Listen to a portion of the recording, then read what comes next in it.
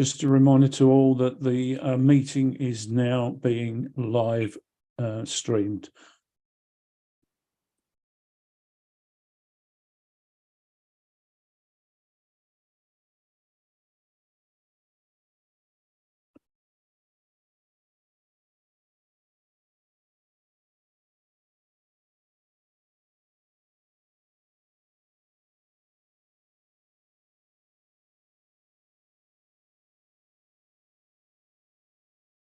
Good morning. This is Chris Banks. I'm standing in for Charlotte this morning. Could you please ensure that you mute your audio and video until the inspectors arrive? Thank you very much.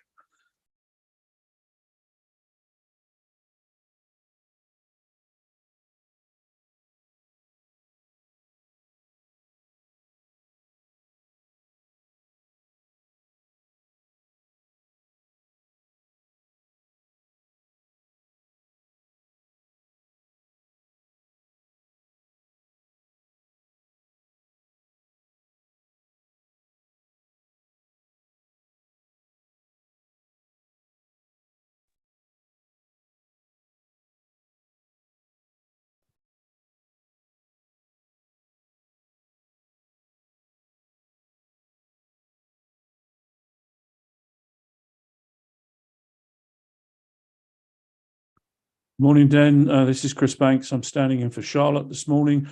Could I ask that you mute your video and audio until the inspectors arrive? Thank you.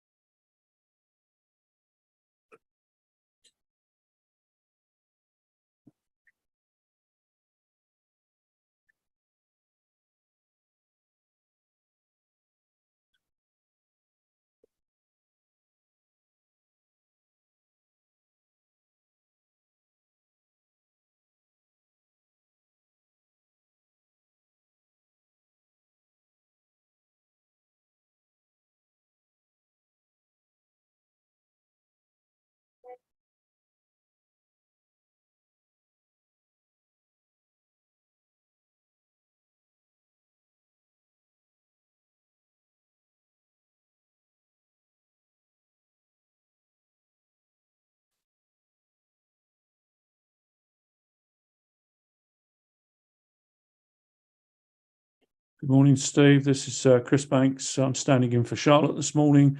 Could I ask that you mute your audio and video until the inspectors arrive? Thank you very much. Yeah, will do. Okay, thanks, Steve. Bye. Yeah.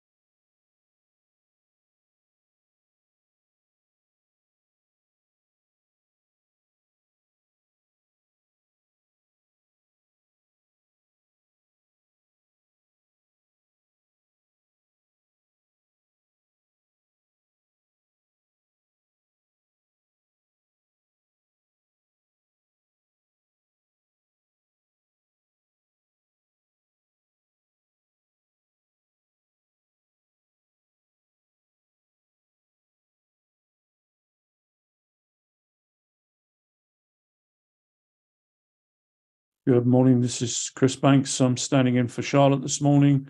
If you've just joined, can I ask you to mute your audio and video until the inspectors open the meeting? Thank you.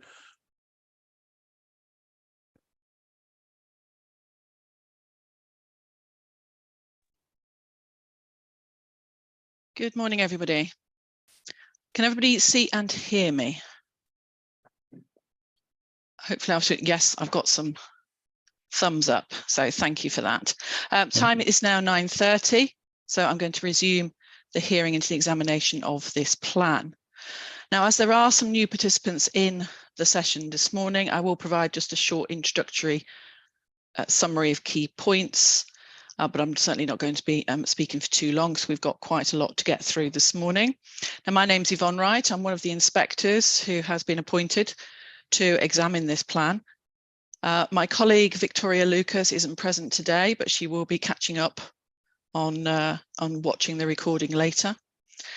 But so I will obviously be leading the session this morning. You're aware that Charlotte Glancy is our programme officer. So anybody who's new, who isn't, well, you're fully aware of that now. Obviously, Mr. Banks is covering for Ms. Glancy at the moment, but she will be back in the meeting a little bit later this morning.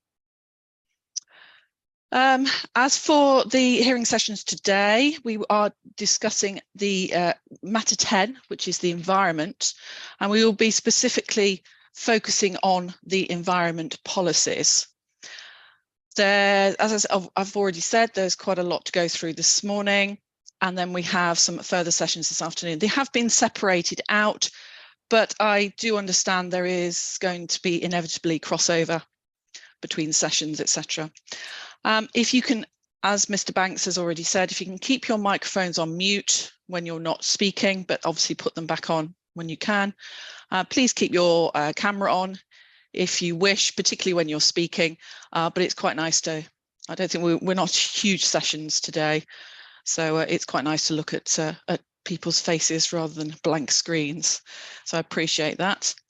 Please also use the raise hand function. I'm sure most of you are familiar with that. If anybody has any issues with that, then please just let the programme officer know. Now, please remember we're focusing on the policies. So this is slightly different from the sessions that we've had so far. We've had to take some sessions out of order. We would normally do the environment section a lot later, because it becomes much more policy focused. The previous sessions that we've been doing have been focusing much more on strategic matters. Today, we're not focusing on strategic matters in the same sense, as in we're looking at specific policies and their wording and what they're trying to achieve strategically as well as locally. So we will be focusing on that. Just a reminder, more detailed matters on site allocations and other policies will be dealt with in later sessions. So please don't start bringing up particular site allocations. We have those sessions all set out. That's not going to be too helpful. There will also be no discussion on emission sites. Obviously, we're talking about policies today. We're not talking about any other sites that aren't within the plan. Now, I will be taking a break mid-morning. Hopefully, we'll see how it goes with the agenda today, which will generally be following the MIQs. Hopefully be having a break around 11 or so, 11:30ish, hopefully around that sort of time. Then we will be breaking for lunch between 1 and 2 is our norm. And then hopefully we'll be finishing by 4 at the latest, but I envisage we may well finish a little bit before then, but let's see how this afternoon goes. Are there any questions from any participants on the procedures at this stage? Mr. Jones. Good morning, Mum. I was intending to be here all day today, but unfortunately I've got to go to a funeral this afternoon. So if I haven't been able to ask my questions, I wonder if you'd be able to indulge me before we break for lunch, just in case I haven't finished. That's not a problem at all. If you, are there particular policies or sections that you were particularly interested in? Well, I think we'll probably get onto them quite quickly. Some of them to do with land use and production of food, BMV land, air quality and noise, which I think, so that's sort of questions 10, 14, 15, I think, from memory. Right, so we should get to those. Okay, thank you. Or I hope to, but if not, please remind me when it gets to about 12 o'clock. If if it looks like we may not get to those sessions, please just remind me. Okay. Okay, thank you, Mum. Thank you. Any other questions? No. Okay.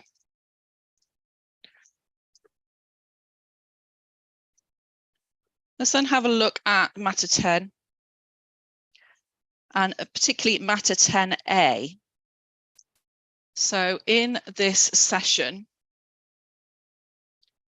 just bear with me while I bring up the participant list.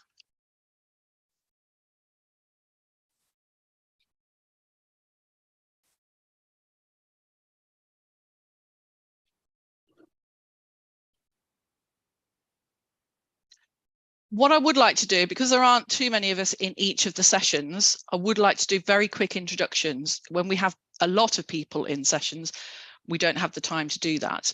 But I think it would be useful for the council. The council can just introduce themselves once today. Don't have to introduce yourself at the beginning of each session. So obviously we've got 10A, 10B, 10C and then 10D. So if I can just start with the council, please. Mr. Russell, do you want to take the lead on that? Thank you, Inspector. Good morning, everybody. So today, the council officers will be myself, Mark Russell, colleagues Conrad Moore, Natalie Worley and Tom Ridley.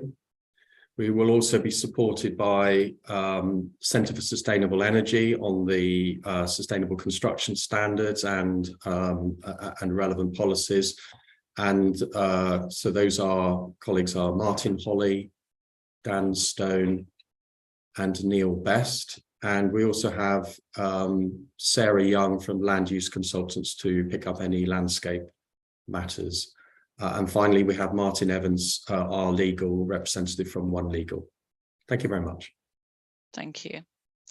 And the participants for matter 10A, which we've headlined as Sustainable Future. So it's an amalgamation of different policies that we've just put together. So I've got, so I'm just going to go down the list. If you can just say whether you're present or not. I've got Councillor Jones. I've just spoken to Councillor Jones, so I know you're here. Mr. Flanagan, representing Taylor Wimpey. Yes, good morning, ma'am. Yeah, okay, thank you. Mr. Fong, representing Sharpness and Ecotricity. Yes, good morning, ma'am. Thank you. Mr. Berent from the Home Builders Federation. Good morning. Thank you. I've got the representatives for Ham Fallow Parish Council. Is there, I've got 3 names, but is there one person who's going to be taking the lead? Is Ham Fallow Parish Council present?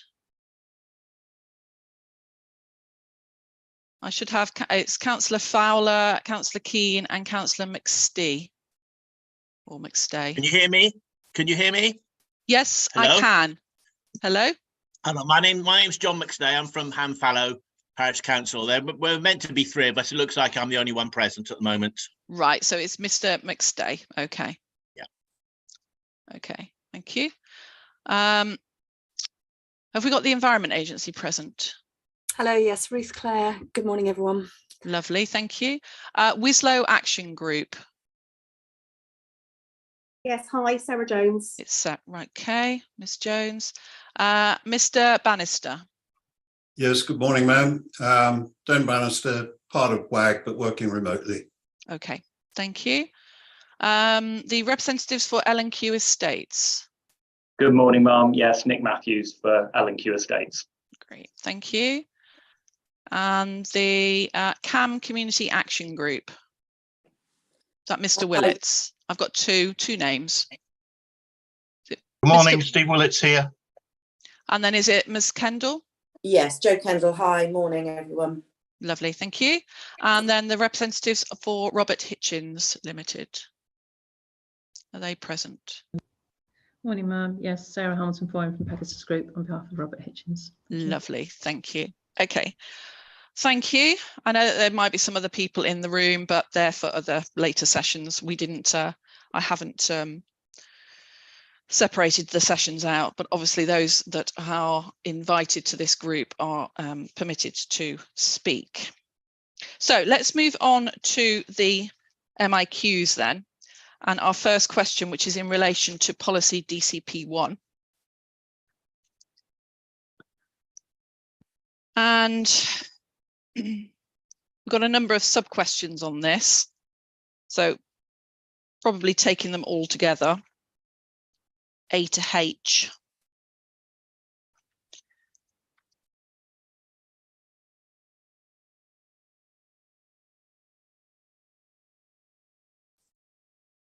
Now, this is it's a broad policy, and I know that ES1 is the delivery policy. So a number of representations have been made about there's the policy of the carbon neutral by 2030. And we may get into more detail on that when we come to actually what the policy ES1 says on that, because obviously it's interlinked. So if we can try and just focus on DCP1 first, but I recognise that it says this is setting out really the intent. So I suppose that's partly the reason for the questions.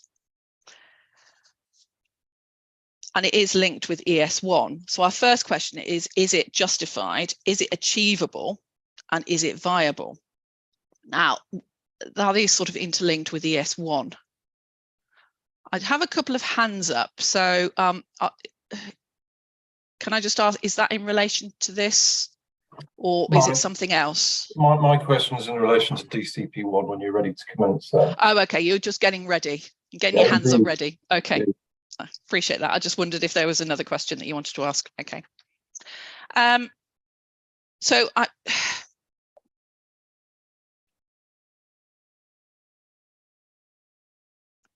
I'm trying to understand the reasoning and the purpose for DCP1 when you've got ES1, which is the delivery policy.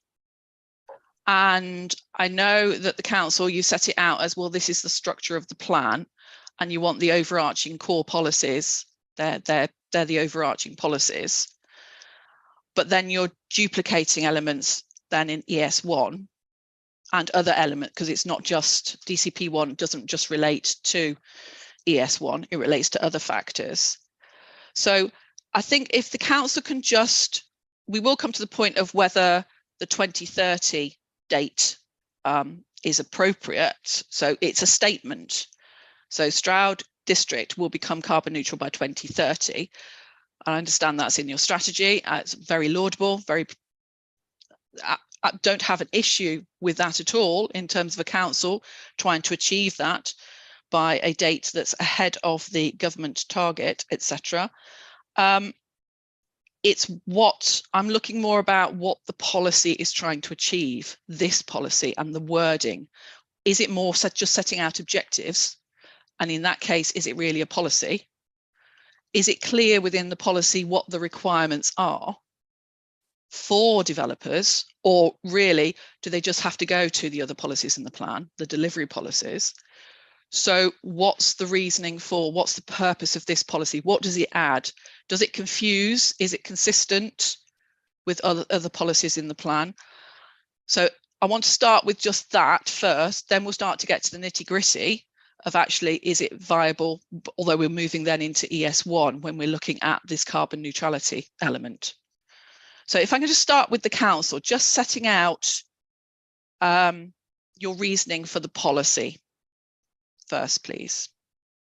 Fine, thank you, Inspector. So I start with the statement we make in our paragraph 2.9.2. Climate change is the greatest long-term threat to our society. Well, I would actually go beyond that and say to the world, to the planet. So when we had our consultation on the draft plan in 2019, one of the biggest requests from that consultation was that we established an overriding policy in the plan to set the context for all of the other policies. In other words, if we are going to treat this existential threat and give it the weight that it deserves, we need to start with an overarching policy, which is going to set the tone for the rest of the plan. Now, it could just be a set of objectives, but we consider that it needs to have a target and it needs to have a set of policy criteria that all development is to follow. Now, the problem with when you set objectives around sustainable development, and the MPPF suffers from this as well, is that everything we do contributes in some way to sustainable development and ultimately to climate change or not climate change, to mitigating it or reversing it or adapting to it. So inevitably there will be crossover. All of the elements, where we were talking about transport yesterday, we were talking about sustainable construction standards today. I no doubt we'll be talking about meeting the needs within our environment and environmental limits in other sessions.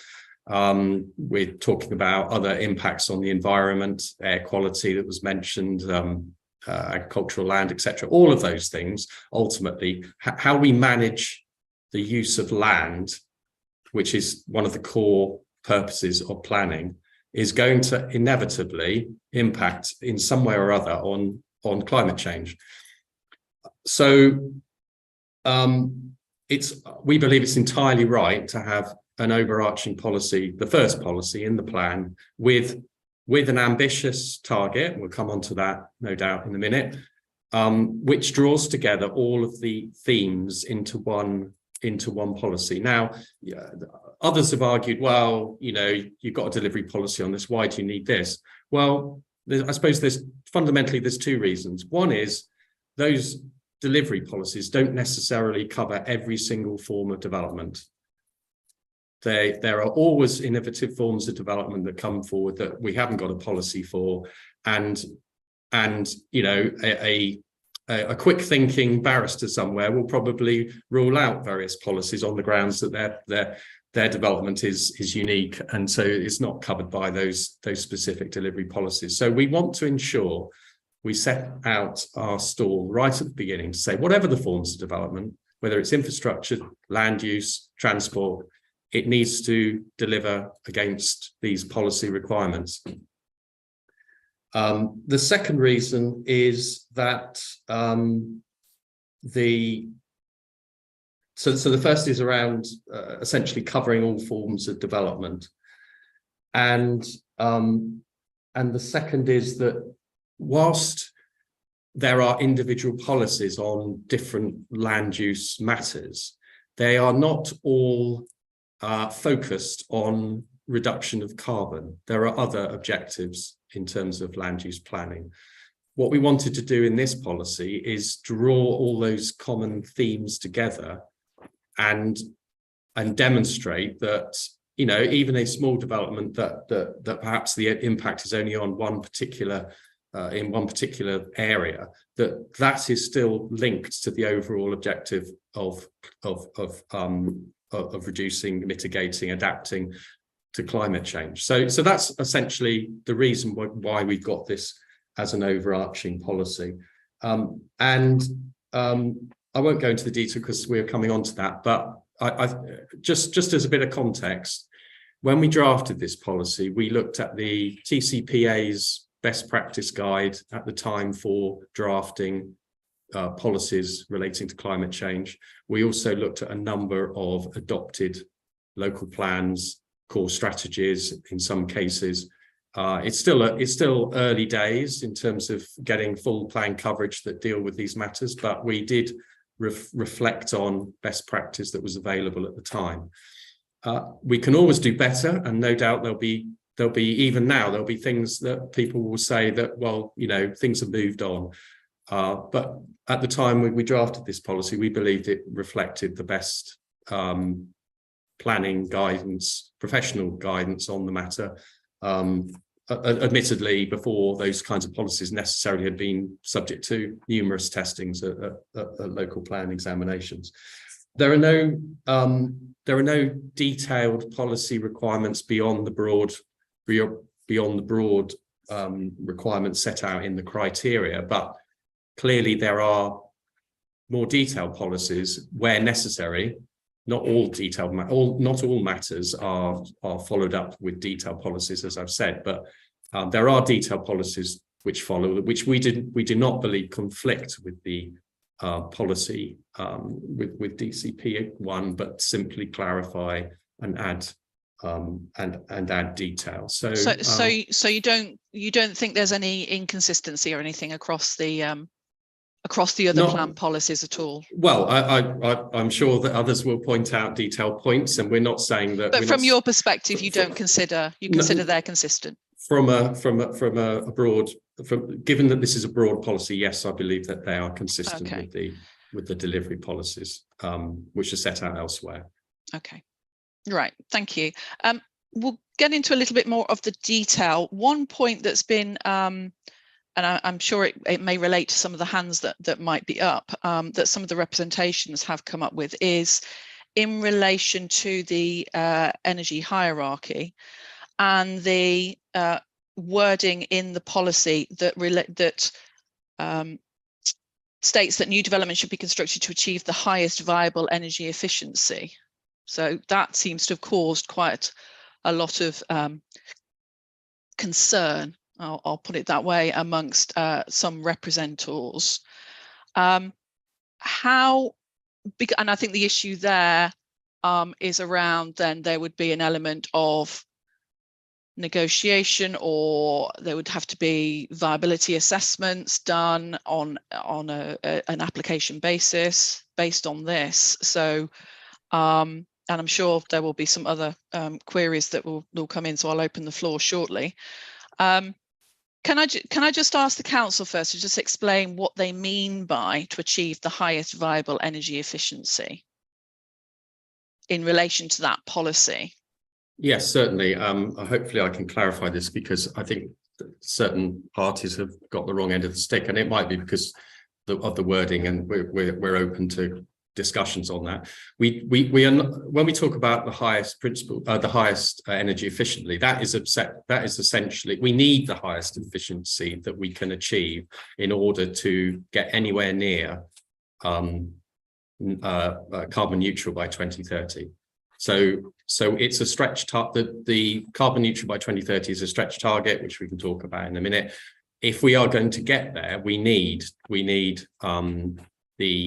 the energy efficiency of buildings to be essentially sweated as much as we possibly can. Now, when we say that, we're not saying that we'll refuse an application that's in accordance with policy ES1 because we believe that a particular development can achieve more than the required standards. What we're not saying that. What we're saying is, and I think everybody in this room will accept that things are moving, as you know, more or less as we speak, thankfully, at last, and that all parties are starting to understand that we need to transition as quickly as possible towards zero emissions. And we've already seen through changes to the building regs over the last few years, and those changes will continue, and through the Future Homes Standard, et cetera, et cetera. So what we're saying is, you know, in the life of this plan, or certainly before this plan is subject to review, there will be changes to detailed changes to emissions targets. There will no doubt be changes to building regs and other future home standards, et cetera, et cetera. Government, you know, may be pushed because of its international commitments to do more in the next few years. So the purpose of the wording here is to ensure that this policy remains up to date through the life of this plan before it's reviewed. Now, policy ES1, and we'll come on to that, but we are proposing some minor changes to reflect the fact that standards may change after the adoption of this plan, and to provide some some resilience to the policy. We're to policy ES1. We're proposing some word changes to give yes, it. and we'll come on to that shortly. And so, in a sense, what we're saying with this policy is, if the objective and the policy commitment in DCP1 is to achieve the highest viable standards, then that allows for any future changes at other, for whether it's building regs or whether it's the government's future home standards, whether it's a future home standard plus, etc. It allows this policy to remain up to date and to flex in response to those changing environments. It is not the intention that we expect all developments to undertake a viability assessment at the point of decision taking to prove that not only have they complied with the policies, that they are achieving something over and above which is technically possible. We're not trying to do that through this policy. So if that helps to resolve and remove any fears that we're trying to do that, then good. And if any minor word changes are required to make that clearer, then we're happy to accept that. Thank you. Thank you for that explanation. I think that does help, but I want to bring in the representatives that have got their hands up at the moment, whether it's in relation to this or whether it's just in general about DCP1. So I'll start with Mr. Fong, please. Thank you, ma'am. For me, this is probably the most crucial policy of the entire plan, and indeed, I think I have to echo some of the sentiments that Mr. Russell made, because this is a very, very significant world issue that we all must tackle.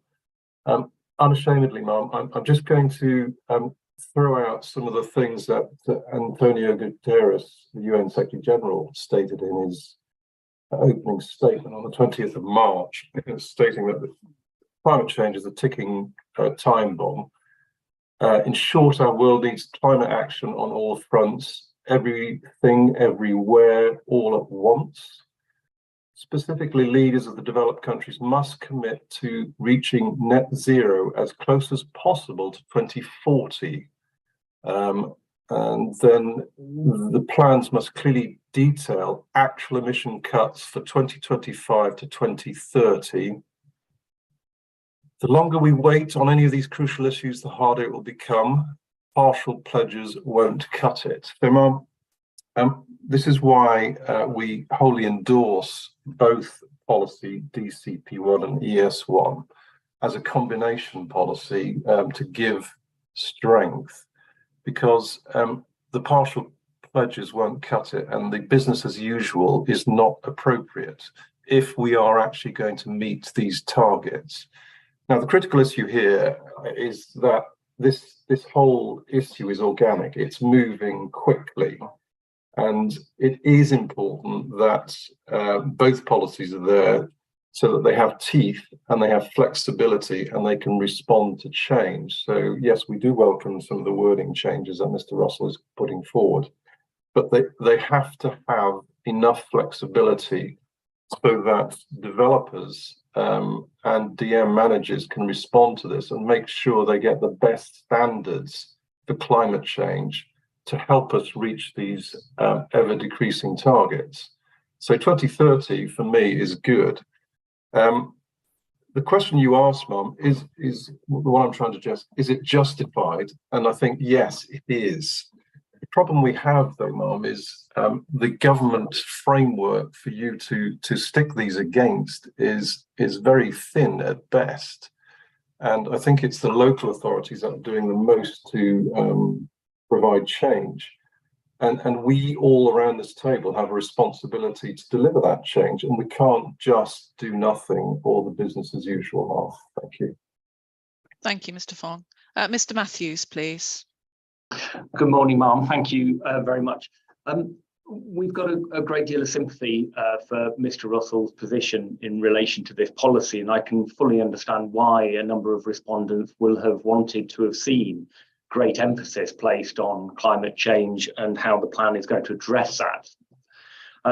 the concern we have is really around some of the consistency between this overarching policy and then the detailed policies that follow later. Probably going to the heart of what you were saying in your introduction, Ma'am.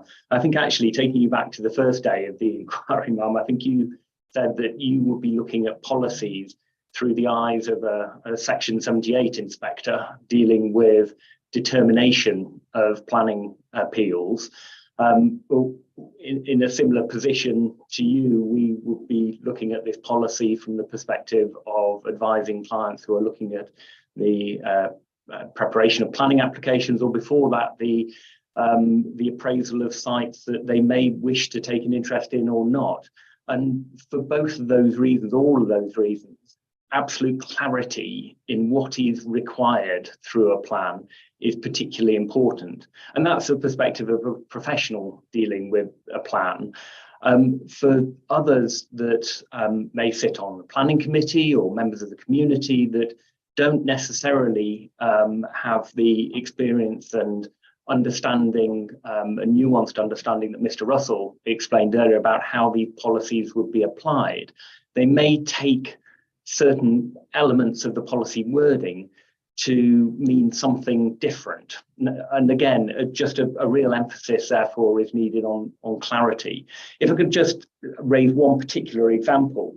So the policy makes reference, I think it's in the third bullet point, to maximising green infrastructure.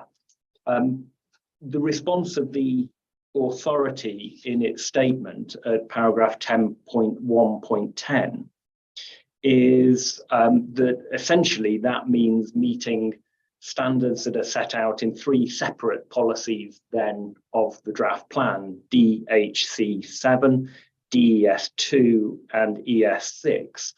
Now, each of those contain individual requirements relating to open space standards, net gain targets, etc. Now, those policies are easy and straightforward for us to interpret and understand what are the implications then that are required for development. The reference in the DCP1 to maximising green infrastructure is much broader than that, and arguably maximising green infrastructure on a site could be kind of retaining the whole of the site as open space, if one extreme interpretation is to be applied for that. So really, it comes down to, I think the semantics maybe of the policy in places, but in this instance, semantics are really important. And to make sure, as I say, that there is clarity for everyone using the plan, right from the beginning of preparing a planning application through to consultation responses, through to determination of that planning application. And if my preference, I have to say, is that the policy is actually converted into text which represents almost a standout part of the vision for the plan. This is the broad aims and objectives. These are key things that the council are looking to try and achieve. But if not, and if you were inclined to retain it as policy, I think, as Mr. Russell has alluded to, some of the changes to the wording is going to be important to make sure that everybody understands how this policy is to be applied in the determination of planning applications. Thank you, Mr. Matthews. Mr. Russell, do you want to respond as we go along, or do you want to hear what Mr. Berendt has to say first and then? I think because the nature of the points are like to be very different. It's quite, as I said, the policy is very expansive and the subject is expansive. So I'm happy to, if you're happy to deal short and sharp with the responses. Please continue then, Mr. Russell. Okay, so I think what you just heard from L&Q Estates is slightly disingenuous. What they want is for the policy to be deleted. They don't want it's as simple as that. They're not disingenuous, because they actually set that out in their statement. Well, they do. They actually say it's not necessary. They do. So. But what I'm trying to make out is in terms of today's session is a slightly rosy picture of wanting the words to be included in the vision, when actually what's actually written down in hard fact is they want the policy deleted. Now, I don't accept that. I think Mr. Matthews let the cat out of the bag a bit, because he said that Mr. Russell understands, and he says people like me understand. Well, people like me and Mr. Matthews, and obviously yourself, Inspector, we're involved in the decision-making process, and if we understand what the policies are made, then I think that's the focus of the local plan. If local people believe that maximising green infrastructure is a good thing, then I'm all for them to challenge and to check on planning statements produced by planning applicants. That's part of the process. The local people are there to challenge and inform the wider debate. They're not decision makers, so there's no risk that they will, by misinterpreting policies themselves, that somehow the decisions will be invalid. So I'm perfectly comfortable with that. Maximising green infrastructure is the example given. Well, Mr. Matthews took you to essentially three policies, but two major issues. One was around open space standards, and that's around meeting the health and well-being needs of people. And he took you to a policy relating to ES6, relating to biodiversity, which is clearly focused on our ecological emergency, which is no less important than climate change. What this DCP1 policy does, as I've said earlier, is focuses on carbon and climate change. So as I said right at the beginning, the MPPF, you can take any section of the MPPF and look at what it says about local character, what it says about transport, and you'll see the same phrases turning up again and again in slightly different contexts. So I don't think that our plan, by having a specific policy on carbon reduction, is in any way out of line with that approach. So that's really all I need to say about that. Thank you. Thank you. Mr. Berent, please. Thank you, Mum. I think, like Mr. Matthews, it is for me around the wording and how a decision maker is going to respond to this. Except what Mr. Russell is saying with regard to his clarification of what the intention is. I think that's fine in terms of what he has intended and what he's saying in this forum. It's when 2-3 years down the line, if Mr. Russell is still at Stroud, fine, but it may not be. So it's how is that going to be interpreted? And this is where you made the point, Ma'am, and it's the point I've made in my statements with regard to the should be constructed to achieve the highest viable energy. That's very clear. It should be. So it is a very firm statement. It's not saying should be delivered to the standards as set out in ES1. It is saying actually should be delivered to the highest viable standard. I think there is a case where you could see a DM officer, a committee requiring, why haven't you gone beyond that? Why have you not looked at this in terms of viability? And so I think there is and perhaps it is Mr. Russell has been saying actually there's a need for a amendment in wording or clarification within the policy to ensure to ensure what they actually mean is set out within the policy. Because otherwise it will create confusion and will. Okay, I think there is, it's necessary to have the ambition that the council is showing in terms of carbon. I don't have any qualms in terms of what they're seeking to try and achieve, but it should be within a clear and sound policy framework. And it should be clear for decision makers of what the councillors are intending. I think there is confusion at the moment between the bullet point 4 and ES1 in terms of what those intentions are and how that could be interpreted within decision making. Mark. Thank you. I've got 2 more hands up. Mr. Russell, do you want to respond to that point? Well, I think what we're talking about is the form of words. Whether it's so to achieve high energy efficiency rather than the highest viable. The point, I suppose, the point generally is, and it's a well-founded one for local planners across the country. You read the plan as a whole. You don't look at a single policy and expect every standard relating to that, every criteria to be in one policy. You'd have one policy for the whole plan. What you need to do is you read that and you say, oh, okay, so the highest levels of energy efficiency. Okay, where can I understand more about that? Oh, yes, there's a policy here on energy efficiency, and it says we should achieve, et cetera, et cetera. So I personally don't see any problem with that at all. Thank you. Okay, I'm going to bring the others in. Mr. Burrent, was that a legacy hand?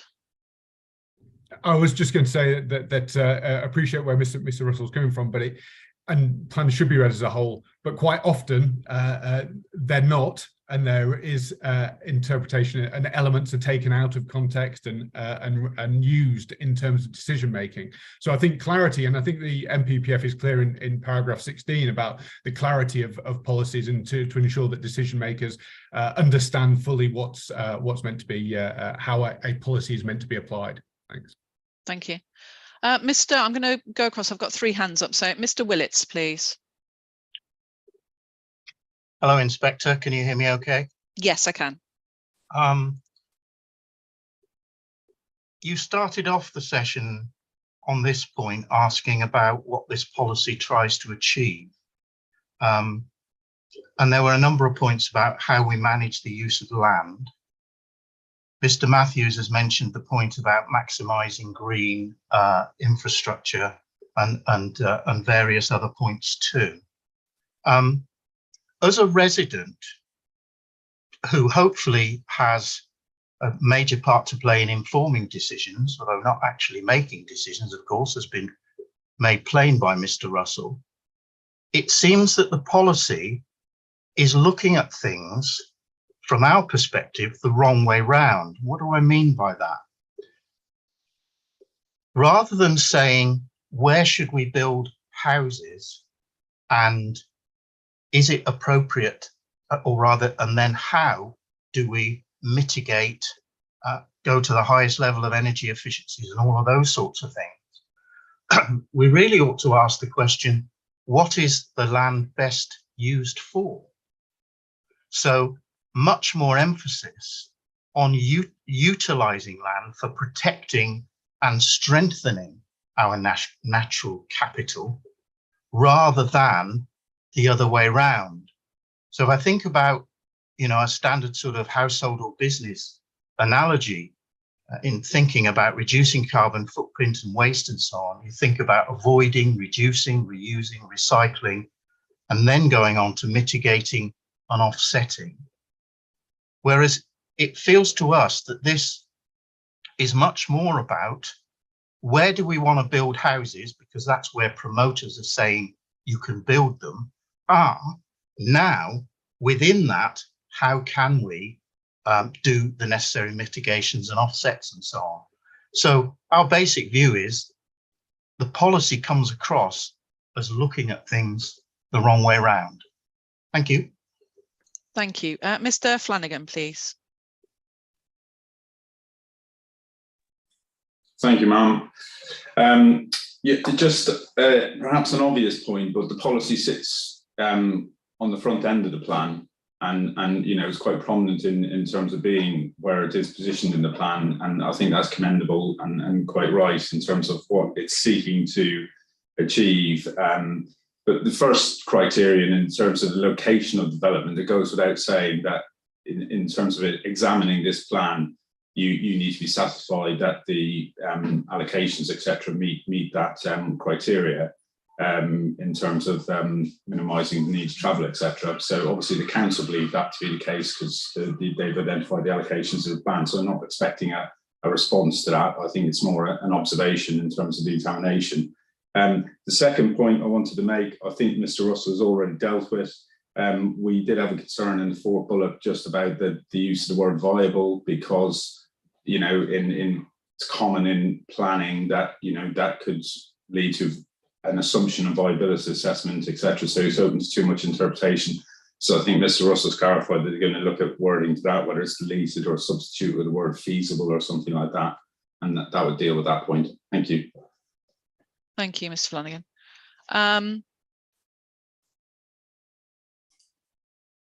Just bear with me. Ms. Clare, please. Thank you, Inspector. I just wanted to say, from the Environment Agency's point of view, I wanted to fully endorse the policy. I'm delighted to hear that what Mr. Russell has said, what Mr. Fong has said. We have to make this front and centre to plan making, to place making. I won't repeat the things that have been said about the urgency of climate change, but well, it almost goes without saying. I think having the policy up front in the plan, it signposts it to everybody picking up this plan, looking to develop in this area.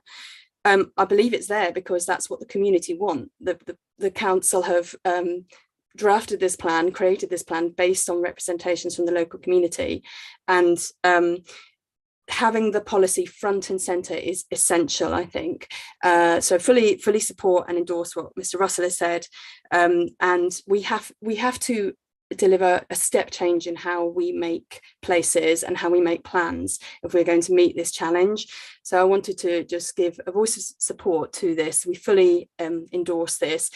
Plans, we see lots of plans at the Environment Agency, and I'm very encouraged by the way that this policy is saying what it needs to say. It's front and centre of the plan, and there can be no doubt when you pick up this plan what is essential and important to the people of Stroud district, to the council, in how development should be delivered. Thank you. Thank you. Councillor Jones. Thank you, Ma'am. I would take issue slightly with about how the plan has been informed fully with local people, as there are some questions about the consultation, but I'll put that to one side for the time being. You mentioned earlier on, Ma'am, that you wanted to address question 10A to H. So I hope I'm okay in talking about question F within that, which reads, does the policy provide sufficient support for the use of land for the production of food? And I'm not going to criticise DCP1 at all, because I've been involved in creating that. But I just want to point out what I think is a bit of an omission in relation to this question. The response that the council gave to that quite simple question from you was that the policy seeks to support food production to address NPPF paragraph 92 and paragraph 120. This is considered to offer sufficient support in principle, with more detail set out, for example, in delivery policy DH7 and ES3. But if you look at those, NPPF 92 doesn't really touch on the production of food. It's about social interaction, safe and accessible neighbourhoods, crime and disorder, healthy lifestyles.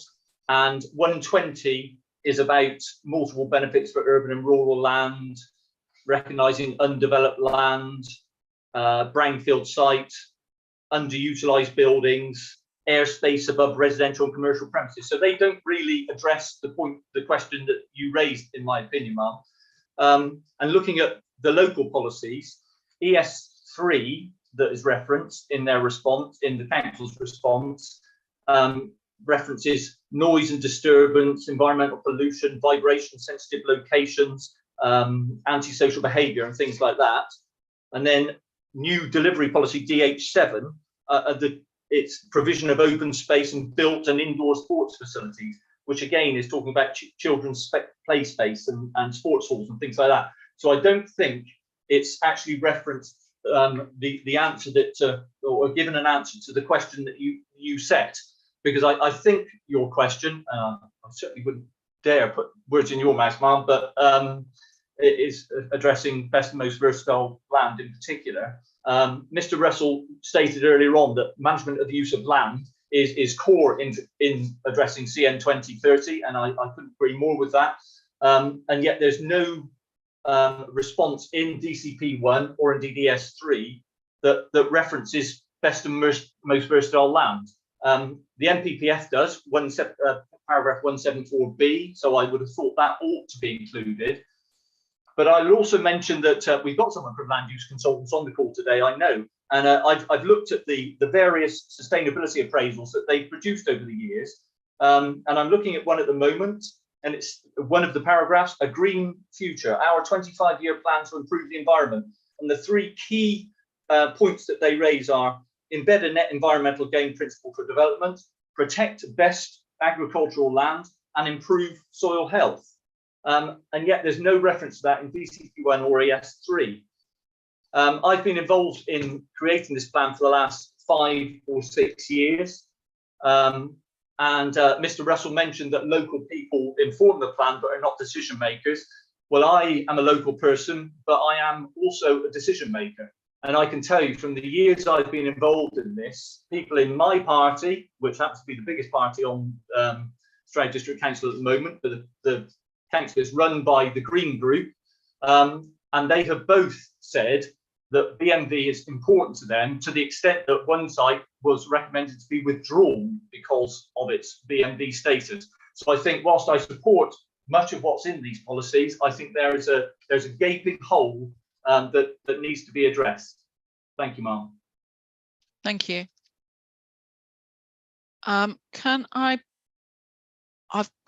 Sorry, all I've got is a Sarah. I don't use first names, so you're going to have to tell me your surname.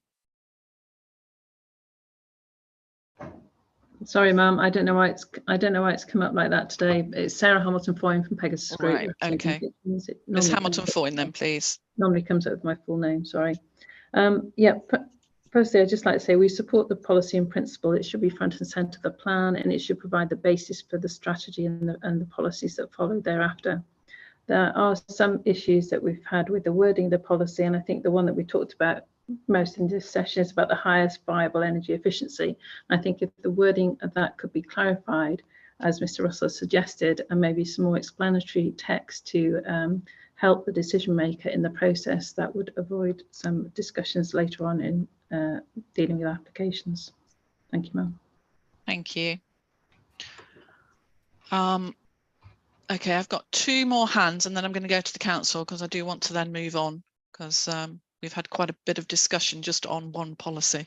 So a bit like yesterday, where we had spent quite a lot of time just on one particular issue. It wasn't on a policy, but it was on an issue. So Mr. Matthews, then I'll come to Ms. Jones. Thank you, Ma'am.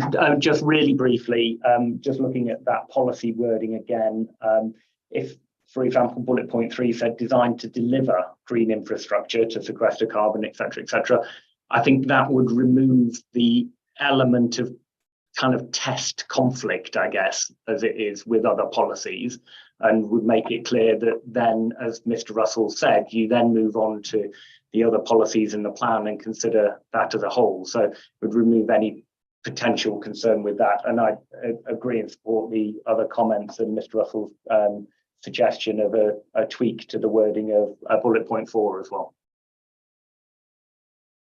Okay, thank you. Ms. Jones, please. Good morning, Ma'am. I would like to make reference to question 1F. In particular, I think the original intent from Stroud District Council's Environment Committee back in June 19, this is in our written statement that we submitted a couple of weeks ago. There was a discussion regarding progressing carbon neutral 2030, and to support this target, the Environment Committee stated that all new development must be designed to maximise green infrastructure, to sequester carbon, achieve nature recovery, and support food production. It also went set out in their written document that came out from that session in paragraph 3.4, again in our written statement, that it would protect soils and natural carbon stores. The issue I think that we have is the intent of actually doing that, which is actually supporting food production, hasn't flowed through into policy. It sits in isolation in a document that hasn't actually flowed through into the plan. And it seems to be omitted in everything that's gone through the individual policies, both at DCP1 and also it doesn't make any reference within CHC7 or ES3. And our issue there was in relation to production of food. But it is referenced in DCP1, so I'm trying to understand what changes are you looking at to DCP1, because it's in bullet point 3. It does reference, but it doesn't talk about the protection of that land with respect to food production. Okay. So that's our interpretation. There is nothing in terms of the different types of greenfield and the classification of that land. So what would you be looking for? What do you consider needs to change in terms of a modification then? So we would be looking for something that there would be some type of evidence-based assessment that looks at the different types of land aligned to the Natural England classification between which obviously looks at BMV, which is anything that's grade 1, 2 or 3A, and us being able to assess that in terms of the loss of that land in comparison to other types of greenfield. Thank you. Thank you. Mr. Russell, please. Do you want to respond on the points that have been made? I think most of the points we've already discussed. Welcome the support from the Environment Agency and indeed from other participants. I think we need to look at the wording, take the wording away. I am loath to remove a word in relating to green infrastructure, which is about positively enhancing or increasing, rather than just provide a green infrastructure. So, but I understand the concerns about maximise that have been raised. So I think if you can look at the wording in relation to the delivery policies and the consistency across that board. Yeah. Because I'm not keen on repetition in policies. I never am, because I don't think it helps. However, I'm listening to what the council is saying about the importance of this policy. And I think if elements can be modified within it, I don't have an issue with the policy staying in the plan at all. It's the element of consistency across the board and making sure that the wording here cannot be interpreted in a different way. It's that interpretation element. Different decision makers, this is a 15-year plan. Well, it's a 20-year plan, obviously, from 2020 to 2040, but by the time it gets into place, you're talking, 15, 16 years or so. So it's a long-term plan. So decision makers will move and change. Councillors will change. The planning committee will change, etc., etc. So it's ensuring that there is that consistency in interpretation, and that's my concern with the wording of policies. So I think if there can just be a tightening up of that wording, I have no issues with the council's intent or objective to maximize infrastructure and and it's green infrastructure as well. It's whether that wording within a policy setting is appropriate and whether it causes issues in terms of interpretation. So if I can leave that with the council to look at that wording. Does the council wish to liaise with any of the representatives in the session on that, or would you like to bring some wording back? We will be having some reserve days once we've sorted them out, and those are the sessions where we will come back and have an opportunity to have a look at some of this wording from an inspector and council perspective.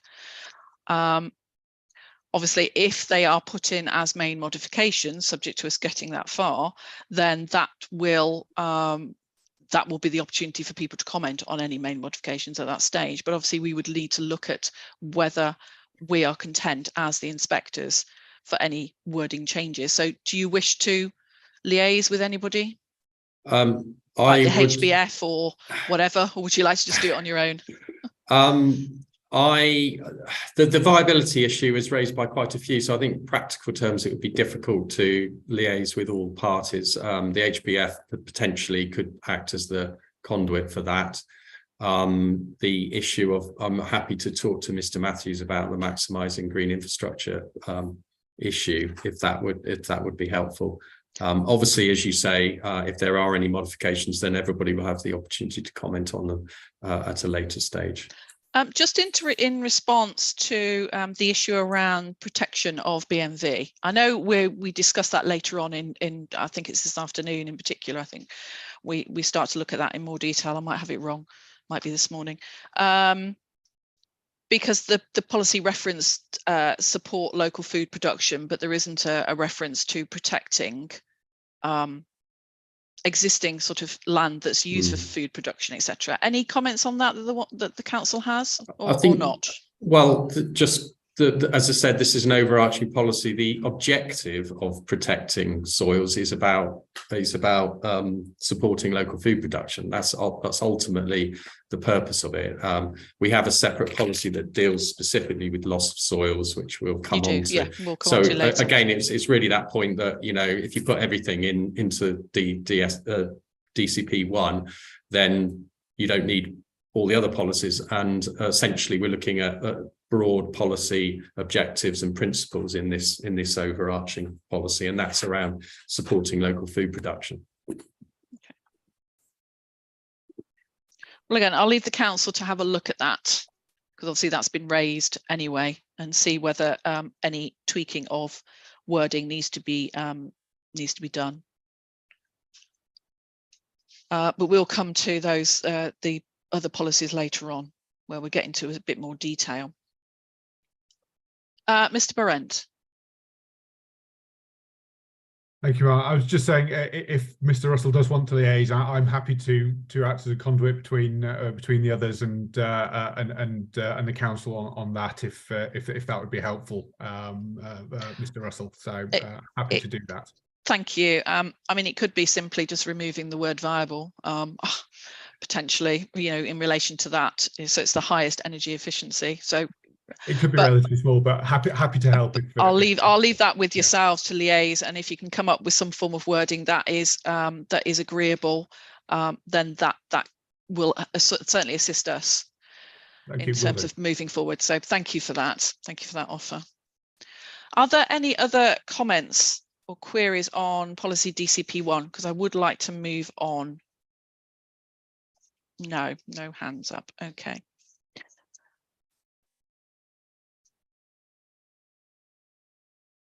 All right, excuse me. Let's then move on to, bear with me. Well, the next policy that we listed was CP14.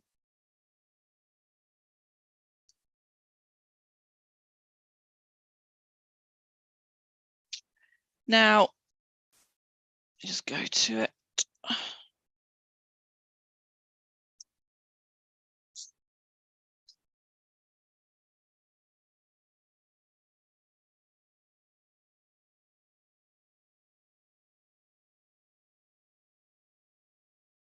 Now, this is very much sort of again a sort of a crossover policy. And I know we've got design this afternoon, but really this is sort of very much about design here, and potentially should have been put into this afternoon session. But anybody coming along to that session this afternoon can comment on it if they so wish. We don't have an issue with that.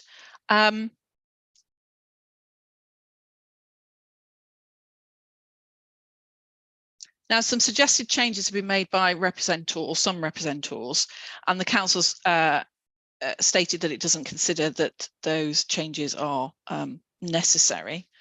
Is that correct, Mr. Russell? I am correct on that, aren't I? Yes, I'm going to ask my colleague Conrad Moore to respond to any specifics on this policy. Okay. Thank you. Thank you. Let me just have a look at your statement, because I think that's what you said on this policy.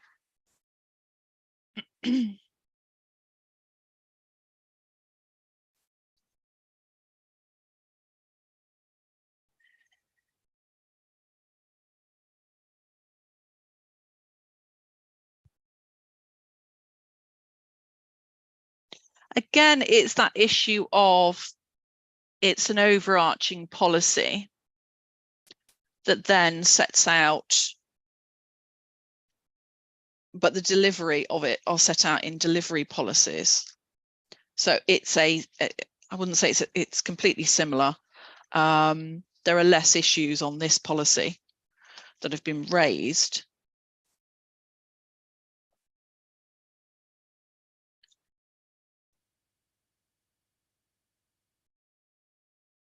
Again, from the council's perspective, the consistency across the delivery policies and this core policy.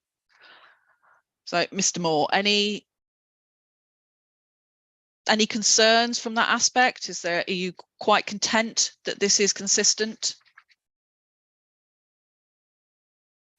in terms of interpretation, is what I'm looking at?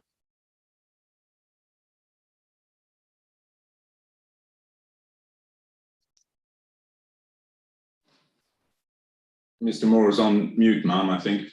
Oh, sorry, I thought he was talking to colleagues. So, Mr. Moore.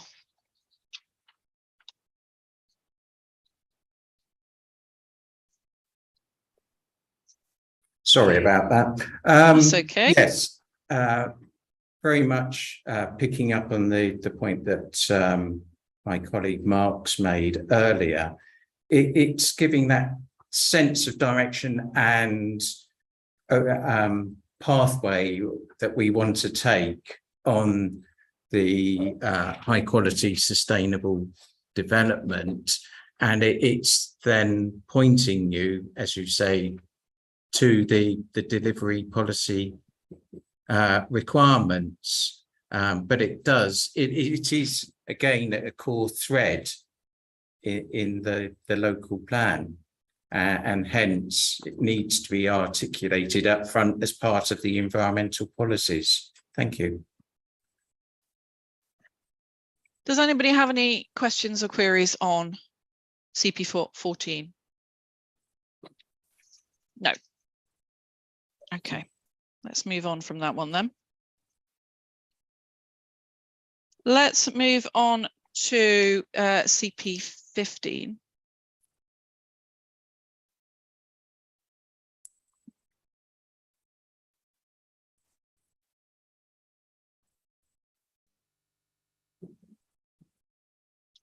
Now, our question here is to seek to, or a question set out under question 3, A to E, are to ensure that the policy is consistent with national policy. And the council's made it clear that the policy is necessary. It's forms part of the spatial strategy for protecting areas of countryside, and therefore it sets out specific principles and where development may be acceptable and where it may not. I suppose it's ensuring that that's consistent, because the national policy does not set out a list of development that is not acceptable in the countryside. There are restrictions in terms of what national policy says in relation to ensuring that the countryside and the environment is protected. So I'm just trying to ensure that the policy isn't going further than the national policy, really. I'm not necessarily going to be wanting a discussion about criterion 9, which is this 9 dwellings issue. We have already discussed that in our first week, and it's going to be discussed as part of our matter 7 discussions, excuse me.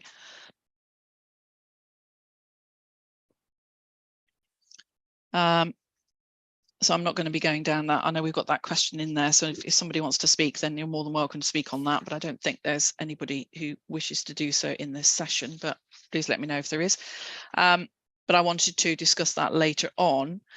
Now, quite a number of, or a few suggestions have been made as to modifications to wording because of this issue of potential conflict with national policy. So I do want to go through those as they're sort of set out in the Regulation 19 representations. Excuse me a moment.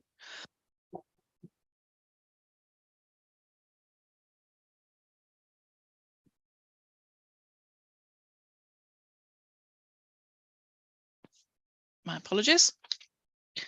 So first of all, Council, your reasonings for making it very sort of explicit in the listing.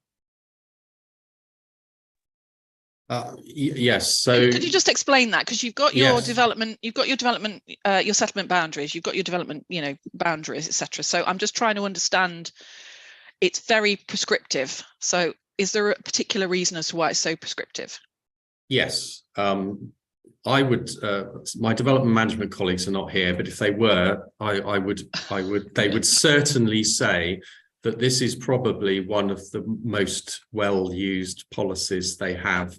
They use when considering development outside the cities and outside the towns and urban areas. Now, because of the nature of change in the countryside, because of the rural nature of the predominantly rural nature of the district, because of the changing forms of development, which can be quite dynamic in the countryside. Agricultural change, or home working, all sorts of things are sort of, there's quite a lot of incentives, should we say, for the development industry to support development in the countryside. Now, this policy is, dare I say, tried and tested through development management decisions over the years. There are some changes in this version to the version that was that's in the adopted local plan. I would say this is another essential policy. This is an essential policy in the plan because there is quite a lot of debate over the nature of development in the countryside certainly at our development control committees and indeed discussions with developers through the policy framework. So this policy is doing two things. The first thing, it's identifying, it's wrapping up the various elements which are in the delivery policies. So it's forming a similar function to the other core policies. However, it does go into more detail because there are not necessarily, as I said right at the beginning, policies for every single type of development that takes place in the countryside. So it needs to bring those elements together. Now, you're quite right that the MPPF doesn't have a specific section on development management policies in the countryside, but there are some very key pointers in the MPPF around development in the countryside.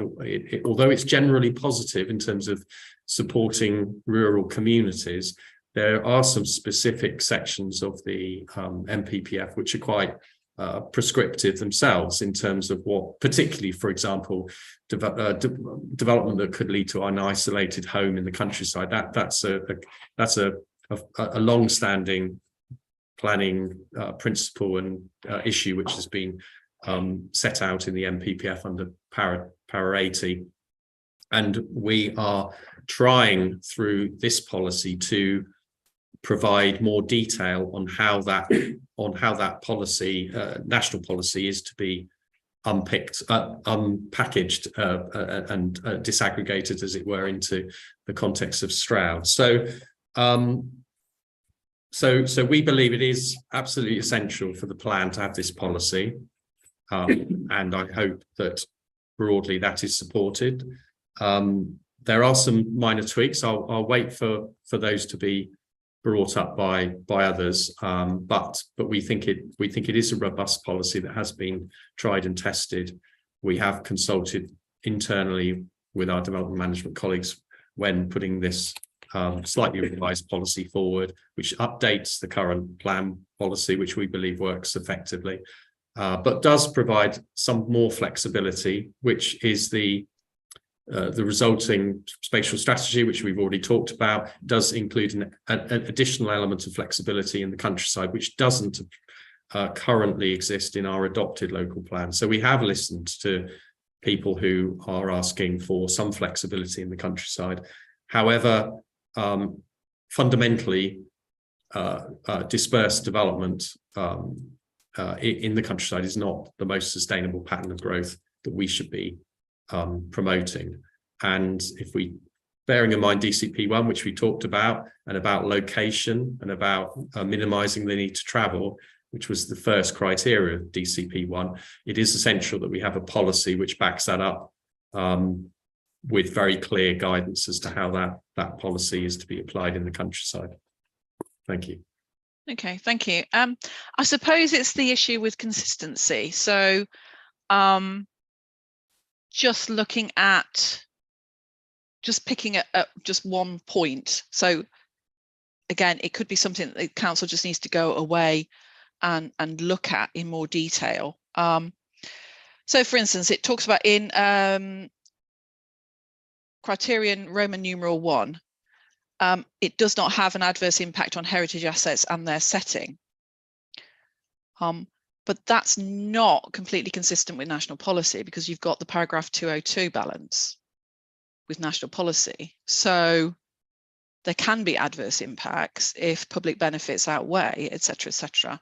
So is it entirely consistent with national policy? And you've got a heritage policy anyway, which we'll come to later, is this afternoon.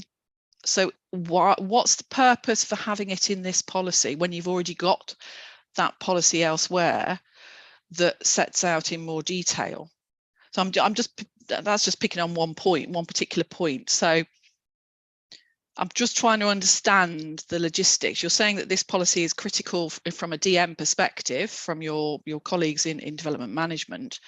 A lot of it does, or some of it, and it may be worth trying to pick out which bits are and aren't covered elsewhere. You've got reference to rural exception sites, etc. Well, there's policies separately for that. So I'm just trying to understand what's the purpose of having it as a core policy in this way, it being so detailed. I said, we don't necessarily, myself and my colleague don't necessarily have any issues with there being core policies and the way that the council has set out its local plan. Not an issue as long as there is consistency. So that's what I'm just a little bit concerned about, and that interpretation. Can somebody interpret that policy differently because it's so detailed in this instance? If it was a bit more broad brush, it might be different. So I suppose that's where I'm just coming from with my appeals inspector hat on. I think you raised 2 points. One is around clarity and the others around conformity with national policy. And yes. I think on the clarity point of view, we believe, given the complex nature of development that can be put forward in the countryside, that we do need a place in the plan that brings that element together. So I mean, that's simply, from our perspective, our view is that brings clarity to the plan. If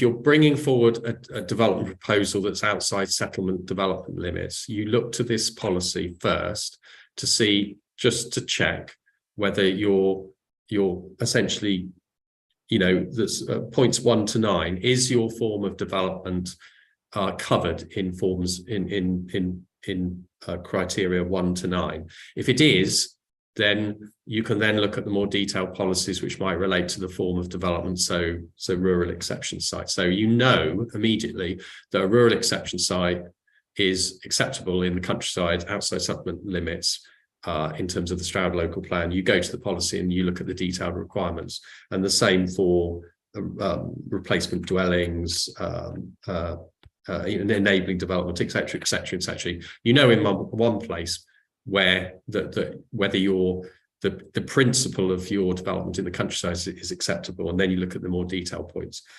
So we believe in terms of the clarity of the plan, that helps. That really does help, and I hope those, whatever their individual points they might want to raise, I would hope that any developers on this call would understand that point above all else. The second point you've got, I have got sympathy with, because there are going to be words where we need to ensure that it's in conformity with national legislation and policy and guidance. So if there are specific words, like you just gave the example of the heritage, if there are specific cases where you or colleagues or others have identified that there is a discrepancy or a concern, we are more than happy to look at the specifics of the word changes that may be required to ensure that it's in line with national policy. But that's really, from our perspective, that's a secondary point. That's a point where we can through relatively minor word changes achieve a sound plan. The point about clarity and about having a policy which reflects all of the types of development that we like to see in terms of the countryside, I think that's around clarity of the plan, and that my development management colleagues would not be happy, frankly, if this policy were removed from the plan. That would remove for them a very straightforward way of having an initial checklist on whether the form of development could be or is likely to be acceptable in the countryside, beyond which they then need to obviously look into more detail at the delivery policies and ultimately use their judgment, because this isn't a development management manual. This is not going to provide all the answers in every case. There is an expectation that development management professionals will have to have regards to certain issues and use their planning judgment. So yes, but it is an important policy for our plan. Thank you. Okay, thank you. I'm going to bring in others that have got their hands up. So Councillor Jones, please. Thank you, ma'am. I wanted to take the opportunity to find something to agree with Mr. Russell on wholeheartedly, because I've felt that I'm usually picking out holes in things he said. I sit on the Development Control Committee, and I absolutely agree with Mr. Russell that this is one of the most important policies. We use it continually. A little bit of a tweak that Mr. Russell has mentioned, I think, is a good thing to allow a little bit more flexibility. But I just wanted to take this. I disagree with him slightly about many of us wanted a little bit more dispersal in this plan, which he is aware of. But in terms of CP15, I wanted to take the opportunity to agree wholeheartedly with him. Thank you, Ma'am. Thank you. Mr. Fong, please. Ma'am, this is a policy I've tackled with over many years. I do welcome the changes that Mr. Russell has made, but putting my Section 78 hat on, I do have some very strong reservations, especially in relation to criteria 8 and then the sub-criteria 5. And I would ask you to just have a look at rewording that, because sub-criteria 5, firstly, doesn't correspond to policy DES 1. It brings in new wording. It also brings in subjective wording, such as positively contributes to an established local character and sense of place. And you ask one development manager that, you get a different answer from another, so we won't get consistency in decision making, which is a difficulty. I've in my submission, Ma'am, given you some revised wording for sub-criteria 5. You have. The other way of doing it is in putting in number 8, that it just accords with policy DES 1, because DES 1 actually relates to the conversion of rural buildings, which we welcome, by the way. The other thing that I have just thought of, if Mr. Russell is going to include as many of the criteria for rural developments, is there a space for another one, maybe 10, including paragraph 80 houses? Because whilst they're one-off houses, Ma'am, it is part of development that's acceptable in the countryside. Thank you, Ma'am. Thank you. Miss, is it Valander?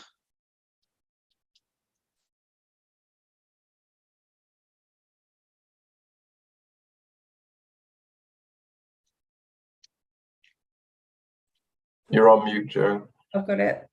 I just wanted to offer some help to Mark Russell in terms of the wording of the heritage policy. You said that we will come on to that later on, but just as he'd picked that up now, I'm quite happy. There are some inconsistencies there that I think could easily be resolved. So it's just an offer of help, really. Thank you.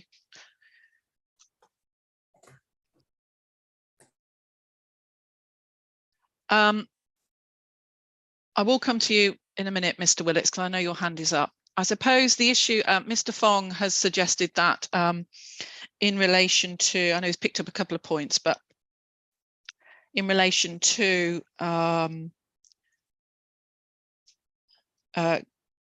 criterion 8, you could just reference then another policy, but then that brings into question what's the purpose of this policy then if all you're doing is referencing another policy, and that policy is the one that you're actually, so it is, I do think this policy does need to be looked at. I don't necessarily have an issue with it being in the plan, so I'll give an element of comfort there to the council that we're not proposing to say that this is unsound. I think it needs to be looked at in terms of consistency across with other policies, because Mr. Fong's raised that issue, and it's in the it's certainly in the statements that have been, and the regulation 19 comments that have been made, that there is an issue with consistency with national policy on a couple of points. So I think if the council can have a look at that, that would be really helpful to just ensure that there's consistency with national policy, but also consistency across with other plan policies as well. Obviously, the national policy one is pretty important. So I'll come to Mr. Willits then, and then I'll come to Mr. Russell. Hello. Yes. Interestingly, we certainly support the idea of this policy, although there are some specifics that have been brought out, which is fine. The point I'd like to make, though, is that I hear a lot about, and rightly, the development management team needing to be able to enact these policies and decisions. Hear quite a lot about developers and promoters being able to understand. And I hear quite a lot about, you've made the point, Inspector, about appeals and so on and so forth. I think we're again missing that the residents and the community also need to understand, maybe not at such detail, but certainly need to understand. So you've made, Inspector, some points under this one, which you regularly make about consistency and clarity. And I really do believe that a mirror should be held up to also ask, is this going to be consistent and clear to the community and to residents and to businesses when these decisions have been made, or in informing how the decisions are made before the decision is actually completed? Thank you. Thank you, Mr. Willits. Mr. Russell, is there any further comments you want to make? Just a couple of brief points. Firstly, we have resisted referencing other policies in the plan through other policies. We generally try to avoid that. We don't think that's good practice. If there is a reference to be made, then we make it in the supporting text, but we try to avoid it, because, you know, as I say, you read the plan as a whole, and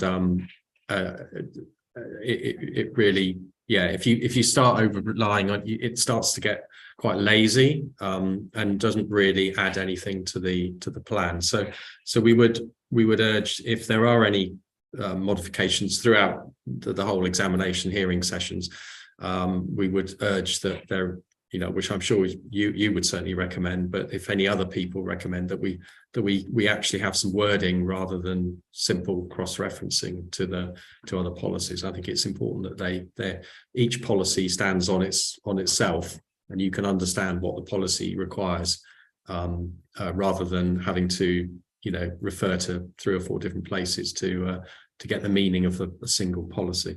So yes, we are, as I said earlier, we're very happy to consider specific examples of where you inspector feel that there's a lack of conformity with national policy, and we'll certainly look at the heritage point you raised. I have slight difficulty the fact we clearly have already read all the Red 19 statements, and we've already kind of have our position. So if we can have some specific pointers as to whether there are specific clauses or sub clauses that you're unhappy with, then elsewhere, then please, we will look explicitly at those points. We'll certainly look at the heritage point. In terms of Mr. Fong's points, I slightly a difficulty here because I do rebut his points around specific references to the worthy of conversion and the substantial reconstruction or significant alteration, which we've added to criteria Roman numeral 5, because we do believe those references do support the MPPF, in particular clarifying what is meant by the term reusing rural buildings as opposed to new buildings. So we believe that there needs to be policy wording in that specifically indicates that, you know, reuse is about minor alterations, but substantial reconstruction or significant alteration would in effect be a new building which isn't provided for in the MPPF, but reuse of existing buildings is. And the other point is about character, and it is important, and the MPPF does reference in a number of places, Paras 9, 84, 112, 130, 174, a whole series of references to building in the countryside, either retaining or enhancing the local character. And we believe that a rural building has to be worthy of conversion. If it's not worthy of conversion, it's likely to result in development that's either a new, essentially it's substantially changed to make it habitable, and I would say in doing so changes, and I would submit removes the existing local character that exists in those places. So in terms of those specific points that Mr. Fong has raised, we would like to push back, because we don't believe that removing those words are necessary to bring the plan into conformity with the MPPF. But on the general point, we're more than happy to look at specific issues of where you believe that there is a lack of consistency. Thank you. So in relation to that particular point that you've raised, how would the council deal with a proposal for employment use, you know, to support the rural economy in a rural setting? It's converting some farm buildings, for instance, or something like that. So you've got reference to maintaining the character of the original building. So we're not talking about residential. We're talking obviously sort of, you know, employment based or something like that.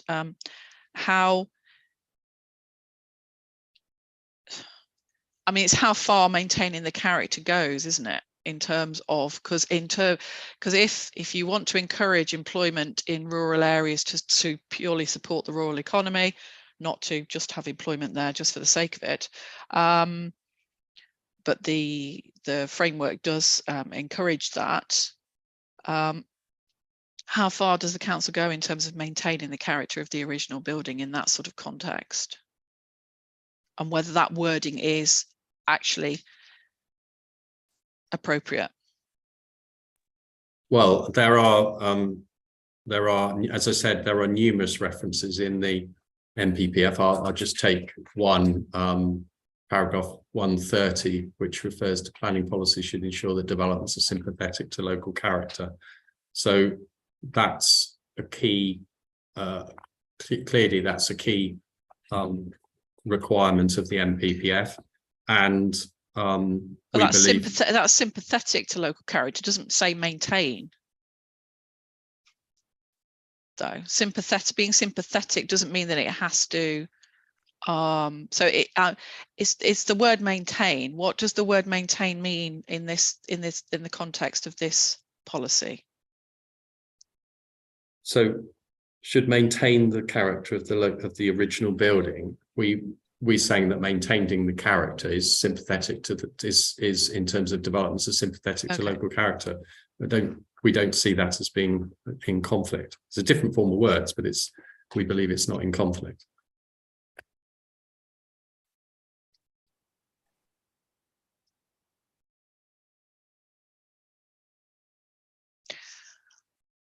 Okay, I do want to move on. I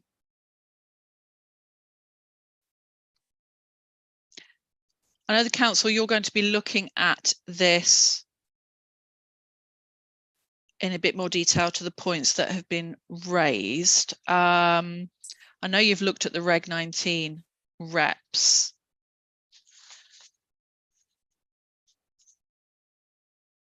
That have been put forward.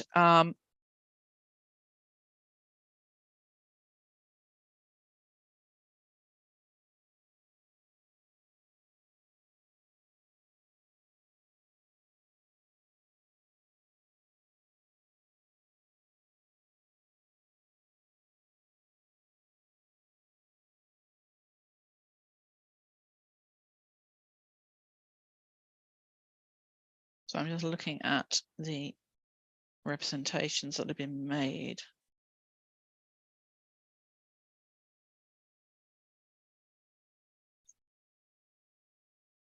Representation has been made about some of the site allocations are outside the settlement boundary. We're going to come back to that because we haven't finished our matter 2 discussions yet.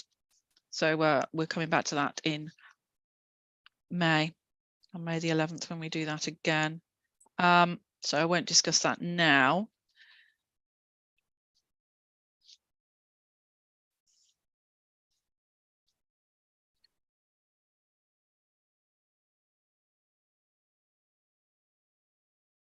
There is, if I might just, Mr. Fong has raised the issue of the fact we have a live-work development policy, and it's not referenced in CP15, and we have no issue with that. So in other words, we would be happy to include an additional bullet point. So instead of it, so in 1 to 9 would in effect become 1 to 10, and the additional line would be live work development in accordance with well, obviously we wouldn't say in accordance with the policy, but the delivery policy, but live work development is certainly missing from CP15, and we do have a policy which says they can be provided adjoining outside but adjoining settlement limits. So if it's helpful, we're happy to accept that as an additional point. I suppose Mr. Fong also raised the issue of paragraph 80, which is isolated homes in the countryside, and this policy, does it make reference to if design is of exceptional quality, because you've got that aspect that I'm just looking at your policy. And other aspects that are set out within that. I think the other elements are in there. So if a design of exceptional quality came along, how would that be dealt with through this policy? Does there need to be a reference, or is it referenced elsewhere? Or would you just rely on national policy? Well, this is we don't want repetition of national policy. Exactly, and I suppose the point I would raise here is that if it's a form of development that, subject to criteria, is sufficiently set out in sufficient detail under the MPPF, and it's not something that we particularly wish to identify as a local issue through a policy which might add value to the MPPF, and we don't have a specific policy in the plan, then we wouldn't need to cross-reference the principle of that land use in CP15. So I think that's for the council, that's probably where we would draw the line between you know, trying to reflect every single possible development that's allowed for in the NPPF and what we think can be added value to through a local policy. Yeah, that would be, but we do accept the live work development because we do have a policy on live work development in the plan, and it would be illogical for us not to reflect that in CP15. Well, Okay. I'm happy to concede para 80s because I've experienced most planning officers do defer to national policy and will then assess it against that policy. Thank you, Mr. Fong, for just clarifying that. If there is, because local policy, there can be a repetition of national policy in local policy if something else is added, or not added as in anything goes beyond national policy, but that some form of explanation or reasoning is given within that policy as to why it's so particular to that local plan area. So then I don't have an issue with national policy being in, but in this case it doesn't seem that there would be a difference. It would just be, let's just go to the what national policy says. Okay, thank you. In relation, I know in your statement we raised the issue about whether there are other forms of development that could come forward, and we referenced infrastructure, for instance, because that was raised in the representations, and you've taken that on board and said that that could be, you feel that it could be included within essential community facilities, but you might need to just clarify that and say that it's community facilities and infrastructure, and that could cover that aspect, just to make sure that infrastructure isn't forgotten about and would be dealt with appropriately. Other than that, I haven't got any other issues on CP15. So are there any other questions or queries on that policy? No. Okay, thank you. What I'd like to do now is, I think we'll take a comfort break. If we can be back, please, for 11:30. I then want to move on to ES1 to ES3, etc. So we're getting down to some of the more nitty-gritty, interesting policies. So we'll come to those. We've still got quite a bit to get through before, and we're supposed to do air quality before lunch as well. I know that people are sort of set out for the day here anyway. So if we do need to sort of move things around, then that's what we have to do. I don't necessarily have questions on every single policy, or sorry, every single question. I'm not going to go through every single one. So if we can take a break then and be back at 11:30. Thank you.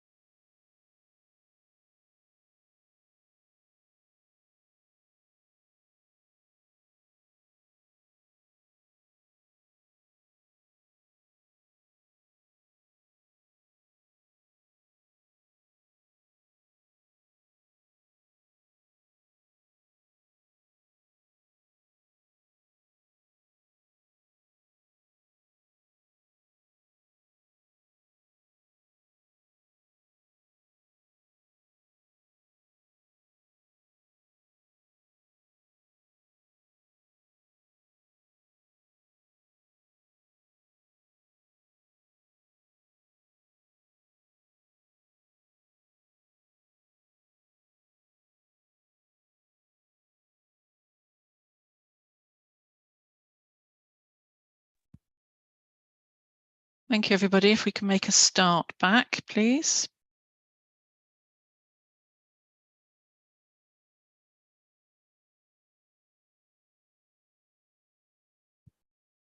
Thank you.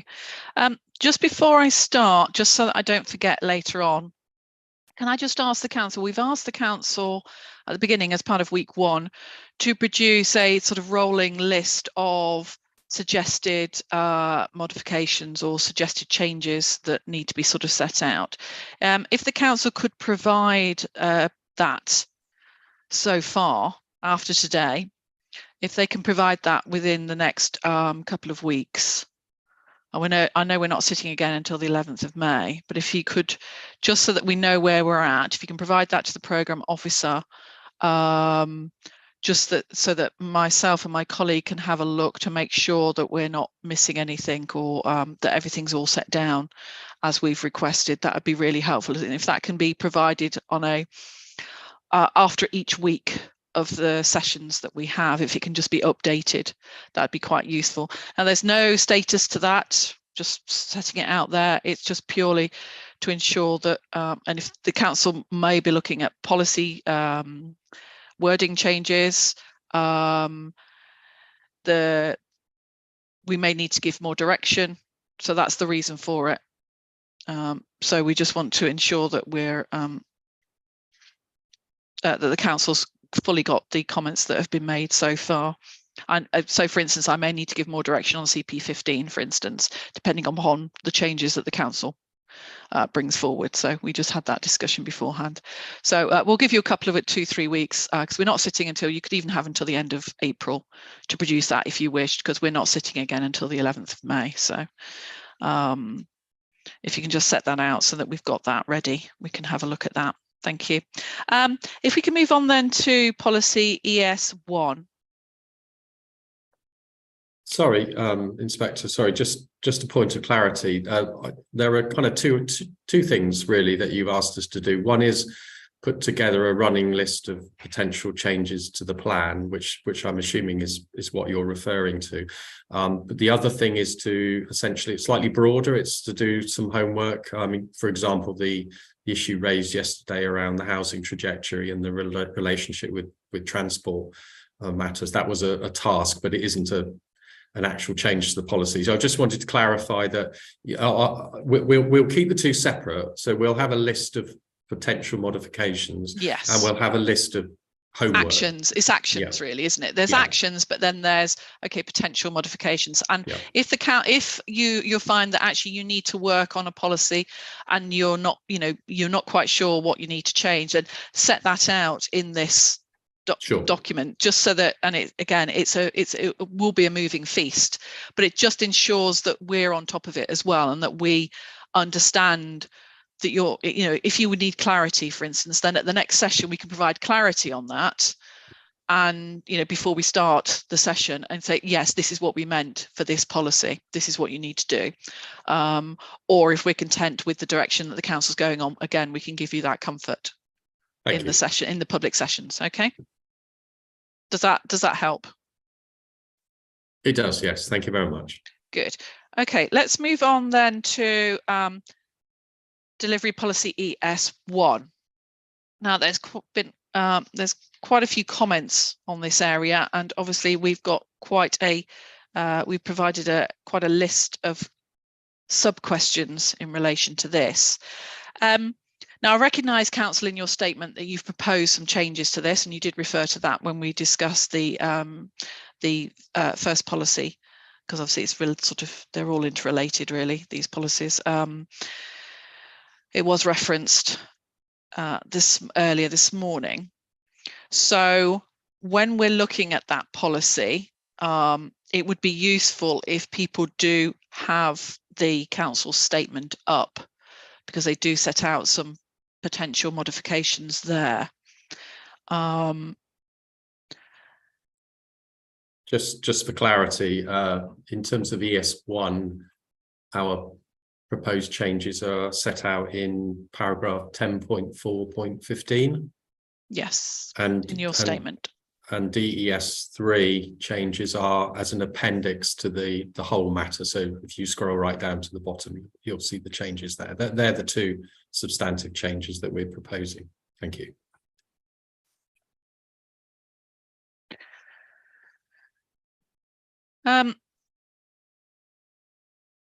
So really, I'd like to, so without looking at those changes, because I suppose I want to understand from the council perspective, because a lot of comments have been made about whether this is duplicating or whether it should duplicate building regulations, the changes to building regulations, the future home standard, etc. And actually whether this proposal, and it's all linked with this element of whether being carbon neutral by 2030 is viable or not, and the implications for development for that, which is all hooked and linked in with ES1 and the other policies that we'll come on to. I would just like to understand, and I know that in your statement, Council, you do recognise that the future home standard, I think you state that those will supersede bullets points 1 and 2 in your policy, in policy ES1. So I'm trying to, so from my perspective, I'd like to try and understand where this policy is going. It's quite clear what it's trying to achieve, but is it, and if it's trying to achieve beyond what the building regulations and the future home standard when it comes in, what's the council's position on that? Because sort of it's a bit of a moving feast, really, isn't it, from what's happened since submission of the plan? I will, I'll pass over to my colleague, Dan Stone from the Centre for Sustainable Energy. I may interject to pick up any other points. Russell. Thank you. That's fine. Thank you. Thank you, Mr. Russell. Thank you, Ma'am. Yes, I mean, basically, it's sort of been a rapidly changing area of policy and regulation, and we would argue that our kind of ES1 is in full accordance with government efforts to cut emissions and the recent regulatory changes, and that all it really does is kind of speed that process up, basically. And so the policy was drafted before the building regulations were revised to tighten emission standards, but it slots quite neatly into that phased approach. So the interim standards that have just come in June last year require all new homes to produce 31% less carbon than what was previously acceptable in the 2013 regulations. And then our policy will require new development to reduce emissions by 35% beyond the 2013 regulations on site, with carbon offsetting on site to get you to full zero carbon. And when the full future home standard comes into force by 2025, and that will require kind of 75 to 80% reductions in emissions, as you say, parts A and B of that policy will be superseded, and the wording we've proposed sort of aims to clarify that. And so, you know, as sort of touched on by Mr. Fong, you know, we're not on track to achieve our emission reduction targets nationally in the 4th and 5th carbon budgets. The Committee on Climate Change advised that to get to net zero by 2050, all new builds will need to be zero carbon by 2025 at the latest. And so the evidence suggests that local authorities must kind of lead the way to achieve that and get us to net zero. And sort of, I guess our position is that really we can't escape the truth that if we're to get to net zero nationally, new buildings need to be zero carbon as soon as humanly possible. And this aims to sort of move us in that direction, basically. Okay.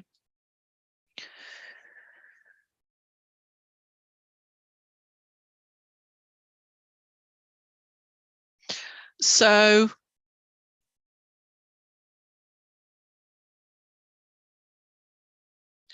the policy with the suggested wording changes would be compliant with the high standards that are coming in through the future homes? Well, it would be it would be a slight improvement on those standards, so that the kind of the interim standards that are already in place require basically 31% reduction in emissions.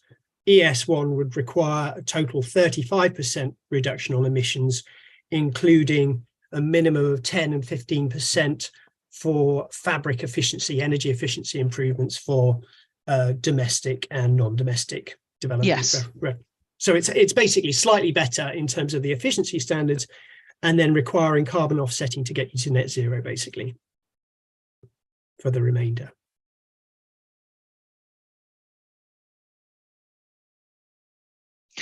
And the reasoning for the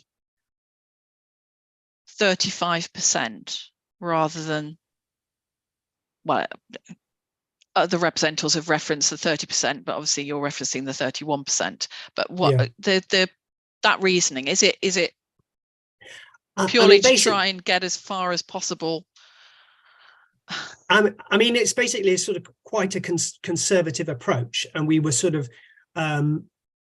adopting policies that have been tried and tested by other authorities, including in the London plan. It was really based on that policy, but obviously things have moved really fast in the interim, and so now we've got much stronger policies by sort of Cornwall Council and Bath and North East Somerset Council, which go much further than this, but those just weren't available at the time that we were sort of putting this policy together. So at the time it was written, it was quite a conservative policy, adopting a kind of tried and tested approach, basically, that had been used by other authorities. And in the interim, events have caught up with us, basically. Okay. I'm going to bring in Mr. Barrett. Thank you, Al. I understand where the council are coming from in terms of the national policy approach and the need to drive forward in terms of energy efficiency. I think it's something that many of our members are looking to do, and we've been working with the government in terms of the Future Home Standard to try and have that stepped approach to ensuring homes can come forward whilst also then improving the energy efficiency of those homes. So I think it is about ensuring that those markets and those skills are available across the house building industry to ensure that we can deliver those much more energy efficient homes, especially homes that will be able to be carbon zero from 2025. I think what we want to see, and I think the government's objectives is to deliver that through national technical standards, which is why they've introduced the latest standard. And I think it's important to recognise that. I think the council are saying, oh, they're not far away from the current standard that came into force last year, and yes, that is the case. But what is important in terms of having that consistency, so that actually homes can come forward knowing what the standard is, how that's going to be measured, how to deliver that, and then linking it all in terms of building regulations. That's that monitoring, that management of that process, which isn't clear actually how the council. You've got a standard that will be for from the 2021 building regulations, but the council's policy is referring back to the 2013 regulations. So you've got this mismatch between what is a standard and what the council's referring to within their policy. We would argue that it's actually a far more appropriate approach is just to allow development to come forward at building regulations, which is already moving forward to at that higher level of around 30%, 31%. Moving to that 75% improvement in just a year and a bit's time, nearly just under 2 years' time. So I think it's in terms of supporting delivery and ensuring that building regulations and having that consistency of approach coming forward. And I think that's where the council have sort of been taken over by events with the government introducing those higher technical standards. Obviously, we'll come to later to in terms of the zero carbon and the testing and the viability testing of the carbon offsetting. But I think in terms of the technical standards, in order to ensure consistency, it would just be more appropriate to go with what the building regulations say, rather than having this disconnect between a 35% and 2013 regulations and the current regulations that were introduced, came into force last year, Mark. Is there, thank you, Mr. Brent, is there a particular reason why the council still wants to refer to the 2013 regulations in the policy, even though they will be eventually superseded?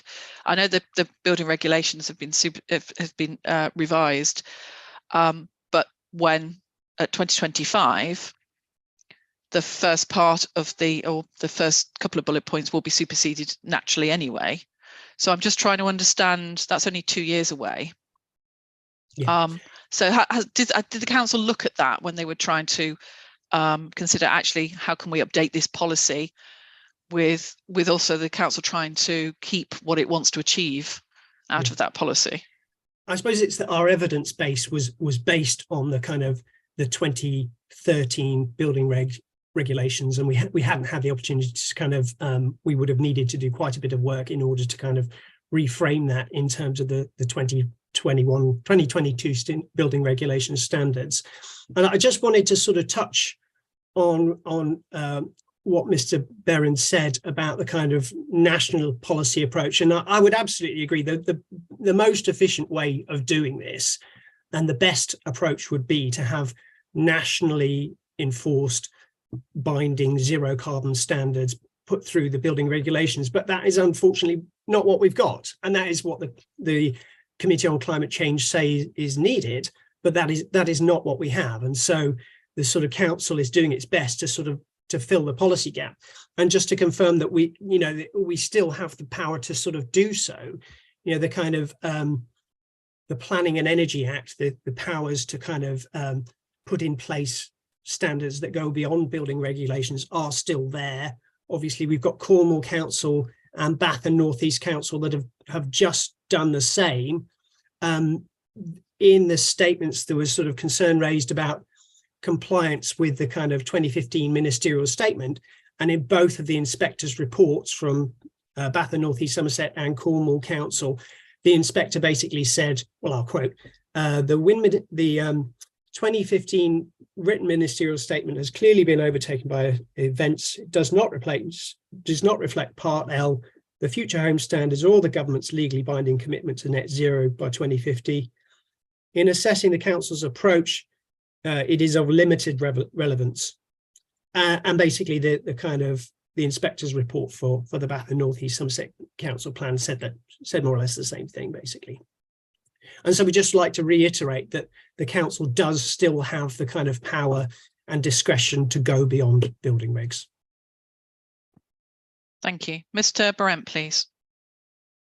Thank you.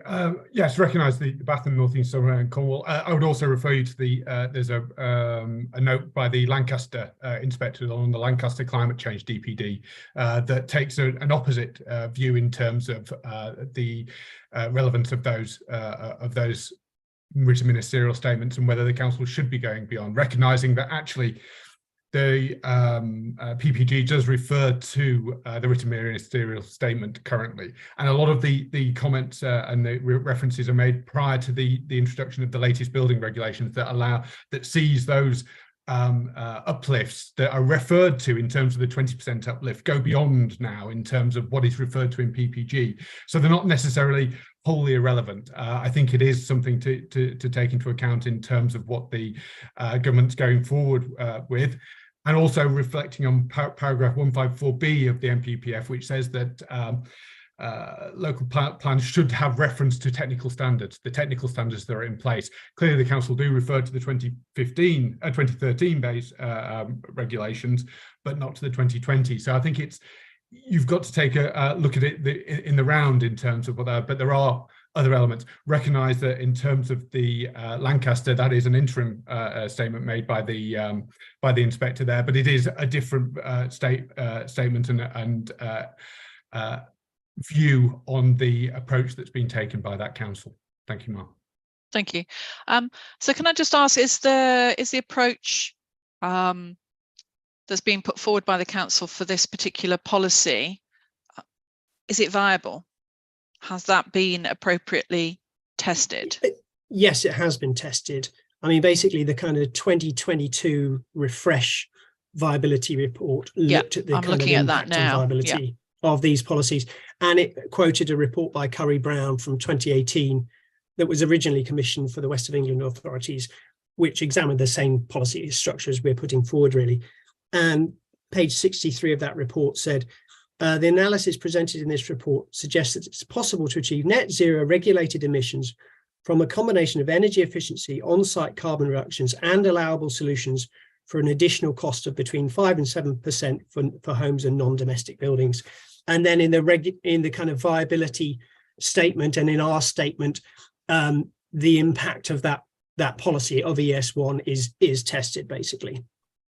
And I'd just like to reinforce that sort of in some of the statements, it was stated that the viability assessment didn't take into account the cost of carbon offsetting, and that's incorrect. It did. So the Curry-Brown report that I refer to, the 2018 report, did take into account the cost of carbon offsetting.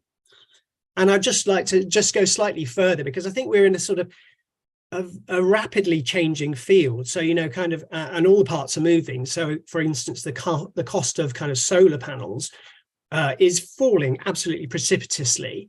And obviously that's a major component of sort of some of the on-site efforts to reduce carbon emissions. And that all has an impact of cost. Obviously, we've got the kind of future home standards, which are already ramping up and are going to ramp up very soon. So the kind of, I'd say, it doesn't feel to me like the kind of the building market and the building industry is not ready for this. Surely we're gearing up for these changes anyway. And so the kind of evidence from the Cornwall and Bath and North East plans, which have adopted even more ambitious policies with more stringent fabric efficiency standards, and also the requirement to meet 100% of electricity demand on site or near site from new renewables, basically identified that so in Baines, it was their viability assessment confirmed that net zero can be achieved in residential developments at a cost equivalent to 3% of build costs, and the inspector was happy with that. And then I don't have it in percentage terms, but the Cornwall plan, it looked at the kind of impact on costs, and it said the additional costs over Part L would be between 1,196 and 4,400 basically. And again, the inspector concluded the real issue here at play is whether the council's approach to sustainable energy and construction will have an impact on the delivery of housing and employment related development.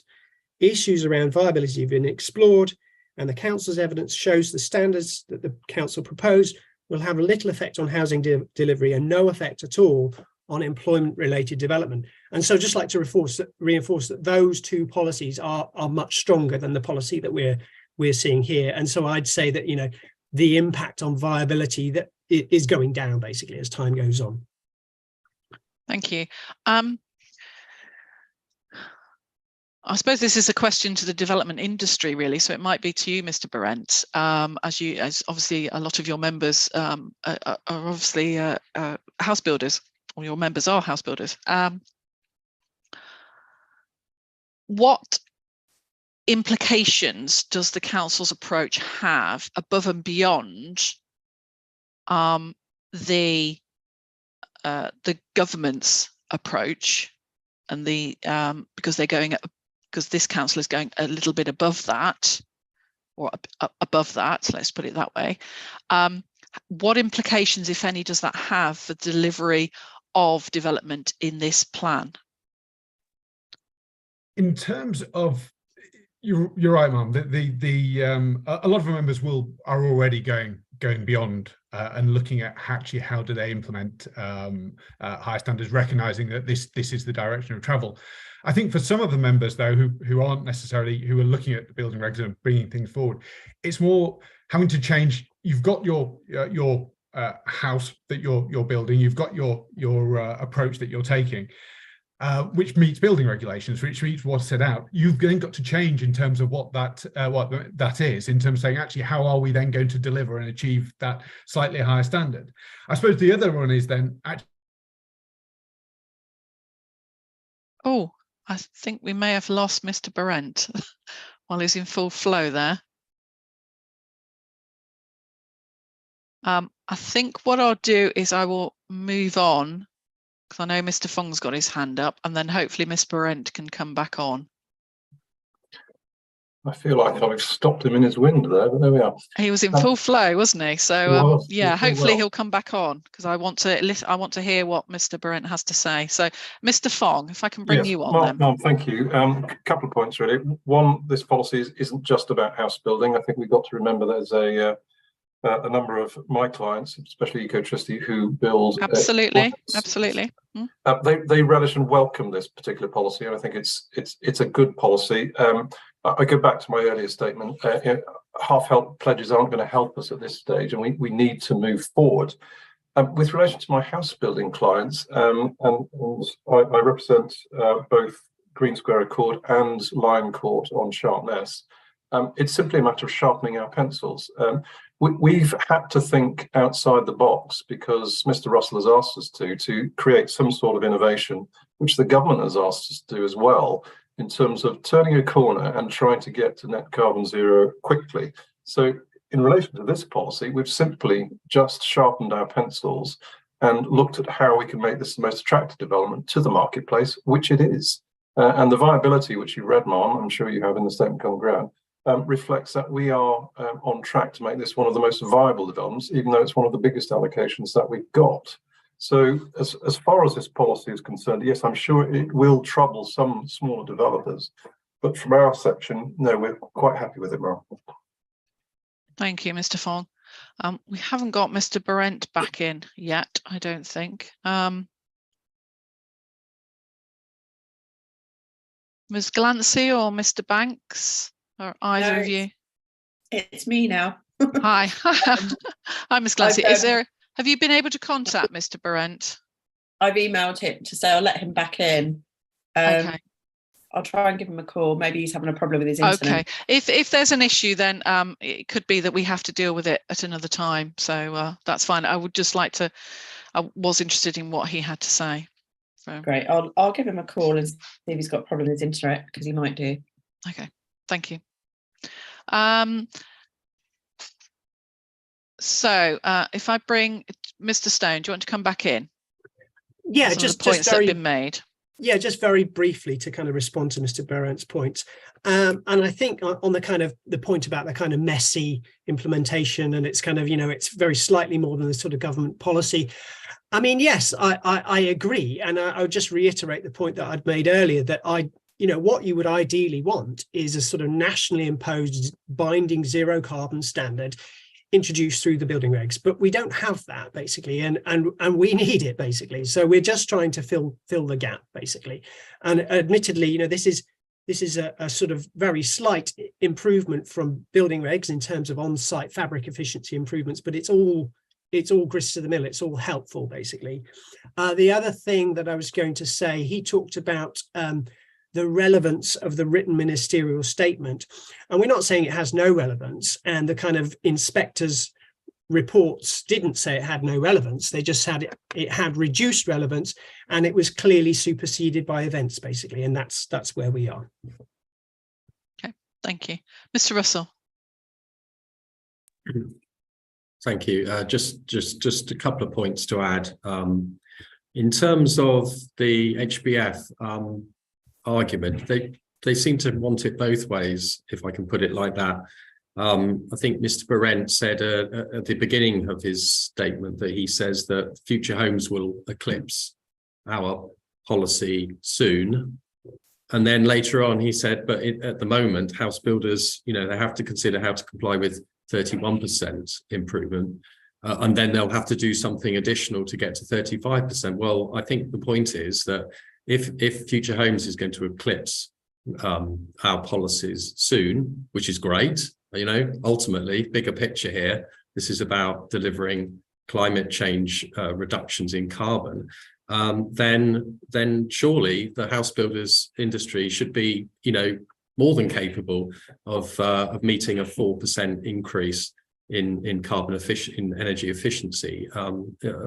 You really can't have it both ways. If you take his conclusion logically, then some point the industry is going to have to completely change to get to the Future Home standard, you know, in the space of 6 months, which clearly is not the approach the government take. The government taking a stepped approach, and as Mr. Stone has already said, we're essentially putting another rung in before you get to the next stage. So the other point I wanted to make was just a more general point about, and apologies for this, Inspector, but the council submitted its plan in October 21.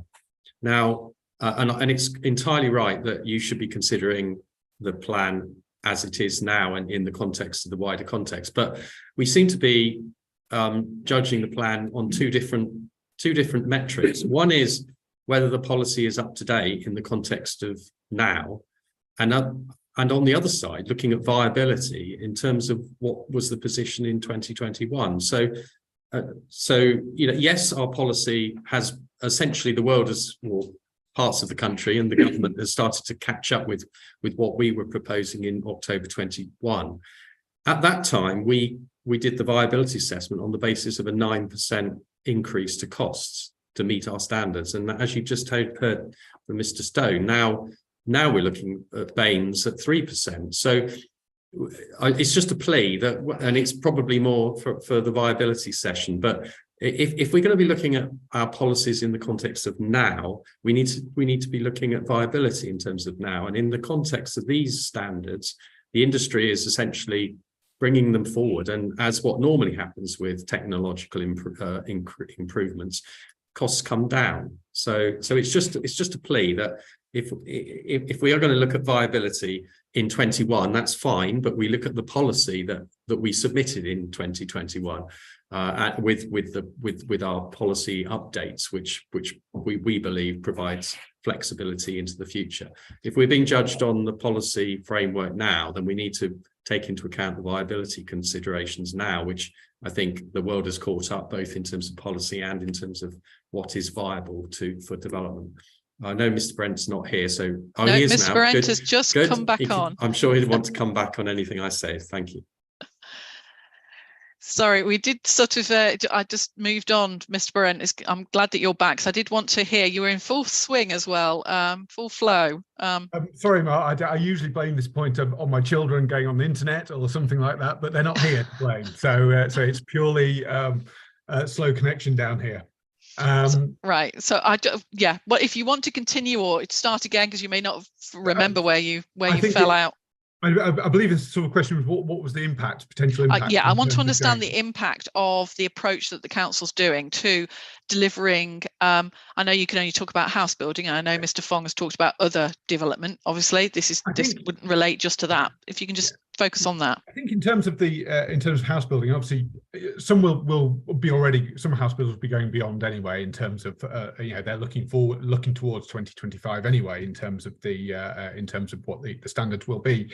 I think in terms of builders going forward is actually the help of building regulations to standardize what is expected and know, so each developer knows what is going to come forward. They have the types of home they want to build and they build. I think actually going beyond that standard means that those types have to change. So you actually delay in terms of the design, everything else might have to go back and be reversed. So in essence, it potentially delays some homes coming forward because you're looking at a different standard.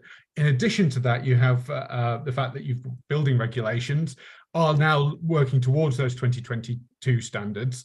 So then in terms of monitoring and an assessment of homes in future, you would have to look at, are they delivering a 35% or are they delivering the 31%? So you've got the actual long-term, what is being delivered and what standard are those homes being built to? So you've got a duality of regulation there going on. So I think that's an additional complexity which the council will have to grapple with as much as the development and also the building control officers.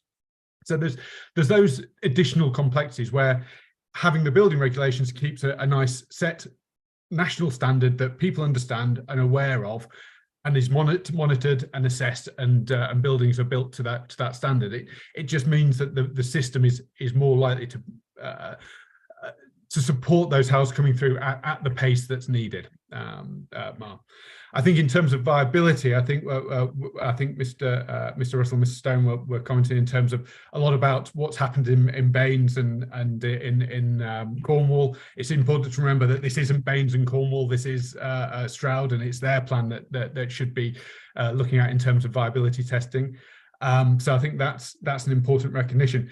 And whether that actually, and I couldn't see within the viability study whether they've actually tested in terms of the future home standard, as in what is potentially coming forward in terms of a 75% improvement and that level of improvement, or whether they've just looked at it in terms of the 2022, the option 2 of the future home standard, which was that 31% improvement that's been introduced.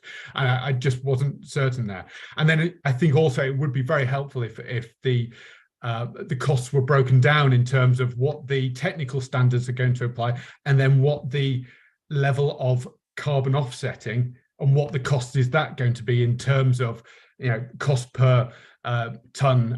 The council referred to the London SPD that's been produced in terms of carbon offsetting, and that sets out a level of costs and what is expected in terms of tons of carbon offsetting per unit over a 30-year period. What I don't see from the council is any detail as to how they intend to implement that. I think there's talk about, there's mention within the plan itself or within their supporting statement about looking to create a carbon offsetting fund which the council will use, but there's no detail as to what that will be, and the costs of that, and the costs of that per unit. So I think there is certain uncertainty really within the council's viability evidence and the council's evidence as to what those costs are likely to be and how that's going to be implemented. And I think that is a worry and a concern, Mark. Thank you. Mr. Stone. Yes, I was just to come back on some of those points. Yeah, just to confirm that the 2018 Curry-Brown reports that looked into the kind of the viability impact of this policy framework did include the cost of carbon offsetting as well. Now, I couldn't give you chapter and verse on that at the moment, but we can do.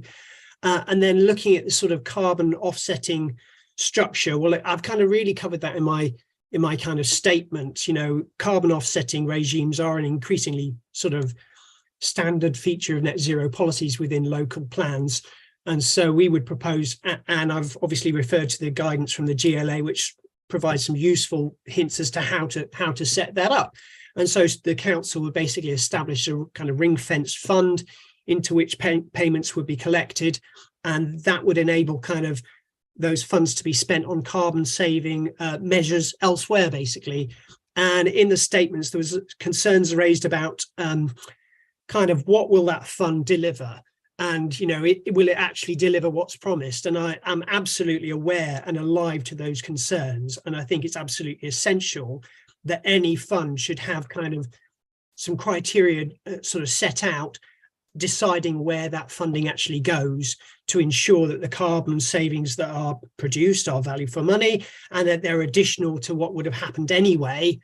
And the council will sort of produce guidance to sort of detail all that really. And so, you know, potential carbon saving projects will be assessed against those detailed criteria. The operation of that fund will be kind of monitored, both looking at the kind of fund that has been spent and the actual carbon emission reductions that have been achieved really. And that the council will produce guidance setting that all out to assist developers in kind of putting and lodging their planning applications in a sort of time efficient way to understand what the sort of the costs element would be. I'm happy to take more questions on that. Could you just confirm that have timescales been set for setting up the carbon offset fund and how it's going to be administered and managed, etc.? Not that I'm aware of. Okay, Mr. Russell, can you add anything to that? Yes, so there is a Gloucestershire Nature Conservation and Carbon Fund, which is being set up by Gloucestershire County Council, all of the districts and the local nature partnership. Now, the focus to date has been on identifying a fund to enable BNG, biodiversity net gain, by November this year, which is obviously when BNG requirements for 10% or more will be implemented for major developments. So this carbon fund, which is being set up at the moment, is primarily in its first phase going to be looking at biodiversity net gain, but the intention is very much to include the carbon offsetting fund within that. So if you think about the administration of that fund, and in terms of engaging with local nature partnerships and the authorities, all of that is already been set up. We have a strategic lead nature recovery and biodiversity officer who's in post. We have existing officers who are in post in terms of our carbon 2030 strategy. So the sort of the time elements of setting up all of the administrative side is essentially well underway now. What we're lacking at the moment is obviously a detailed guidance note and process mapping that we will roll out for developers in terms of this policy. So that's really going to be the focus. But the actual carbon fund is going to be an offset of this wider Gloucestershire-wide piece. And just for context, that's looking at we're looking at all the local authorities in Gloucestershire and partners. What landscape scale sites do we have that we can start to use to model biodiversity net gain, and in this case carbon offsetting. So sites for, I don't know, tree planting or sequestration or various other aspects of reducing our carbon footprint. We're identifying those key locations at the moment, signing agreements. We've got a memorandum of understanding. So we can go into more detail under the BNG policy if required, but we're looking at essentially this carbon offsetting fund as a subset of that wider piece. Thank you. Thank you. Ms. Clare, please. Thank you, Inspector. I just wanted to make another point of, well, support, really echo obviously what Mr. Stone and Mr. Russell have said. I think this policy is about doing the right thing. The climate change policies in the plan are about doing the right thing. And I think we need to see this more in the round. What Mr. Stone has said about standards are massively changing. The situation is evolving rapidly regarding climate change.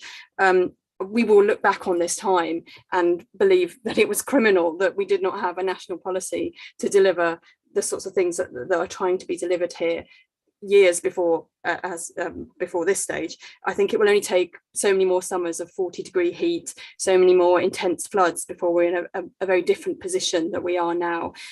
We have to, as I said earlier, we have to deliver a step change in placemaking to meet the challenge of climate change. I think we have to, when you're looking at viability, I think it's important to ask the question, what is the cost of not doing this? We have to look at it in the round. You're delivering places that will enhance people's well-being by the sequestration, the green planting, all of those things. That enhances well-being, that enhances economic activity. If you're delivering houses where people live, where they have solar panels, where they're not hostage to their energy bills, those households are able to put back into their community, spend their money in their community more than they would otherwise. I think you have to look at this in the round and look at the benefits that this brings. I know that the points on viability will come later, but I wanted to make that point to add to what Mr. Stone said about this being a fairly de minimis extra cost on viability, and viability has to look at all these benefits in the round. Thank you.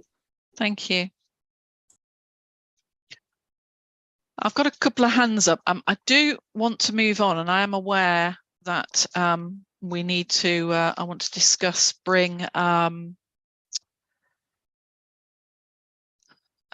sorry, is it Councillor Jones in on the matters that, because you've got to go, haven't you? So I do want to bring you in very shortly. So if these can be very quick points from Mr. Fong and Mr. Stone, please. Yes, Ma'am, just a very quick point. What we're finding across the country is that the market actually is now looking towards this sort of development and demanding it, because that's what people expect from our clients now. So that transition is happening now. So this policy should come as no big surprise. Thank you, Ma'am. Thank you. Mr. Stone? Yes, just very quickly, it's also worth remembering that we are in the midst of a cost of living crisis, with the government actually paying part of our energy bills at the moment, which is just unprecedented. 10.6% of households in Stroud are fuel poor. I'm sure that those percentages will be rocketing up as we speak. And so setting higher energy efficiencies in new residential buildings now will reduce fuel poverty. And I just wanted to add that to the mix. Thank you.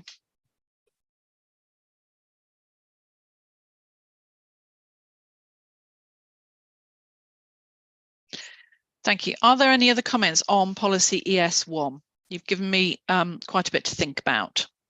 So I'm not going to be giving any directions to the council to make any changes or anything at this stage. I will take that away and have a think about it. So if there's no further comments, I'd like to bring Councillor Jones in, because I was then going to go to ES2, but Councillor Jones, if you can just let me know which particular elements you'd like to comment on before you have to leave. Thank you, ma'am. I wanted to comment on question 14, noise, BMV, which is question 15, 16 and 17, and air quality, which is 18, 19 and 20. Right, we won't be able to go to all of those sessions, so I think what you're going to have to do is give me your comments, and then obviously they can be discussed as part of those sessions, and you can listen to those sessions later and catch up on them, because I don't want to start the discussion on air quality and then find I haven't got time to take your comments on the other sections. So do you just want to express your comments? Yeah, I'll summarise, and obviously a lot of what I would have said would have been informed by other participants on this meeting, but I'll make a few general comments.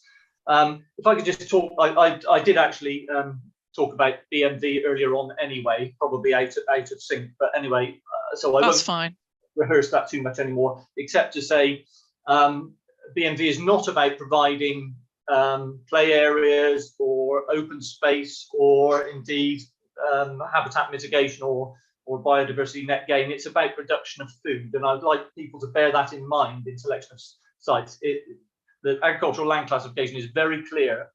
It specifies the types of crops and how they can be grown with fewer inputs on best and most versatile land. So I think that's really important, and I would like that to have been reflected in the plan somewhere. And indeed, Ms. Young, who's on this call from LUC, they informed the council all along and kept quoting protect best and most versatile land. So I won't go on too much more about that. We have been talking since the meetings early in March and yesterday about the strategy, which is focused on developments down the corridor along the M5 corridor, and of course that brings some challenges, particularly with noise and air. There is obviously one exception to this, out on a bit of a limb, which isn't affected to the same degree, and Mr. Drover from GCC discussed some of the challenges that presents in terms of environment and access to infrastructure.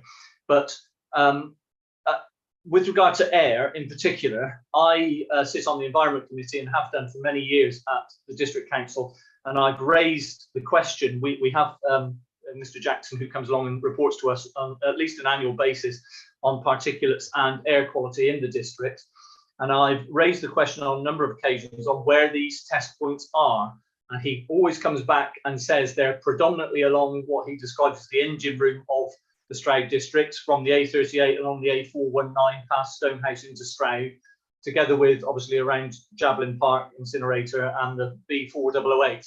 There are very few test areas elsewhere, and there are none in the south of the district except outside occasional schools, which are on unclassified roads. Now, the council do acknowledge that the majority of pollution comes from the road network, and yet we are completely without access to data on some of the developments that will be located directly adjoining the road network. And I think that is a real oversight, and we need to address this, and perhaps we'll come back to that when we come to matter 5. Similarly, with regard to noise, most of the noise comes from the road and indeed the rail network, and some of the proposed locations have the M5, the A38 and other A roads together with the main Bristol-Gloucester railway. It's all very well talking about bunds and potential mitigation for these, but it's no good allocating a site and then finding that it is not possible. I am aware that at least one site the motorway is raised on a causeway above the site. I don't want to talk too much site specifics because I know I'll get told off. But I know which site you're referring to. Don't worry. Yeah. So it's really important that when we're discussing mitigation for noise and indeed air quality, I'm not quite sure how you managed to do that to quite the same extent, that these are feasible, practical engineering solutions that could actually be achieved, because I would question that. With that, Ma'am, I think I'll probably bring my contribution to a close, but thank you for your indulgence. Okay, thank you. as you said, a lot of your concerns are related to site specifics, so I'm sure that reference will be made. I don't want to go over too much sort of old ground when we get to the site allocations, but there will be specifics that will be mentioned there. So if you are in those sessions and you wish to raise them at those sessions, then you're more than welcome to. I am indeed, and I will raise them. Thank you, Ma'am. Thank you. Okay, so thank you, Councillor Jones. So please, just if you need to leave, then just leave whenever you need to. So thank you for that. Can we then have a look at policy? We'll go through directly to ES2 now. Now, this is a slightly different policy in that sense it's an enabling policy. So it doesn't sort of directly or from what's set out in the viability assessment, in terms of the viability of it, it doesn't really impact on, because it's not setting out particular requirements, it's just setting out what will and won't be supported. So the issues around this one, I suppose, is trying to understand, because I know that in the council's statement and in the Regulation 19 elements, that reference has been made to Natural England and Natural England's concerns that have been highlighted to them. So I'm trying to understand what that means, because I think in the it's just been left open as to what that means for the policy. So I'm trying to understand, and we're talking about the AONB elements here. So from the council's perspective, I'd just like to understand what that means. Because reference has been made to Statement of Common Ground. Excuse me.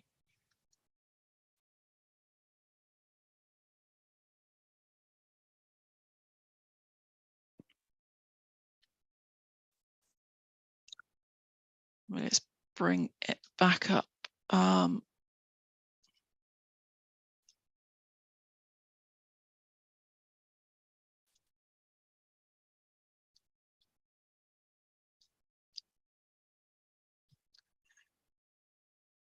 So in the Statement of Common Ground with Natural England, which I know it was a while ago, unless there has been an updated one, but I couldn't find it. So I'm looking at the one that's attached to EB3. So it's the October 2021 version. I don't know if there's been a further one that's been, excuse me, that's been updated. Shall I start that if you off could start, yeah, I just want to know where things Yeah. might have moved on, so I don't want to start talking about something if it's moved on. Absolutely, absolutely. So the position is Natural England. It's a slightly convoluted issue because essentially the AONB board, the AONB board identified or some concerns, and essentially Natural England have taken them on board. So they've essentially taken those points. At the Reg 19 stage, I won't go into all the details, but essentially the Natural England were looking at for us to undertake a review of the mapping and associated assessments to take account of the AONB reference documents.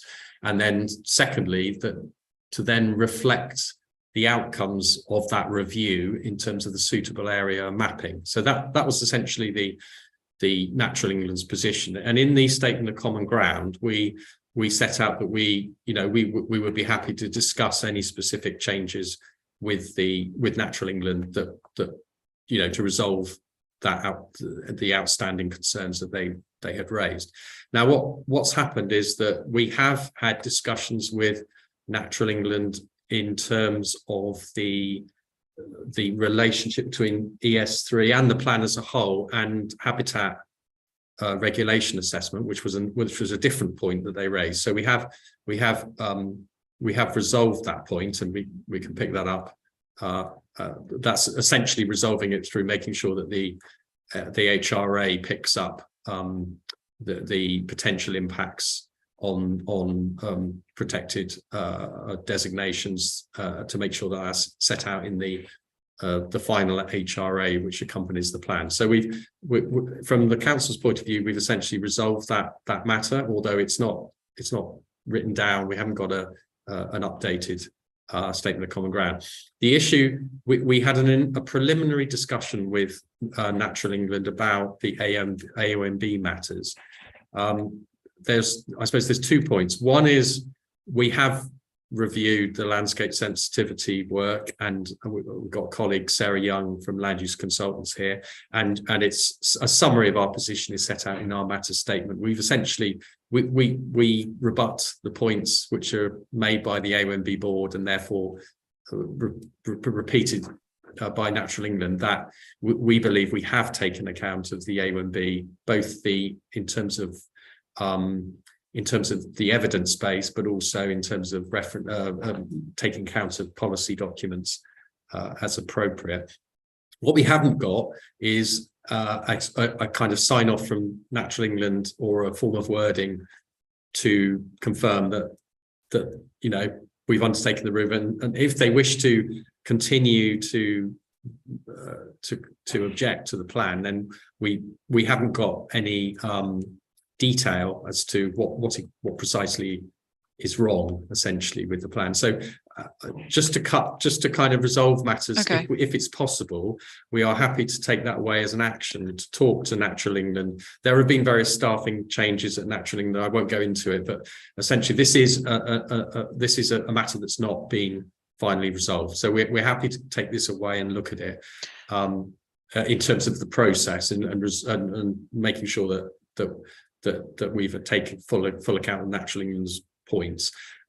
We stand by the more substantive points that we have taken account of the AONB in our evidence gathering work, and we're happy to talk about that in terms of the wording and the policy, etc.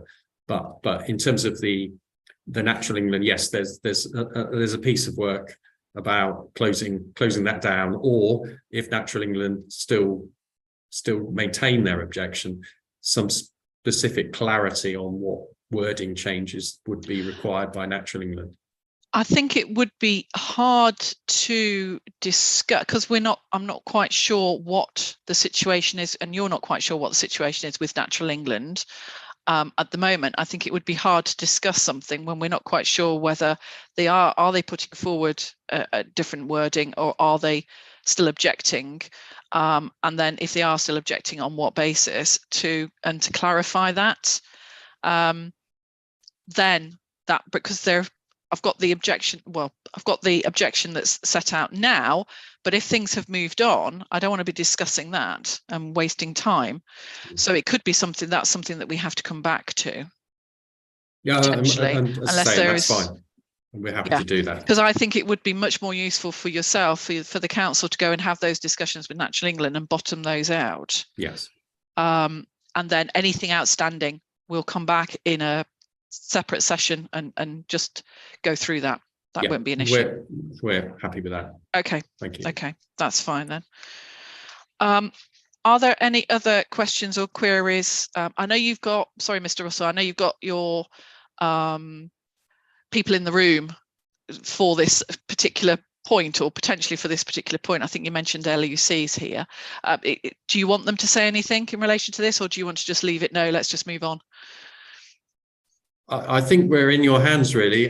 If you have general concerns, irrespective of Natural England's position or indeed the AONB board, then I'm sure Sarah will I think be happy I really would like to understand whether Natural England has moved on before I have a discussion on that point, because I just want to understand their particular concern. So I'm happy to move on from this policy and we go to the next one. I'm happy to do that. Sarah, Okay. Do you wish to have any comments? No, very happy to come back to this at a later point. on that note, then, if you can keep the programme officer informed of timescales for when you may be able to get anything back from yourselves, it doesn't have to be in a signed statement of common ground. If it can just be something, even if it's I don't know, if you can, have an exchange of emails that sets out, yes, Natural England is happy with this or is not content with this, then at least we know. Myself and my colleague can come back to it then. Okay, thank you. Right, can we move on then to we've got a range of other policies that are set out. I'm going to come to, let's do DES3, because this has had quite a bit of communication. Now, in response to our questions, the council, in your statement, and you referred to it earlier, you have put forward in the appendix to your statement a proposed revised wording for this policy. Do you want to just take us through that proposed wording? It's on page 47 of your Matter 10 statement. And just explain the reasoning behind that. I know you're doing it for reasons of to avoid ambiguity and clarify the hierarchy. Can you just explain what the changes are? Yes, thank you. I'm going to ask my colleague from the Centre for Sustainable Energy, Martin Holly, to help me respond to those points. So again, I'll pick up anything that Martin hasn't. Great, thank you, Mr. Russell. Thank you. Great. Mr. Holly. Thank you, Inspector. Yes, so yes, indeed, the wording was revised. The previous policy was drafted a few years ago now. I guess the changes are around two central themes. We believe this is quite a forward-looking policy. It's mainly around carbon emissions, so minimizing carbon emissions, and also introducing minimization of running costs for users of heat. And so that was a key change in the policy as well. And it generally just to clarify the hierarchy and kind of try to accommodate more different situations of development, different categories, different scales of development that this policy would apply to make it clearer in how it actually works in practice. I do think that some explanatory text will be needed for this policy, but that is a kind of different issue.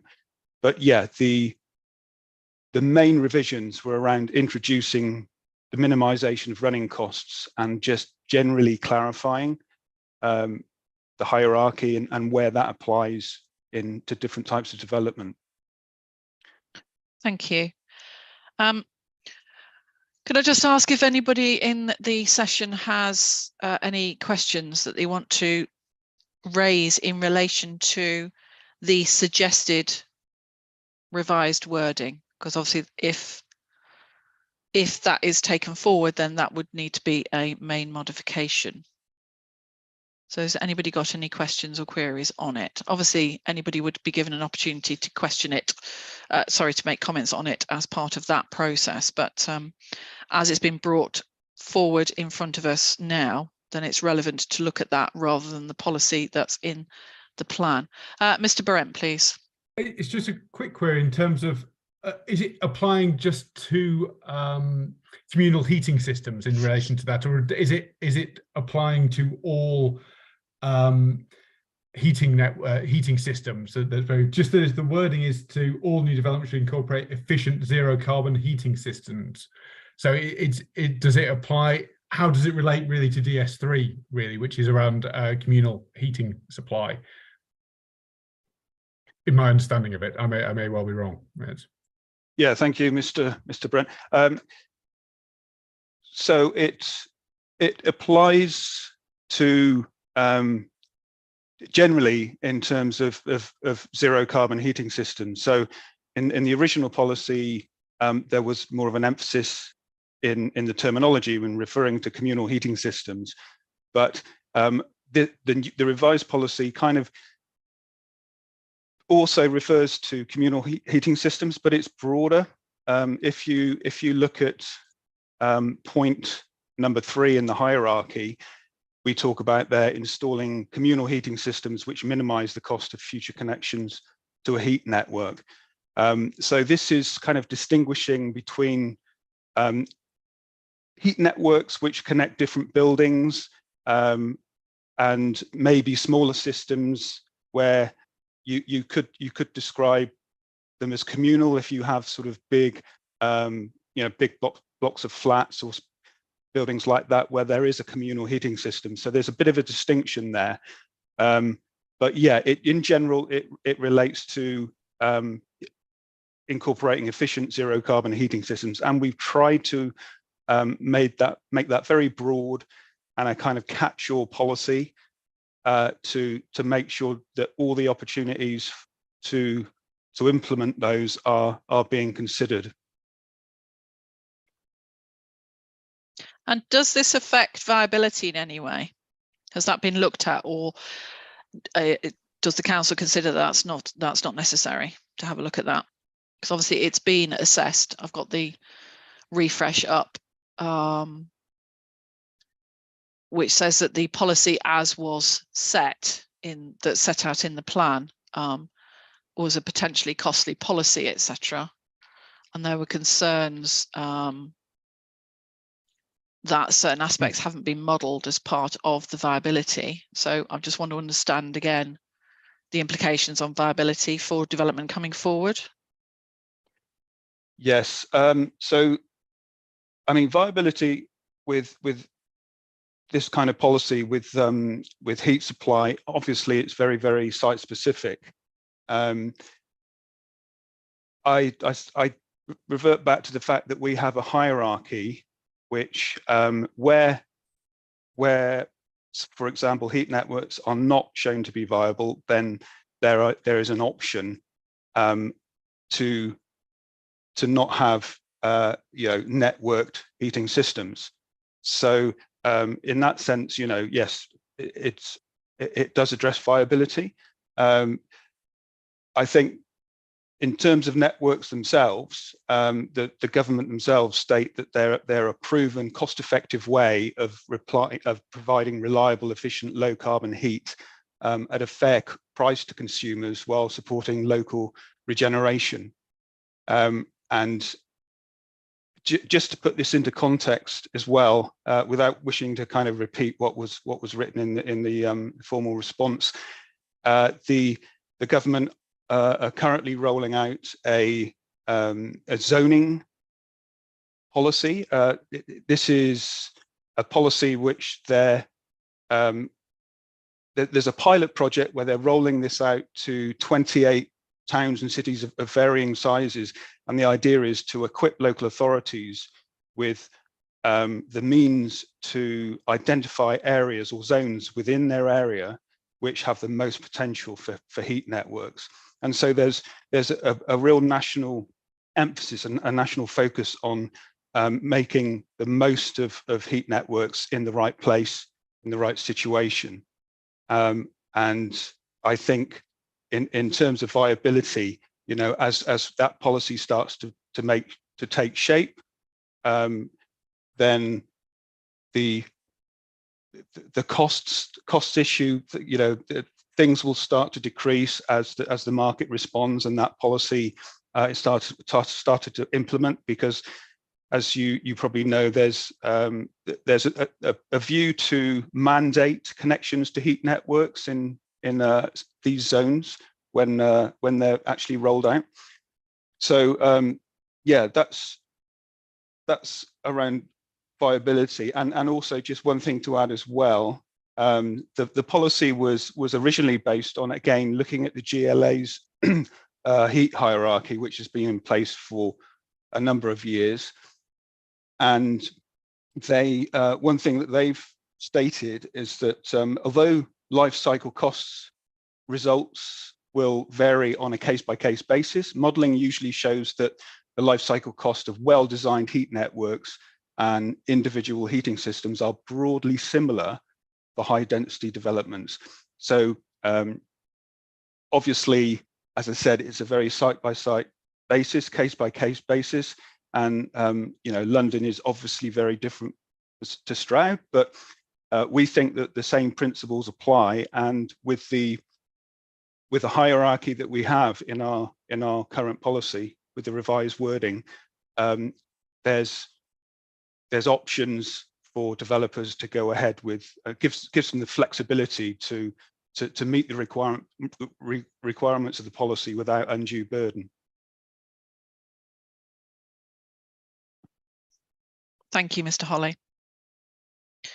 Mr. Matthews.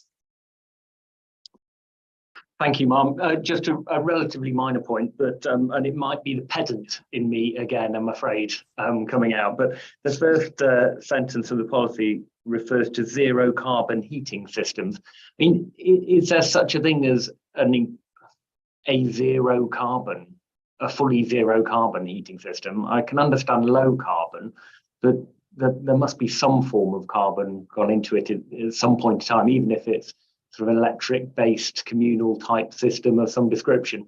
I don't know whether that requires any change to the policy, if that's the case or not, but it might just be worth considering.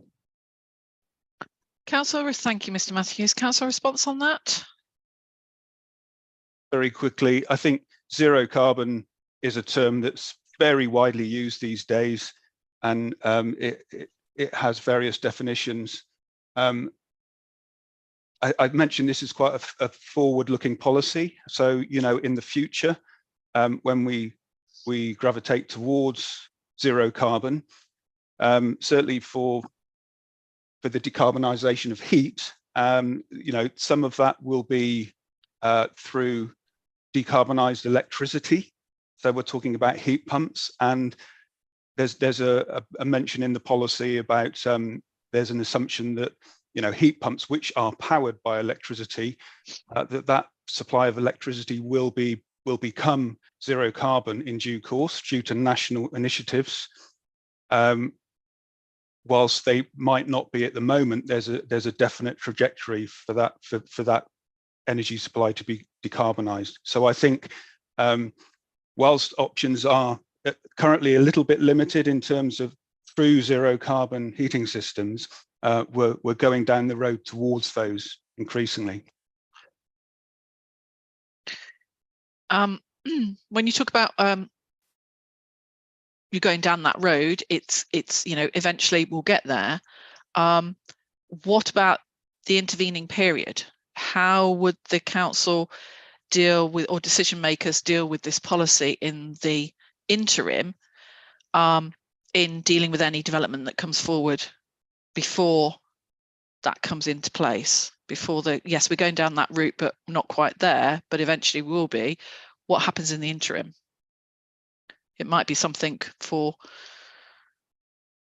so again, that issue of this is a zero carbon heat supply policy, which has changed potentially from, obviously the policy that's before us is what's set out in the plan.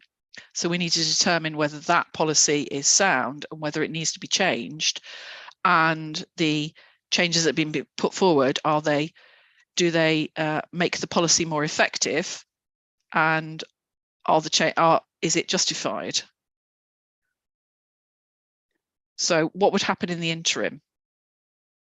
Well, I think the zero carbon, it's an aspiration at the moment, and as relevant to some of these other policies we've been discussing, this will be dealt with on a case-by-case basis, and it will require discussion and negotiation with local authority DM officers, obviously. And so that, there's a certain amount of flexibility and the realization that we are on a path to zero carbon, rather than you know, at the moment, it's very straightforward and viable and feasible to achieve that. So I think that there's a reliance on, you know, that being acknowledged within this policy, that you know, wherever possible, we are looking for zero carbon, and that to acknowledge that we are on a trajectory to that. So that there needs to be some, yeah, there is an interim stage where, you know, and in terms of carbon emissions, you know, themselves, then that tends to get dealt with by other policies such as ES1.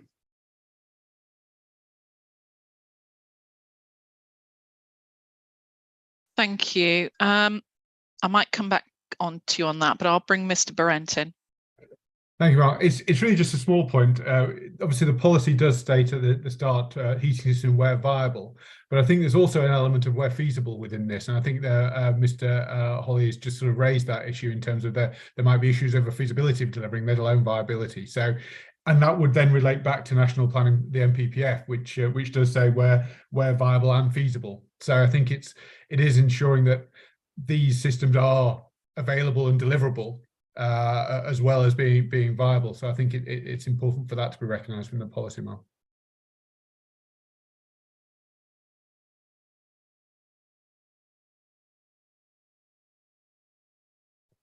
Thank you. Mr. Flanagan, please.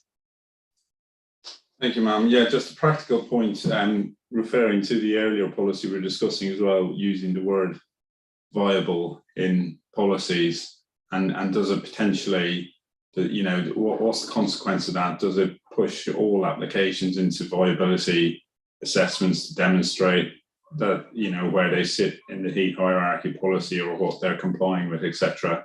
Is there potential implications for delaying development? Any you know, application that goes into viability, you're talking 6 to 12 months delay, really.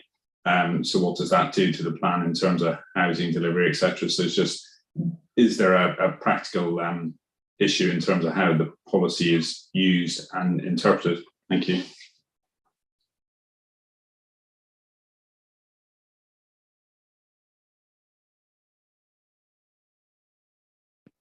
Thank you.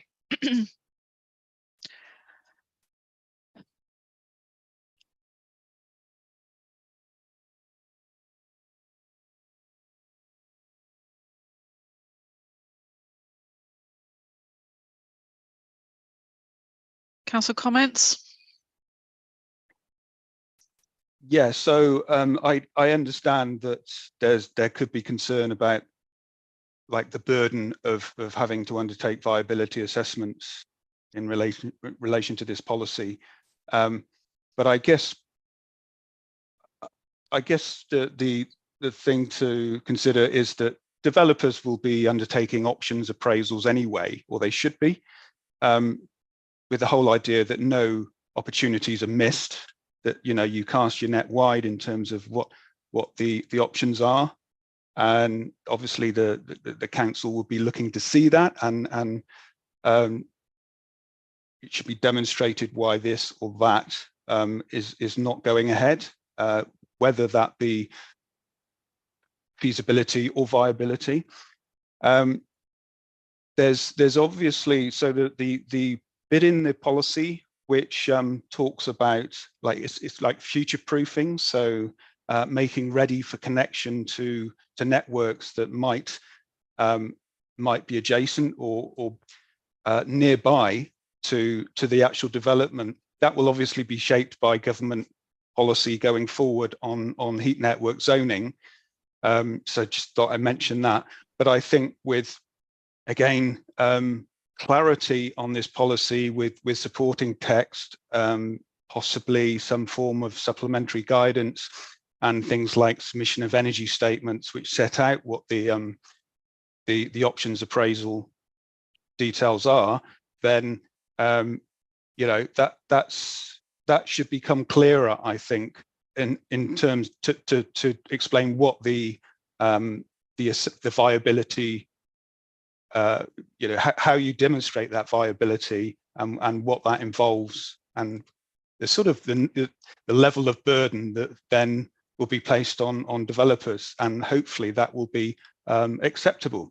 And again, I just come back to discussion and negotiation with local authority officers, which I think, you know, that should be encouraged, and just working together to look at the best possible and most appropriate solution for a particular development.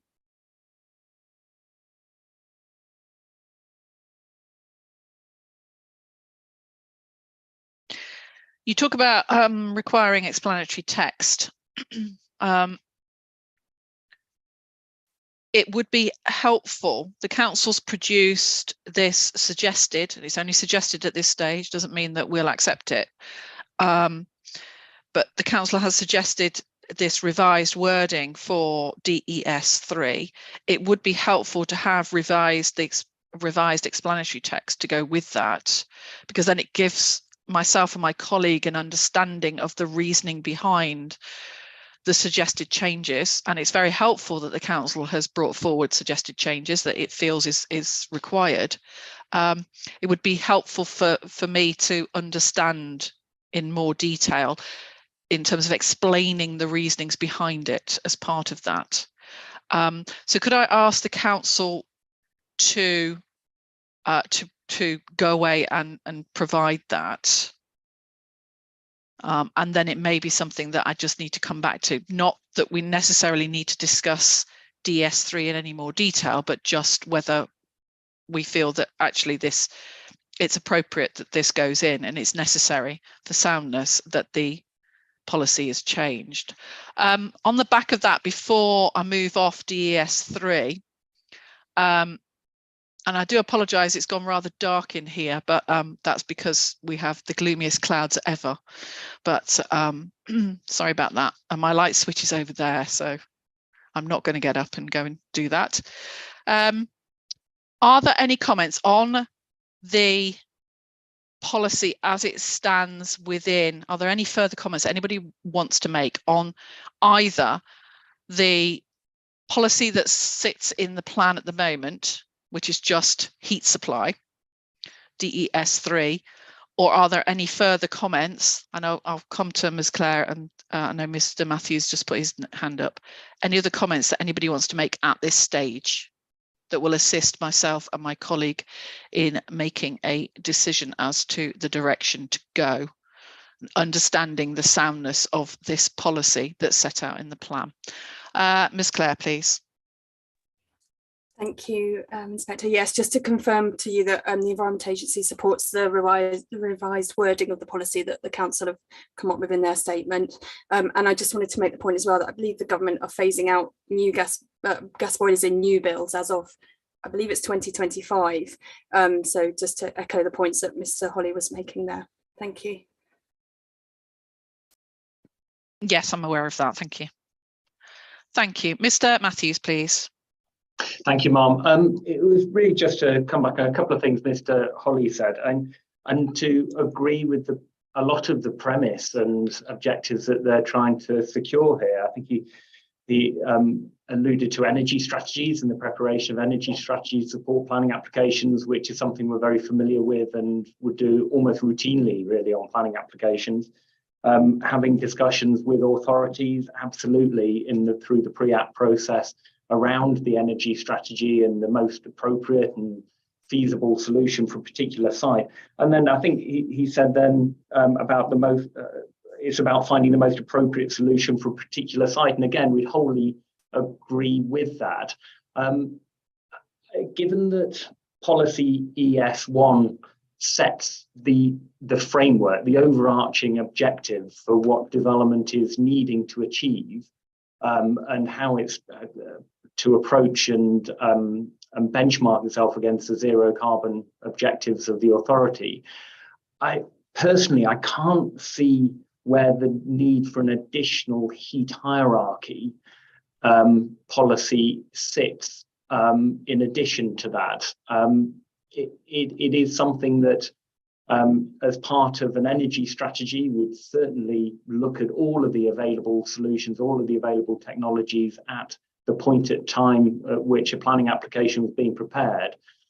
being confined to a further sort of set of policy requirements about how you're then going to achieve that doesn't, to me, strike me as a necessary addition to the plan. I suppose the question that I would have is it unsound being within the plan?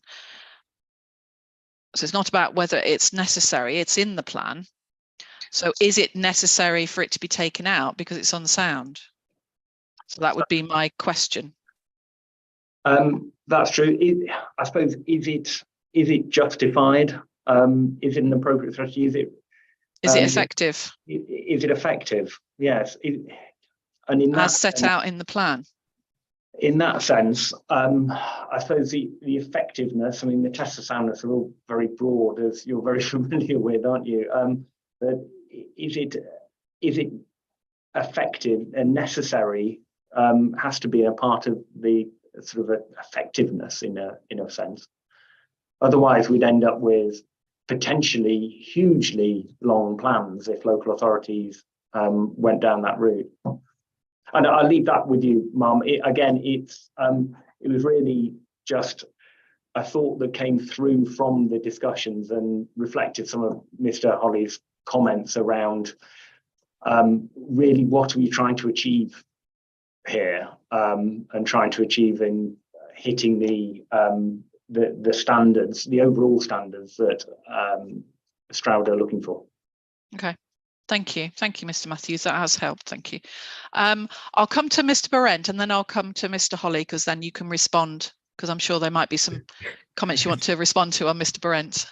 Thank you, Mark. It's just a small comment. It's really point 4. It's not the existing policy. It's the policy that's being proposed, which says in point 4, small-scale developments where 1 to 3 are not viable, install individual premise heating systems. Is that the premise that for smaller developments should be deliberate putting in heat pumps into there, as would be the case or be required from 2025 in terms of the future home standard, but aren't currently in terms of building regulations at the moment? So is that requiring the early introduction of that element of the future home standard in terms of heat pumps? Or is that, or am I again misinterpreting this in terms of what the expectation? I think difficulty is without the supporting text, Mark. It's difficult to know quite. Yes, I fully understand. What the council are intending, I think, within this policy, and I think that's I can see where they're potentially going, but it's how it links to ES1. I think, as Mr. Matthews said, and how it all transfers across. I think is quite confused. Yes. I think, and I will obviously give Mr. Holly the chance to have a discussion. I think some explanation behind the revisions does need to be set out, and myself and participants be given the opportunity to have a look at that. Now, that would ordinarily be through the main modifications. I suppose, as I said, why I've asked for the explanatory text is because that will assist myself and my colleague in understanding the unsoundness of the existing policy, because that's where we're coming from. We only need to change it if the existing policy is unsound.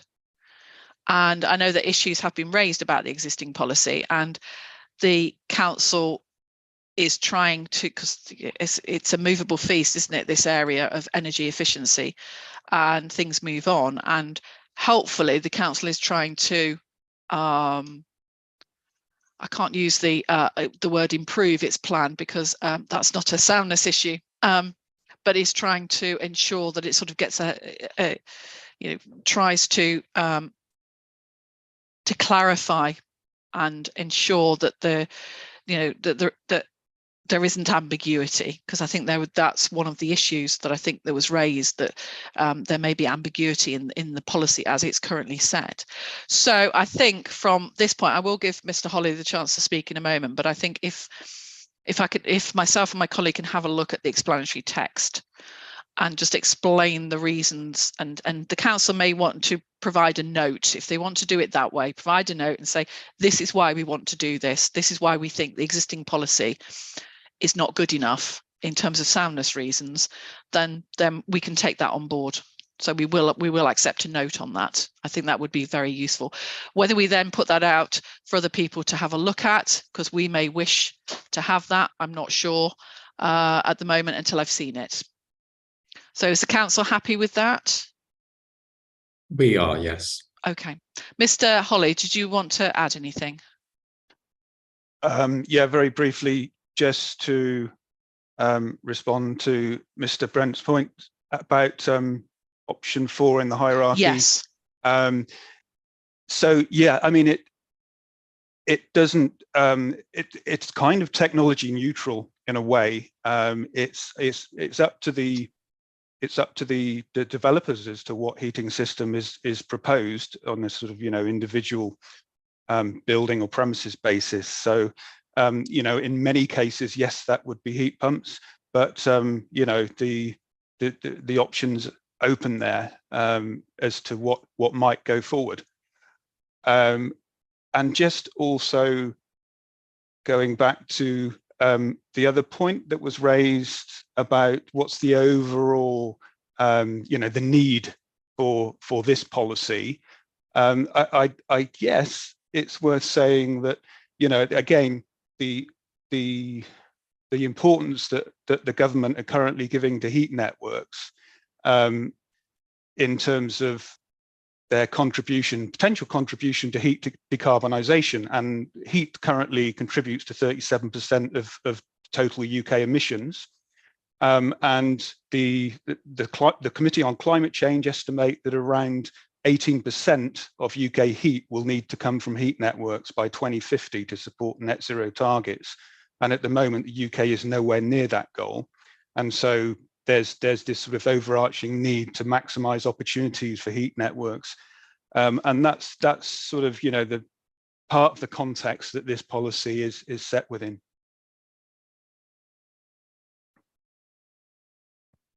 Thank you. That's been really helpful. I don't want to spend any more time on this. I think if we can get clarity from the council through, I presume it will be through yourselves or whatever, to provide that explanatory text to the suggested revised wording, and then, but also the council producing this note setting out why it now considers, because obviously you've submitted the plan saying that that policy is sound, and we just need to understand now actually things have moved on, so it's perfectly fine to make sure that everything is consistent. So if you can do that, that would be really helpful. Thank you. Now, I recognise that we have spent a little bit longer than anticipated on this section. We do have a couple of other policies to go, but I am proposing to stop to have lunch now and come back at 2.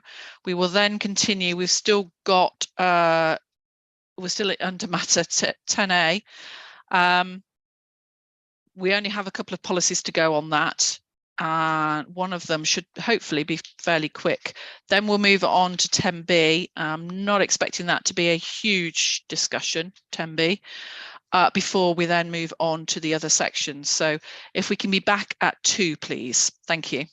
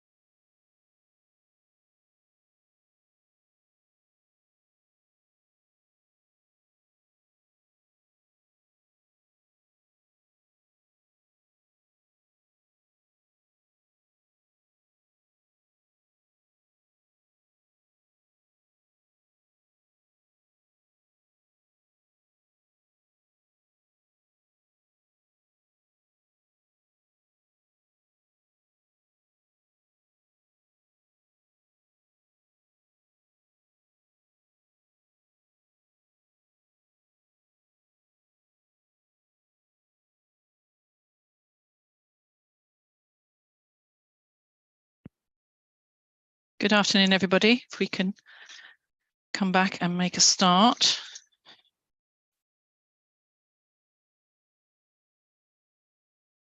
I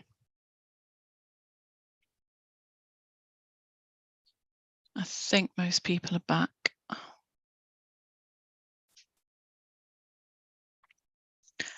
Okay, we finished just before lunch, still on matter 10A. So I would like to try and finish these policies as soon as possible so we can move on to the other sections. Starting with ES3.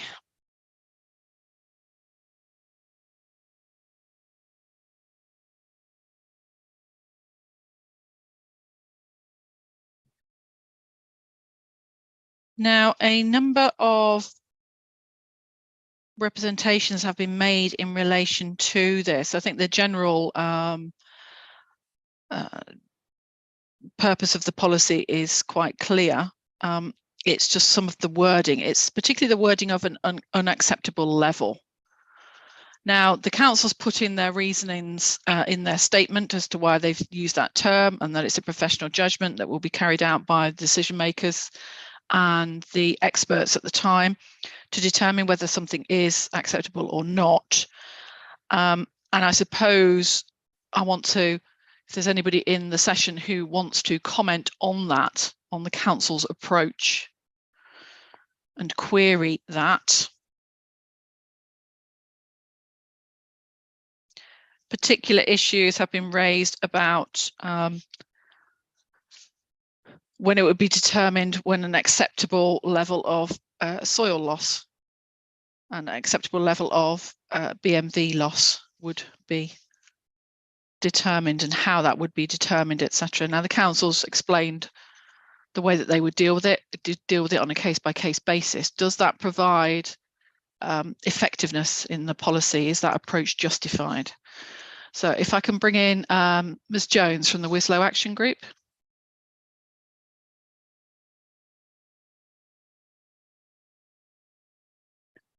Ms. Jones?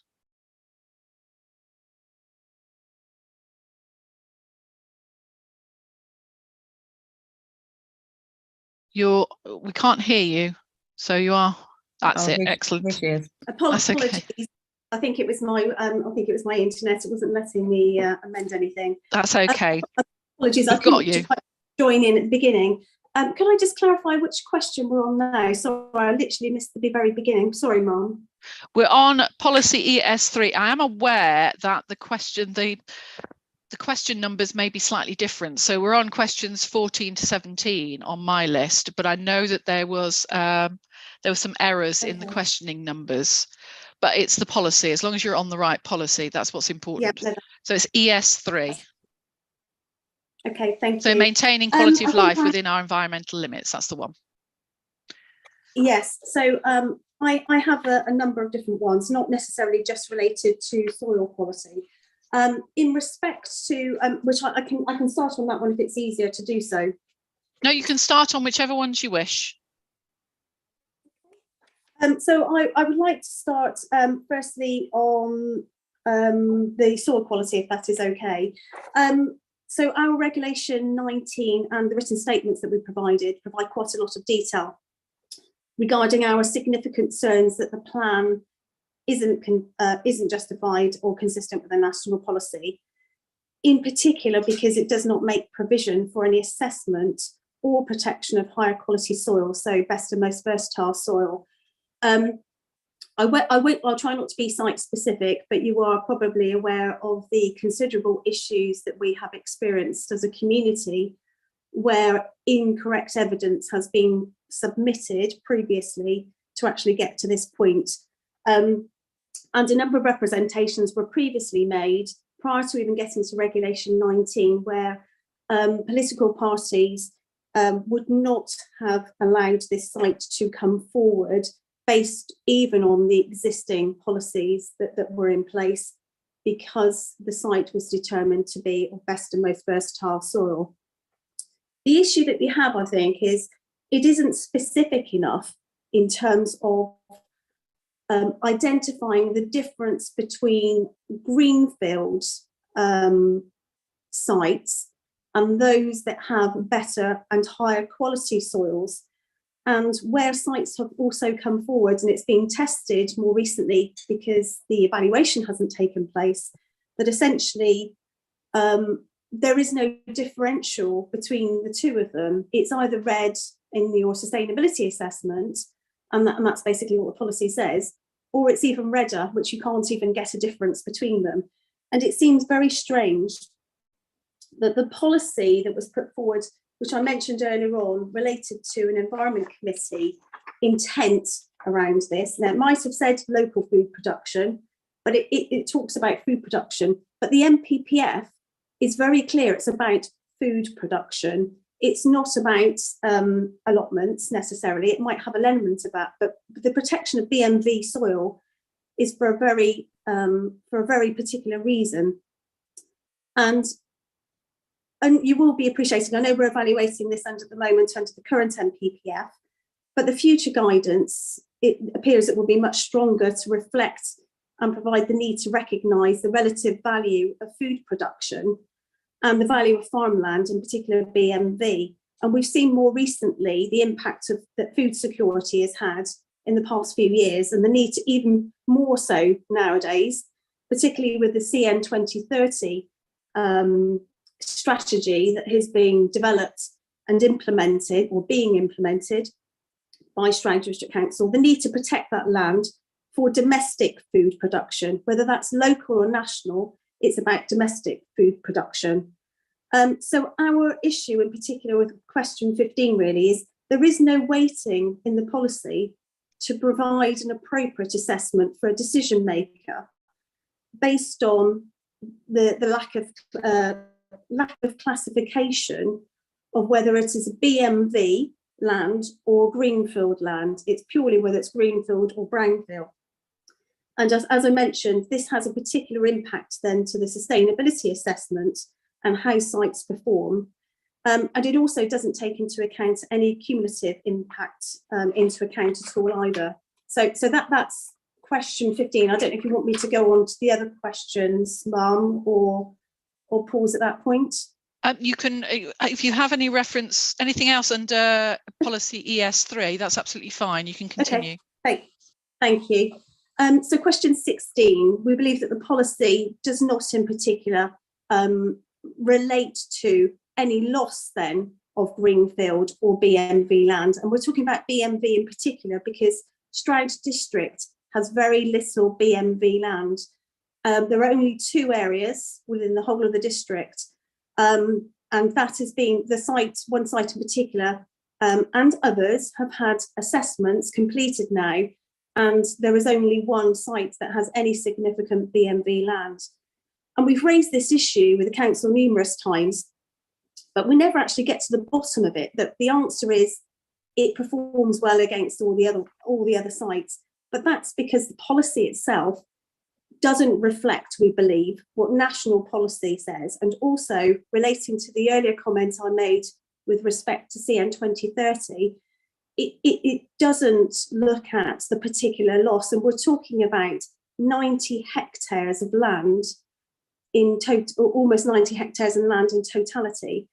And I'm sure we'll come to obviously I think sorry, if I can just sort of interject, I think what you're getting at is the strategy, and you're getting at particular site allocations, and the soundness of those site allocations will be considered when we come to the site allocation policies. Yes.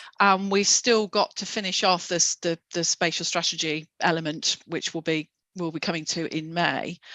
So I suppose what I'd like to understand from yourself, representing Winslow Action Group, obviously you'll be coming along to those sessions and will be putting forward your comments on the soundness of the site allocation and the issues that you have with the site allocation at the appropriate time when we come to that. But I suppose for today, what I want to try and understand is you said that the criteria under question 15, you have issues around the way that the policy is set out in relation to a lack of classification with in relation to BMV land, etc. What would you like? What I'd like to try and hear from people is what is necessary to make the policy effective. So what wording would you need to be in that policy? I think there needs to be a differentiation between the different types of greenfield land that may come forward that could be assessed against that, because at the moment it doesn't matter whether it is a greenfield that has been used for a very low purpose from a farming perspective, or it may not have a landscape impact, for example, but particularly we're talking about what the soil could be used for in the future.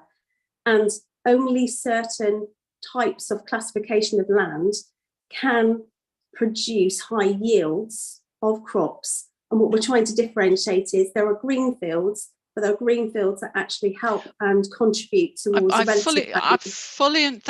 you. I fully understand your point, but what I'm trying to understand, the policy ES3 refers to and says permission will not be granted for any development which would be likely to lead to or result in an unacceptable level of loss. And then at criterion 8 it says loss of healthy soils, and in particular to the best and most versatile agricultural land, etc.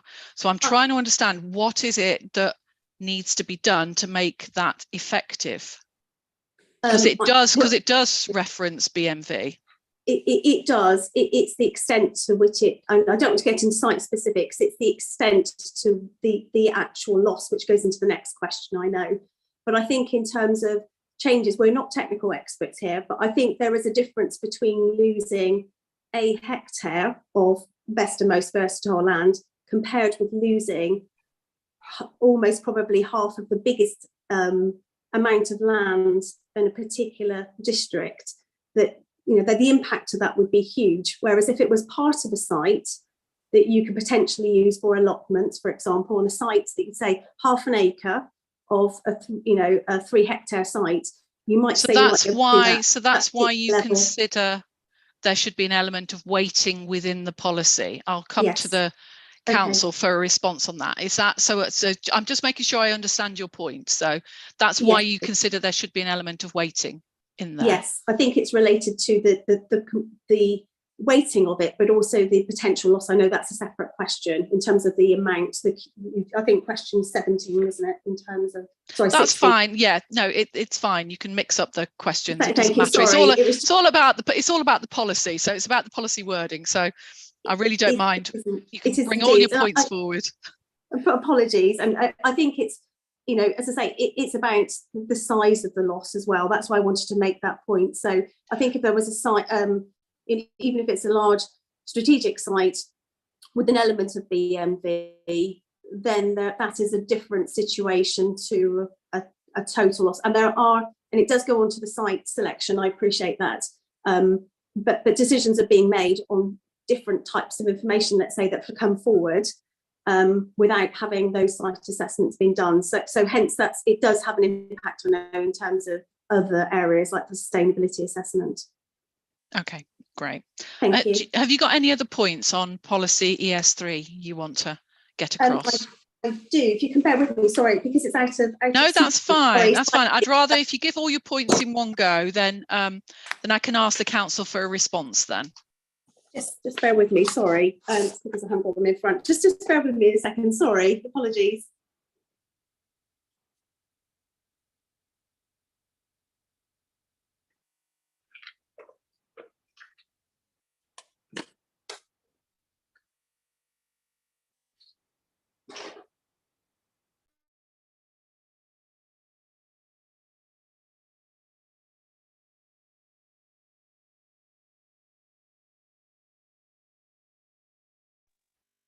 Sorry, I'm back again now. Sorry, Mum. The other issue that I wanted to raise is actually in relation to ES3, but air quality. So I don't know if you wanted me to raise that now or at the air quality matter. Well, are you staying for this afternoon? I am, but the comment is related to ES3, but it is interconnected, so I don't know if it will be easier to. No, that's fine. If you want to raise it now, it's just that we will have a discussion about air quality as well. But if you think it's interrelated with ES3, that's absolutely fine. I do. So the key element really under ES3 is that this is around maintaining quality of life within our environmental limits. And I think the question that you had was whether it should be split. I think you had a question for the council as to whether this should be split into two elements of the policy. I'm not going to comment on that, but the area I do want to comment on is at the end, it says, beginning, it said development proposals will demonstrate that environmental risks have been evaluated and the appropriate measures have been taken to minimise the risk of adverse impact to air, land and water quality. But when you look at what the actual policy says, there is no reference in there to air quality at all. And I think it's been missed. And I don't think it will duplicate anything that's under the air quality policy specifically, because you're looking at this from an individual, you're looking at this from the individuals whose life would be impacted by this. And so we think that it should be added to that list. Air quality should be part of that. And that's where the policy amendment should come in into the equation. I'll talk about the other air quality issues in the separate session. Thank you, Mum. Okay. Thank you. Mr. Bannister, please, and then I'll come to the council. Thank you, ma'am. I actually wanted to talk about ES4, question 13, but I think we skipped over it. No, we're coming to that. I've just changed the order. Don't worry, we're coming. We haven't done ES4 yet. I'm out. We're just doing ES3. I've just swapped the order because this one's, just wanted to do ES4 later. So after this one, we'll do ES4. So ES3. So any other questions? Oh, Ms. Jones, you still got your hand up. Is that because you've got something else to add? No, apologies. I'll take it down. That's fine. Thank you. Ms. Hamilton-Foyne, please. Thank you, ma'am. It was just seeking a point of clarification really on criterion 8, where it says loss of healthy soils, and in particular to the best and most versatile agricultural land. Do you need loss of healthy soils as well as BMV in there? It's just point of clarification really, and we suggested some alternative wording for a recently adopted plan in our representations at Reg 19. Thank you, ma'am. You did. Thank you. Thank you.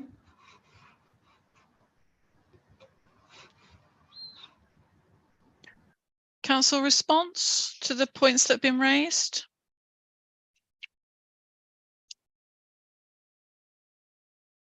I'm not sure who that's going to be. Is it going to be Mr. Russell or? Thank you, Inspector. Sorry for the delay there. Oh, it's Mr. Moore. Thank you, yes. Mr. Moore. No, don't worry.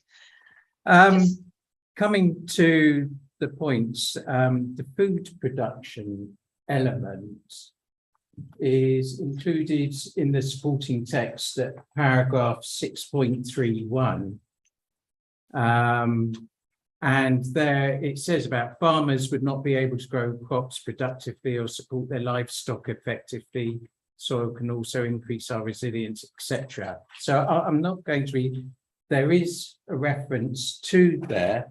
The reason best and most versatile agricultural land and healthy soils is that even on lower agricultural quality land, it can still perform a very important role, such as the microbial life that is supported in grasslands.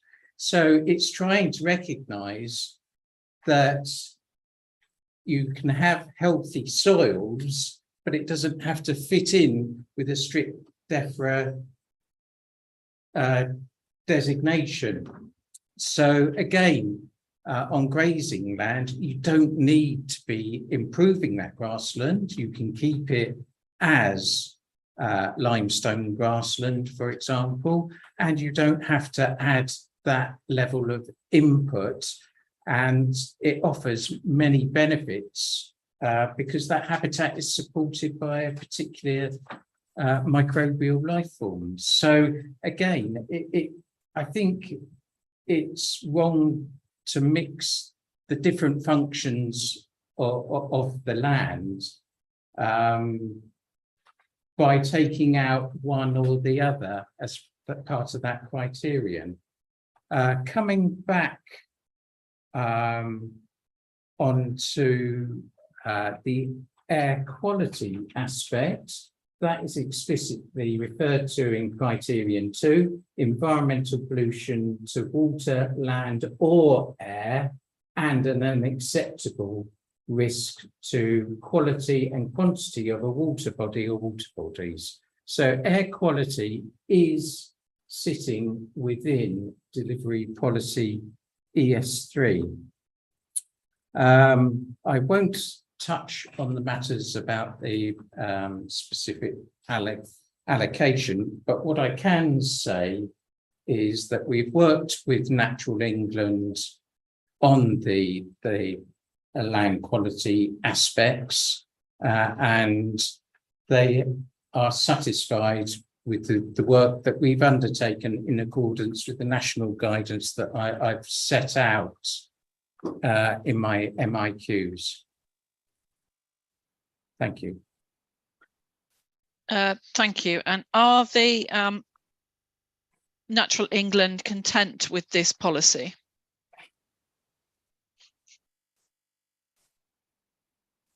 Yes, they are.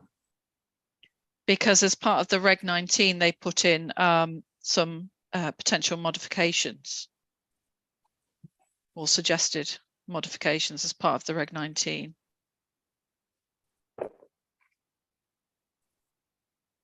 So have you had discussions with them about that? We've had continuous discussions throughout the development of the plan up until this stage,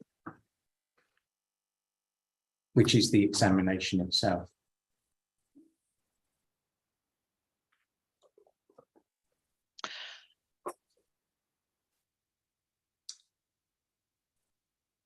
So they've suggested that inclusion of reference to suitable context information together with explicit reference to the DEFRA construction code of practice for sustainable use of soils on construction sites for this, because if you're talking about maintaining quality of life within our environmental limits, it's also about it does relate to construction sites as well, because then people have to live on those sites or work on those sites or whatever. So I'm trying to understand whether there has been any discussion since the Reg 19 and the council setting out the summary reps. On that point, the discussion has been that guidance is in the public arena, and if we were to list every form of guidance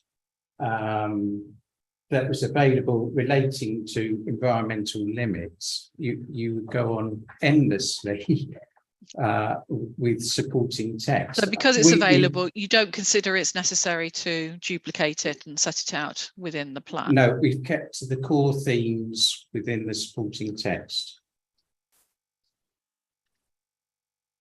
And some of the other issues that have been raised by some others as part of the Reg 19, I know that the council has responded on many of the points that have been raised on the Reg 19 consultation that occurred. It's been raised that the national policy states that a consideration needs to be made to the loss of BMV land rather than, so is the policy going beyond what national policy says, or because the policy is actually referring to an unacceptable level, therefore that can be determined on a case-by-case basis, that it's not going against what national policy is saying? That's it, precisely. Yep. Okay.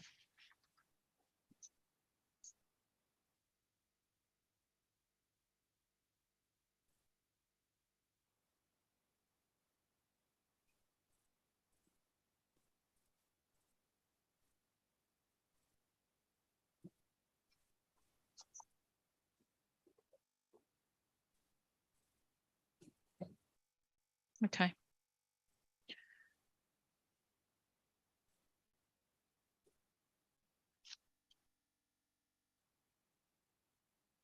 Are there any other? Oh yeah, I've got a hand up. Ms. Jones, please. Apologies to come back again. I was just trying to understand what Mr. Moore had come back with in terms of Natural England being comfortable. I think he may be referring to they're comfortable with the information that's been provided to them, and talking about site-specific information with a limited, perhaps limited level of understanding of the actual information that's come forward in terms of evidence at a point in time. So I don't want to get in site specifics. I just really wanted to make the point, as I was saying, around how the policy is then worded in terms of how individual sites could be assessed, going back to what I mentioned just now, going back to the individual policy, and how there was a differentiation between different types of greenfield sites. So apologies, I just wanted to come back to make sure that it was clear. I think Mr. Moore may be talking about site specifics. Well, I won't answer for Mr. Moore, but you don't have to apologise for coming back. If you've got a comment that you wish to make, you're more than welcome to make it. Mr. Moore, anything you want to add to what you've said? No, I think it's all covered in the MIQs and what we've discussed this afternoon. Thank you. Okay, thank you. If there's no other questions on ES3, then for now, can we move on to ES4?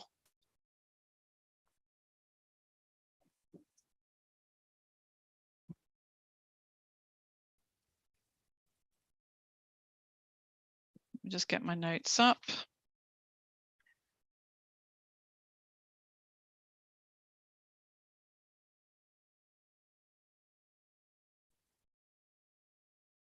Now, I note in this one that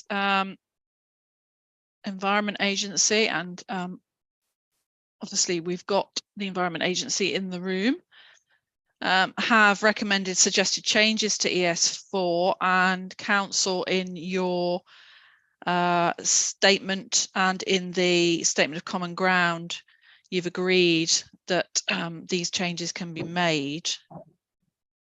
Has anything changed from that fact that I'm not aware of? No, ma'am. That's still the case, yes? Yes. Okay. Okay, I've got no queries in relation to the changes that are, or the suggested modifications that are set out. I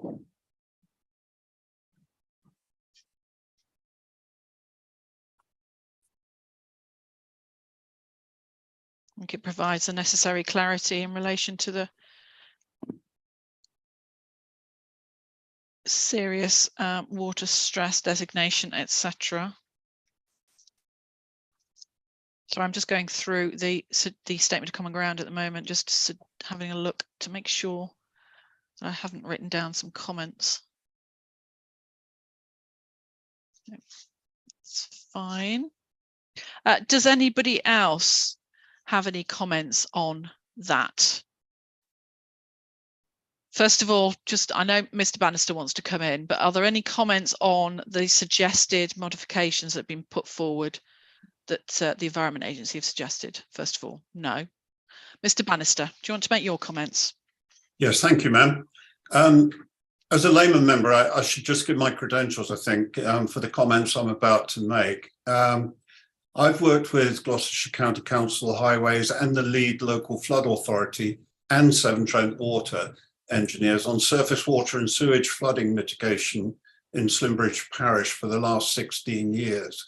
I know you don't want to get into site-specific aspects today, but do you mind if I use PS37 as an example of the point I'm trying to make on policy? You can use it as an example, but I'm not getting drawn into any discussions about the merits of the case and the soundness of the allocation or anything like that. Not today. No, I don't wish to do that. But if there's a point you need to make and it's useful to do it by giving an example, that's okay.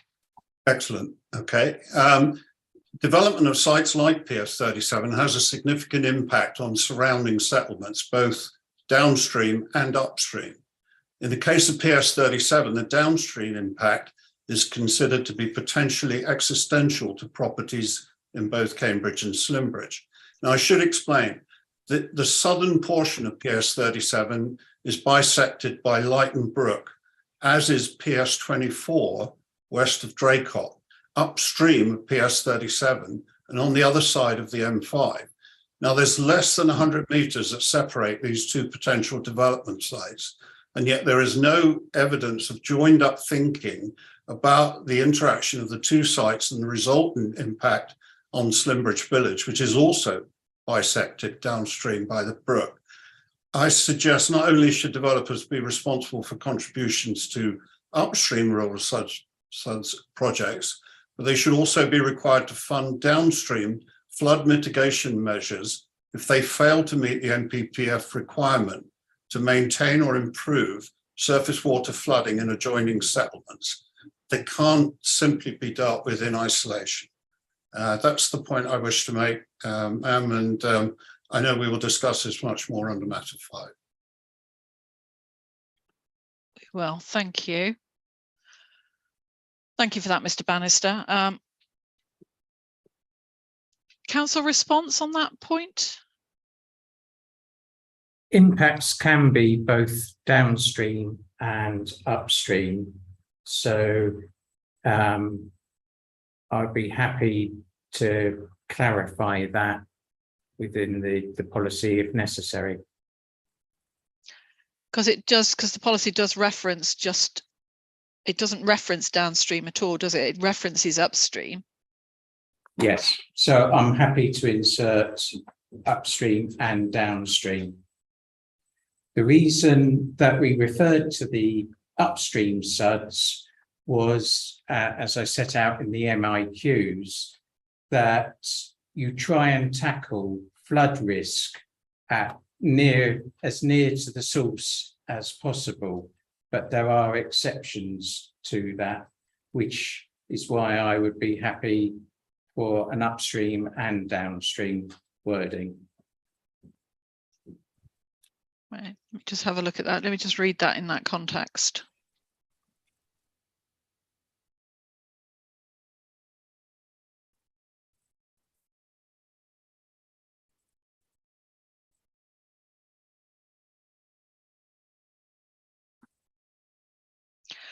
Well, do you even need to reference upstream? Can it just be rural SUDS projects and then it's can be determined? Yes. Whether it's upstream, downstream. I'd be happy with that. Potentially taking out that ambiguity. Yes. And then a decision can be made as to what is required and what is necessary. Okay. Mr. Willits, please. Well, excuse me, I'm sorry. I won't repeat those points because they were ones that I wanted to make, and I'm pleased with the agreements that's just been struck. But what is not included in that conversation is existing. So in our particular case, we were thinking about PS25, PS24, and then obviously down to PS37 as an example for this policy. But what about the existing developments that are taking place? So in our case, that would be in Dursley upstream, and it would be Box Road midstream, I suppose.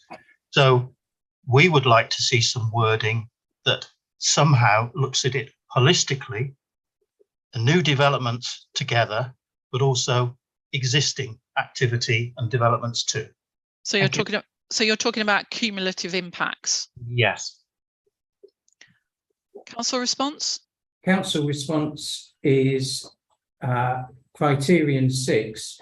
Consider the cumulative impact of adjacent developments in devising an appropriate drainage strategy. I think that covers it, Ma'am. And are you content that that covers existing as well as other adjacent development that may be proposed?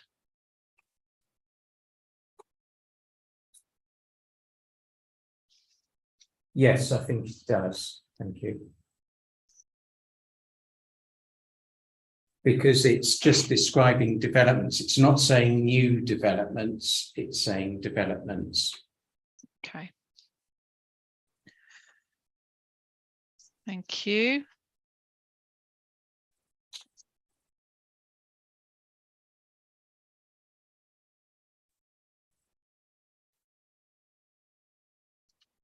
Does anyone else have any comments to make on ES4?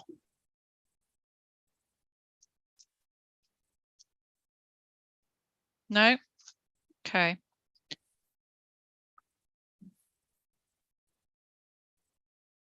Let's move away. Well, are there any other comments on matter 10A before I move on to air quality? Okay.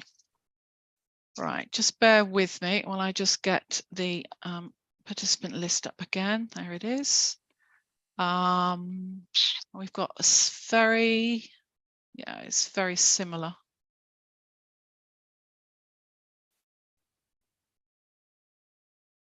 Okay. We won't go around and do introductions. It's a very similar list. So, air quality.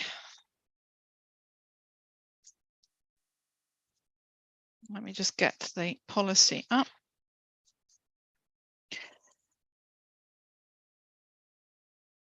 Now, our questions, when we set out our MIQs, what we wanted to try and understand was what's the base level of air quality within the district.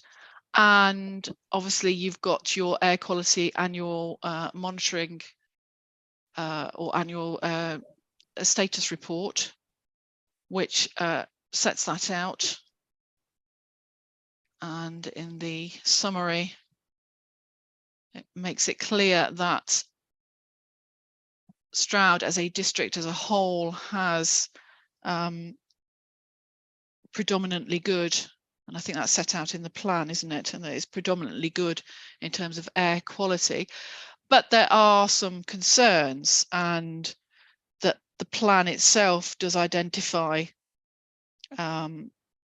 that I think the wording is that a very small number of locations could potentially exceed the annual average for nitrogen dioxide and fine particulation.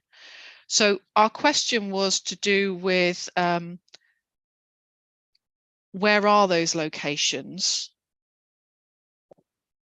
And the council's response in their statement is that nitrogen dioxide is monitored at 7 locations near to the energy from waste plant at Javelin Park.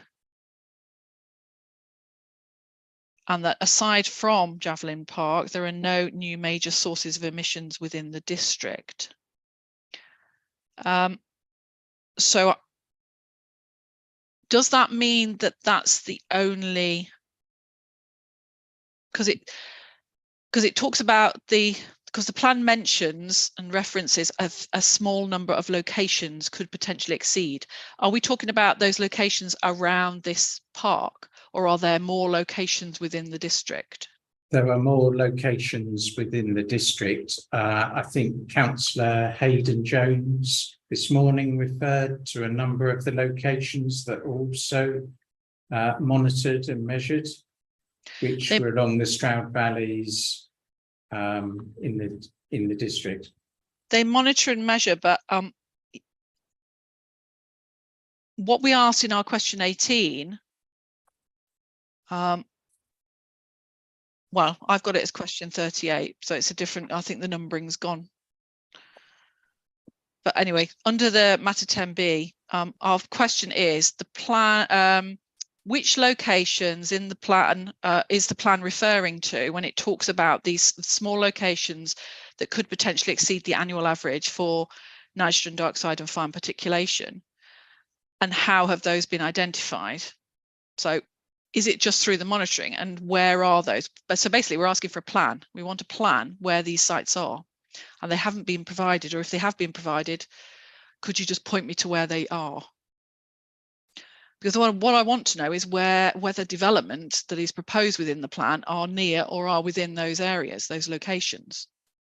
And I don't know until I've got a plan. Okay, Mum, we will take that away as an action to provide Yes, please, that would be really helpful, because that will assist in then later discussions when we start to talk about the site allocations. Excuse me.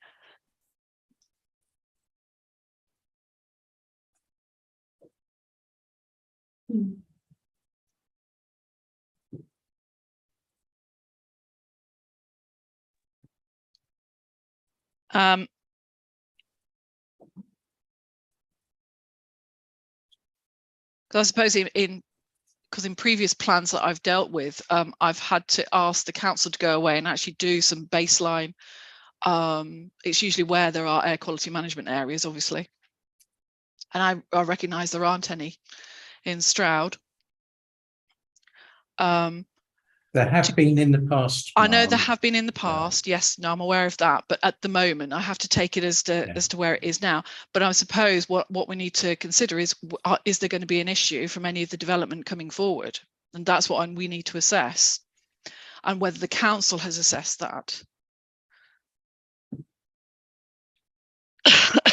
Excuse me. So I suppose it's trying to understand. So first of all, we need to know where these locations that could potentially exceed are. Are they adjacent to, or are site allocations going to be adjacent to those sites or within those locations? Or traffic impacts, because I recognise it's not, obviously air quality is not just about traffic, but the evidence suggests that the vast majority is from road traffic emissions within the Stroud area, but there could be other emissions that may, and obviously you've got the energy from waste plant, which is obviously what you've referred to. So we really need to have that information as soon as possible, because that will assist us in terms of looking at the site allocations analysis and whether any further evidence is required on air quality, and whether any whether the council has assessed that in relation to determining where.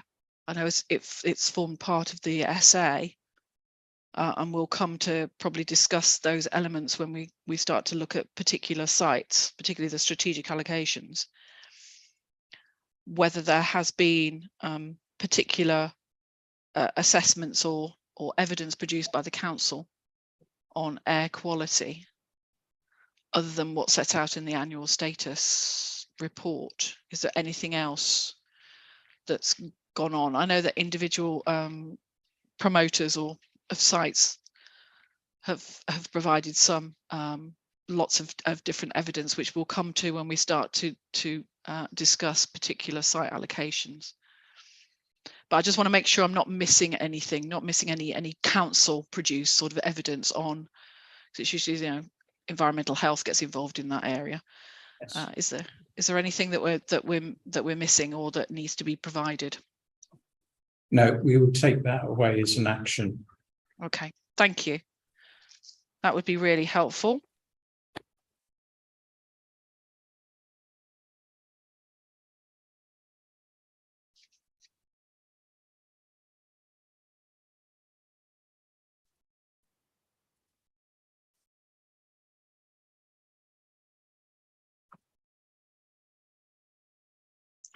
Our question in relation to, it's our third question. In the council statements, it's question 20, but in mine, it's question 40. This is the question about at paragraph 6.41, the plan seeks to minimise any potential air quality issue by locating development where there is a viable range of transport choices. So this is the assessment that I was just talking about. So have appropriate assessments of the effect of the planned growth on air quality been carried out to ensure that this is the case? And then does the plan provide appropriate measures to mitigate any impacts, including cumulative impact? In your statement, you don't really answer that question. You say that it will be through the planning application process.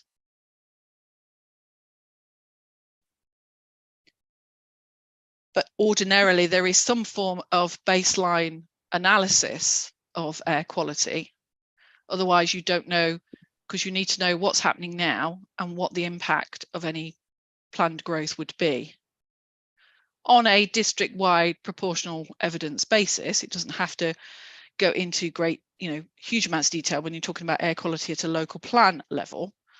When you get down to a site level, absolutely, that's different. That is at the development management application process.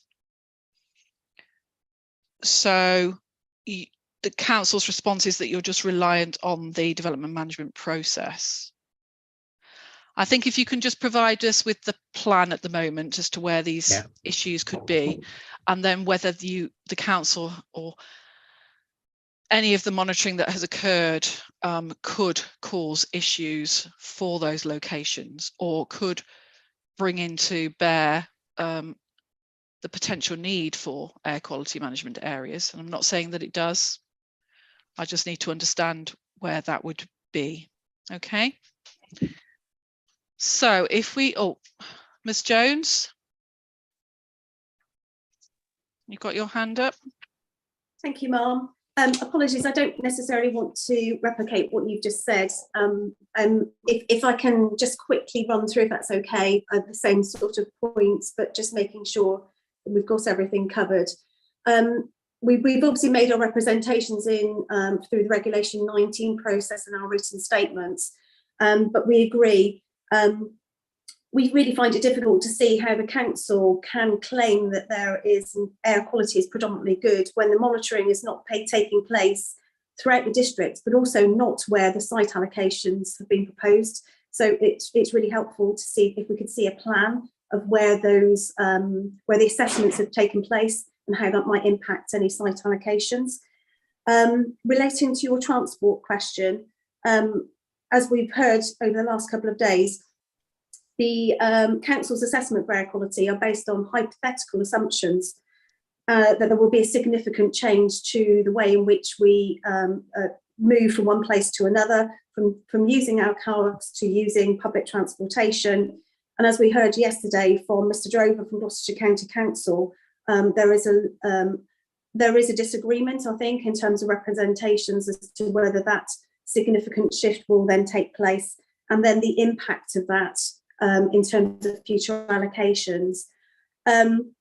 With respect to the evidence base, I would like to pick up on the point that we have not seen any evidence to see that there would be any air quality assessments that have been taking place on the lower sections of the M5, the A38, the A4135 or the railway network where there are strategic allocations. And without that, we feel that it'd be very difficult for a decision maker in the future, if they don't know what the baseline is of an existing potential pollutant, to know whether there would be a requirement for a specific assessment in the future, which then may identify if a mitigation measure would be required, if that could even be achieved. What we're concerned about is that site allocations could be put into the plan, and at a later date, Mr. Moore is then setting out, you go through the development planning process, and at that stage you then understand that you cannot mitigate those measures. So we feel that the policy would be ineffective because it hasn't had the accurate, independent measure of air quality, in particular with relevance to where the proposed allocations are being proposed, but also where there are cumulative effects in some of those locations, as one of the earlier representations were made, that only 100 metres away from another, but there's been no cumulative impact assessments in there. And I know we'll be talking about CP14 later on, but it does say that there would be no unacceptable level of air pollution or exposure to unacceptable risk from existing, and that's the key point I think we want to make, or potential sources of new pollution. So sorry to read it out almost a little bit that overlays what you've already said, Inspector, but I just wanted to make sure that you understood our position. Thank you. Thank you. If we can start to just have a look at the policy itself. Now, I've already asked where these areas of poorer or marginal air quality are located. So if the council can provide that, so you're going to provide that, so that would be most helpful. Are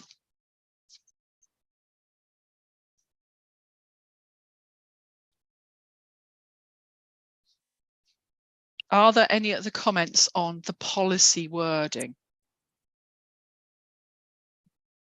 We've got all the representations and obviously the statements. So we'll go away and have a look at that. No? Sorry, Ms. Jones, you still got your hand up? So do you want to just take that down? Thank you. Okay, thank you. Okay, so there's nothing further on that then. That's air quality done for now. We may well have to come back to it depending upon what this map shows. And it will obviously be something that may end up being referenced when we come to the site allocations. And as I said, we may have to come refer back to it once we've got that additional evidence in place. Thank you. If that can be provided, sorry, just to the council, if that could be, would there be an issue with providing that within, I'm trying to think, let's just have a look.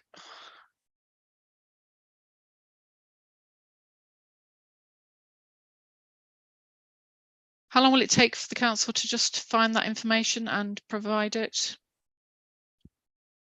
Well, we'll try our best as soon as possible, obviously, but okay, as long as it can be by the end of April. I know that gives you 4 weeks, so you know, so you've got plenty of time, 4 weeks or so. It's just that because of the Easter holidays and everything, then I don't want to give you undue necessary stress trying to get something done when it's not essential.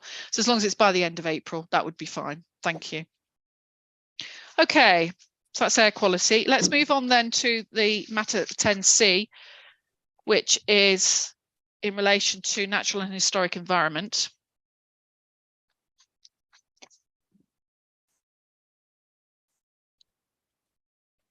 Let me just change my papers.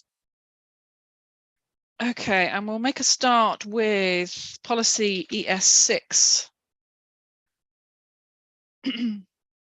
So we will be jumping around in the plan a little bit here because I want to go from different areas to others, because I know we haven't done ES1, but we'll come back to that. ES6, so it's providing for biodiversity and geodiversity. And this is all about biodiversity net gain. Now, not proposing to have a discussion about the 10%, it's in legislation, it's a requirement.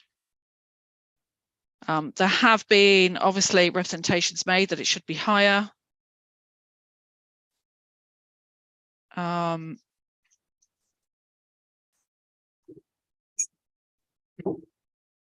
there have obviously been representations made about whether there should be a transitional period and whether it will be appropriately, whether additional information in how this 10% BNG is going to be calculated, etc.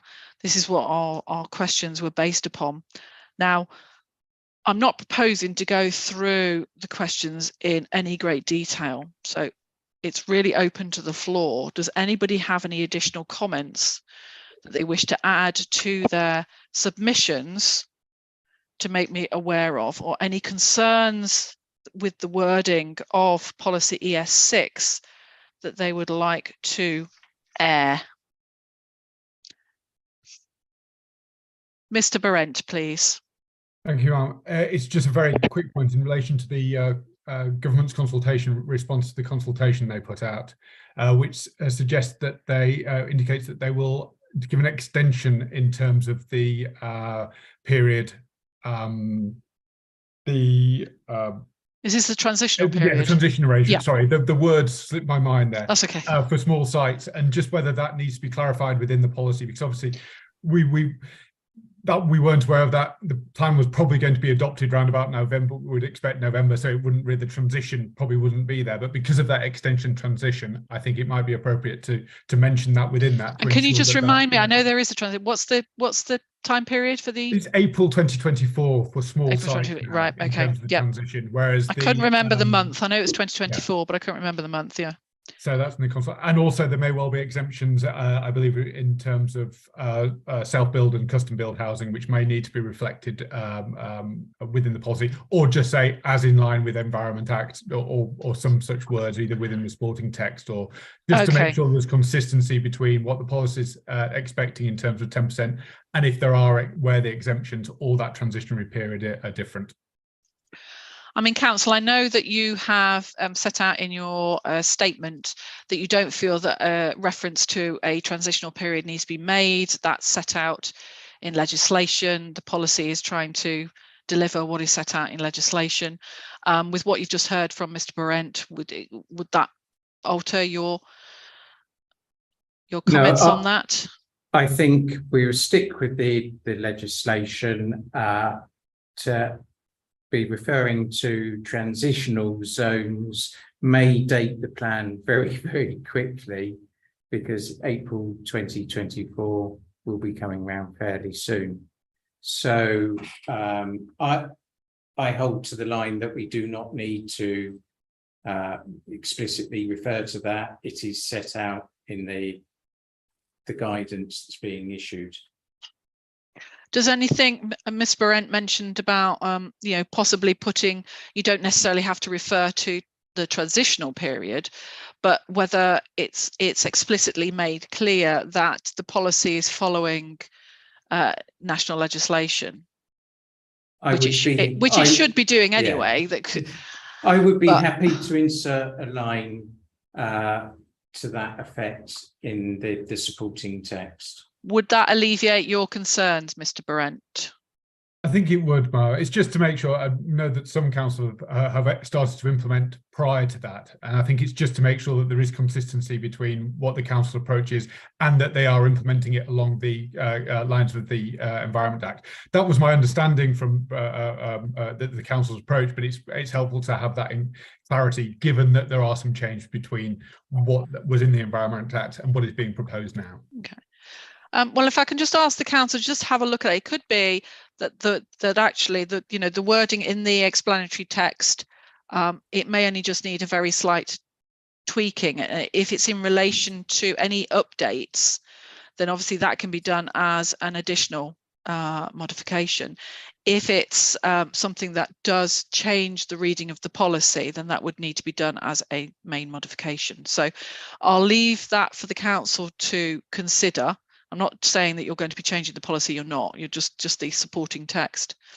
If you can just have a look at that and just make sure that it's up to date.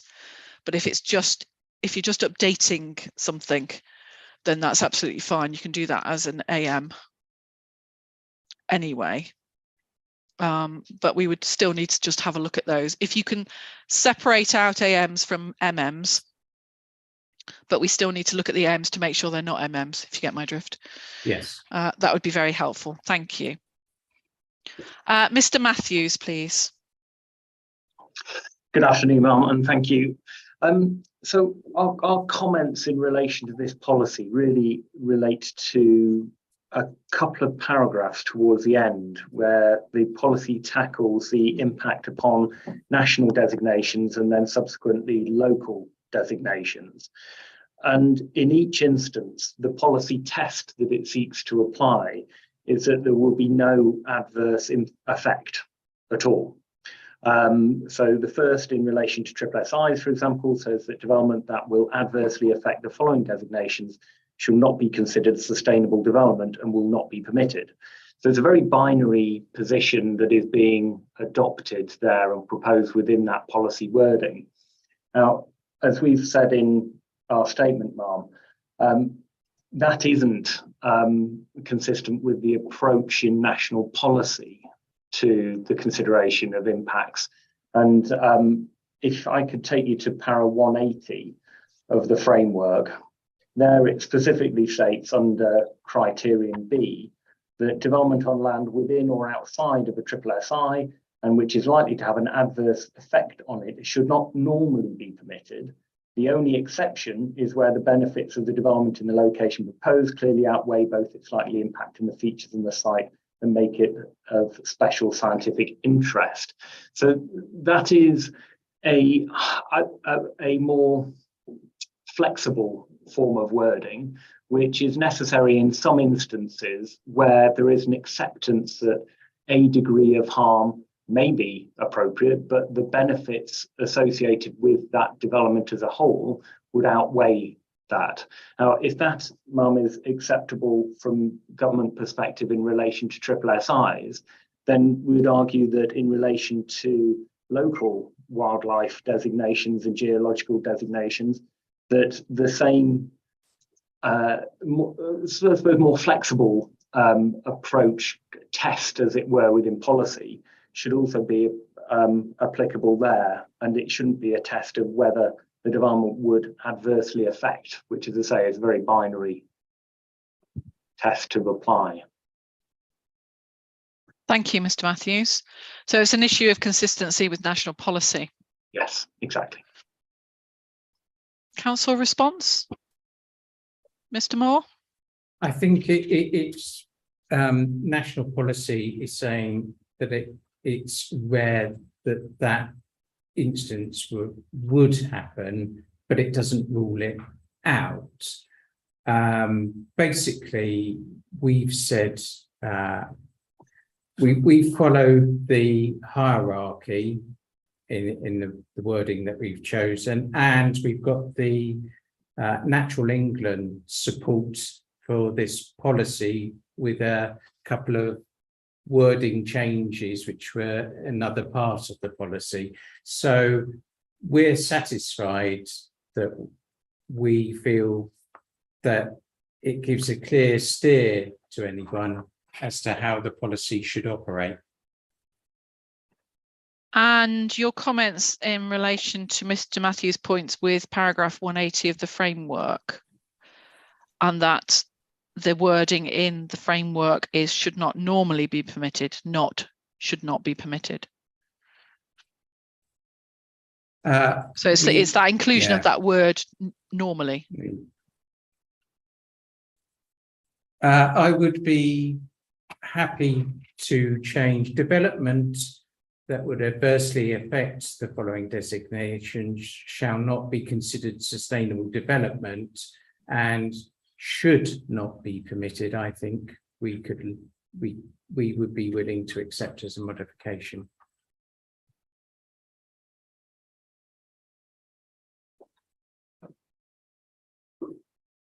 Is that still consistent though? Because you're saying should not be permitted and national policy is different. Because it's the word normally, isn't it? Yes, sorry.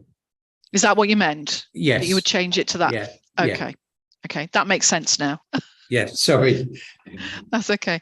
Mr. Matthews, would that, I know it's not just to that one, it's to the local sites ones as well. Would yes. what wording changes would you propose for that? Or do you suggest, and then I'll go over to the council? Oh, you've put me on the spot there. I need to probably just have a little think about that one, and then I'll come back. That's okay. I'm going to bring Mr. Willits in because he's got his hand up for his comments, and then I'll come back to you. Mr. Willits, please. Yes, thank you. You've actually picked up the one point just at the end there where I was wanting that conversation to relate to the local wildlife sites and nature reserves as well. One of the problems I think we've had is, and recognizing that we're trying to look at the policy here and not at site specific, we look at a site and we say, well, that's interesting. How can that be proposed if the policy reads the way we think it reads, which would therefore suggest that a particular proposal shouldn't happen? In other words, where we see that development will adversely affect a local nature reserve. So that makes us think we don't believe the policy is robust enough in not adversely affecting. And what exactly does that mean? Now, I'm going to defer to the conversation you've just had about specific wordings, and I'm not quite sure what to propose, but the point was going to be, should not adversely affect, in our view, should mean should not adversely affect. Can't be offset, can't be looked at elsewhere, should not adversely affect local nature reserves. The question then is, in our view, how can that be written so that that is very robust? Thank you. Thank you, Mr. Willits. Mr. Matthews, are you ready to come back? Well, I've got a suggestion, but before I say that, I think Mr. Willits has kind of hit the nail on the head really with that, in that there are a wide range of policies within a development plan, and it's important that, as I said earlier, the precision within that wording ensures that everyone is capable of reading and understanding what the plan is seeking to achieve. And I completely can understand where he's coming from insofar as any particular site is concerned and the impact that would inevitably have. So that's why it's necessary to ensure that there is sufficient degree of policy of flexibility within the policy wording, so that all of the broad impacts of development can be taken into consideration when determining the most sustainable locations for development. I think if I may go back to the sort of triple SI point, you absolutely rightly picked up that it should say should not normally, but I'm not sure it should also say development that will adversely affect the following designations should not be considered sustainable development, for really the same point that sustainable development has to be a broader assessment and understanding of a wide range of factors relating to a particular site and a particular development proposal. Simply to dismiss a proposed development as being not sustainable development on the basis that it would have a potentially very marginal minor impact, albeit adverse, on protected habitat is not, to my mind, proportionate to a proportionate position. So I would recommend revising the wording in that paragraph to be development that will adversely affect the following designations shall not normally be permitted. And then it can lead on and, to my mind, will be consistent with the framework as the consequence of that change. Then, and in relation to local sites? Well, I think in relation to local sites, there is a slightly different test there. I've just flicked through and I can't see anything specific that we can hang the test on from the framework, but I can understand the authorities' desire to have some hook and relationship with the local sites in reference to it. So what I'd scribbled down, albeit in the couple of minutes that I had, was that development should seek to avoid adverse impacts on.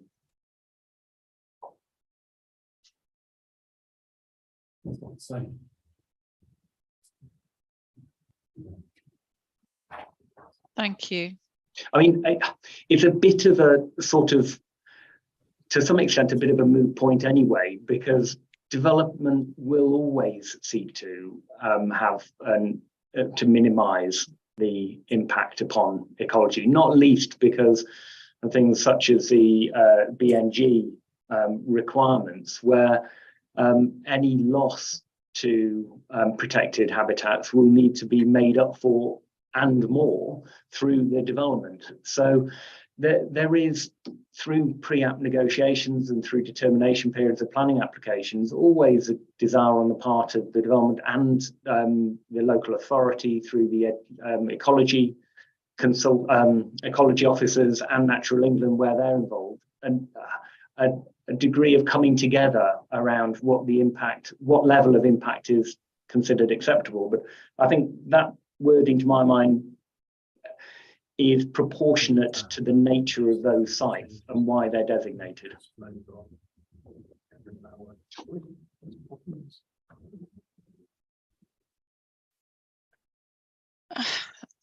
Because you're. I suppose it's the higher I suppose it size, comes which is to. required in the police.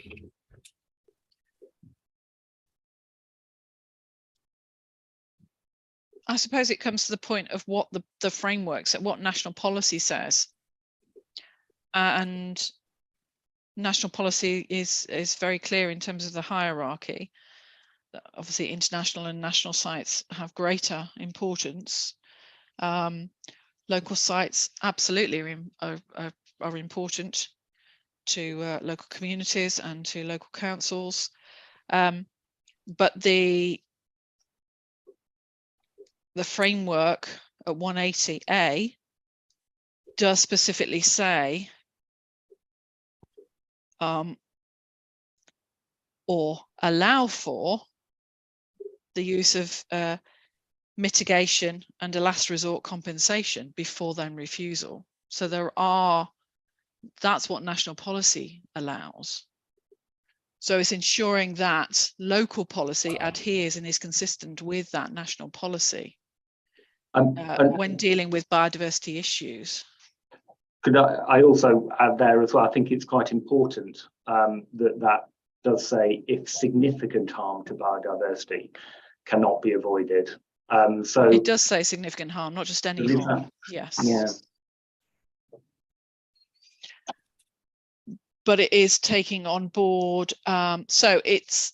I don't think I'm not going to come to some wording today. I think the council needs to go away and have a think about. It's another one to think about, I'm afraid. Sorry, council, but you've got a bit of time to think about it before we need it.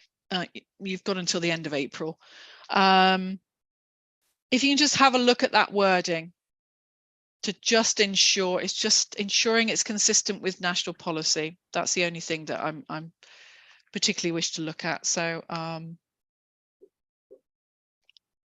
Mr. Willits.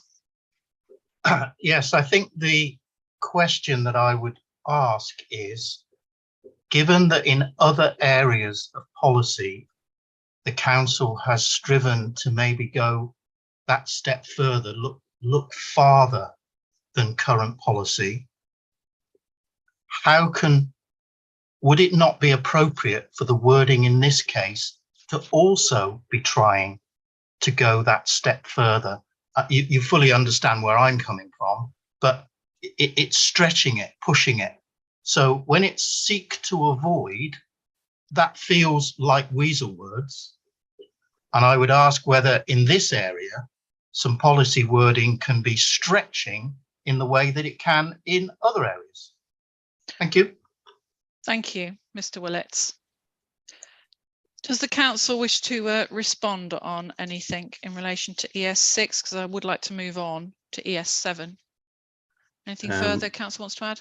I do apologise, Inspector Tom Ridley, the council. Mr. Moore's computer has just crashed. Oh, has it died to death? Has it? Yes, he will be rejoining shortly. I can still see him. I can still see Mr. I can still see Mr. Moore. Right. Okay.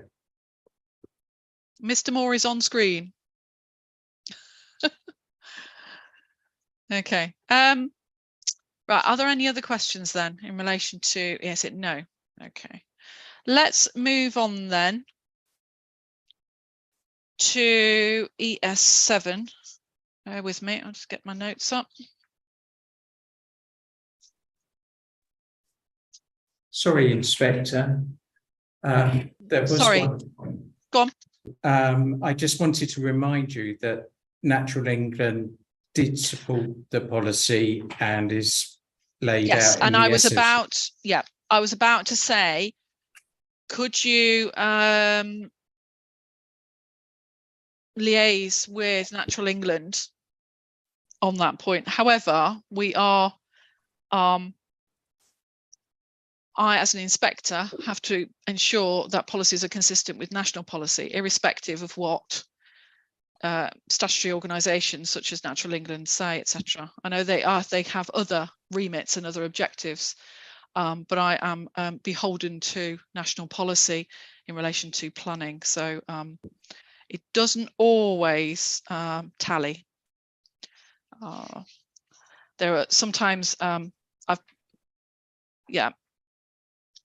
won't say anything else.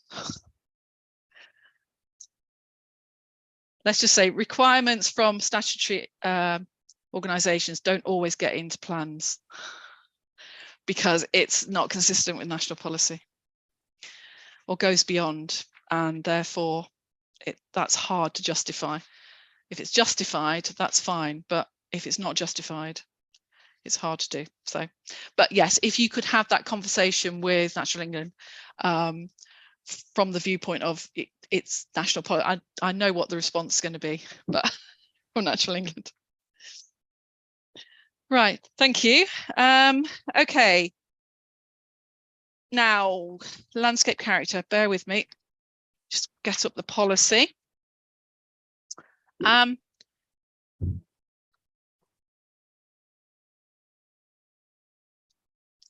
Now, my understanding, and please, council, correct me if I'm wrong, but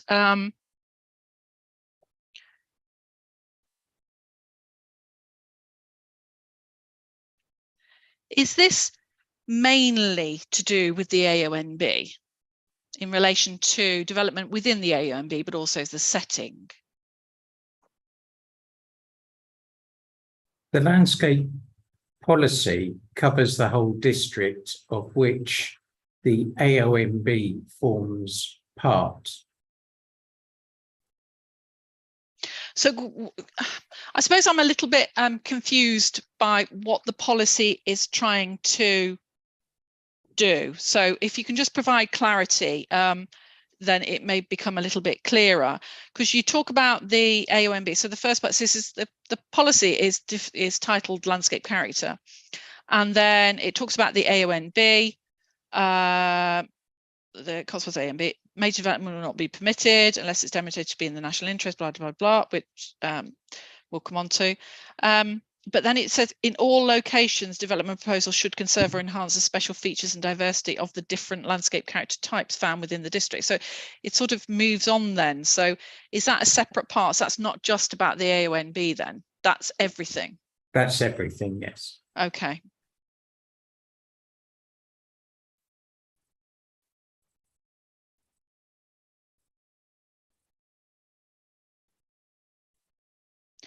But you haven't got any landscape designations or anything like that. This is purely from a development management perspective. The only you've got the AONB, obviously. Yeah. That's different. Take that one out of the equation. You haven't got any other landscape designations. No. No. We have the landscape character areas. Yes. We refer to that in the supporting text. Yes, but they're not designations, they're just assessments of character. Okay. Does anybody have any queries or questions on, I shouldn't say queries, because we're not here to for people to have queries. It's about, does anybody have any excuse me, comments on ES7 and the policy?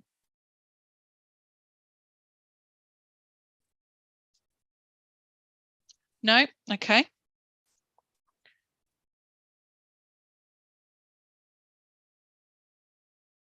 Just checking notes. I think we can quickly move on. And I just want to ensure, and there's consistency across, because there's a reference has been made to character in a number of policies in different terms. So is there definitive consistency across the plan in relation to landscape character? I believe there is, Ma'am. Yeah, okay. Well, that might come out of the, I'm not saying there are any issues, but I just wanted to just flag that up just in case, but that may come to, that may come out when we start to go through the more specific site allocations, if it does. So, okay, thank you. Let's then move on to the next policy, unless anybody's got anything they want to raise on that. No. So ES8.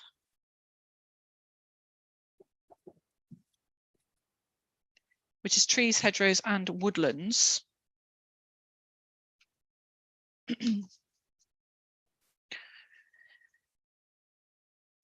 Now, a number of representations have been made about the wording and some of the terminology that's used within this policy about exactly what the requirements are.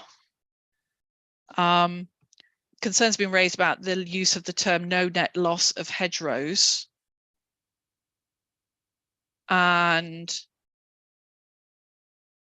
again, you've got the term unacceptable loss, but the council, you've clarified that that's about professional judgment and expertise on determining what should and shouldn't be deemed to be acceptable.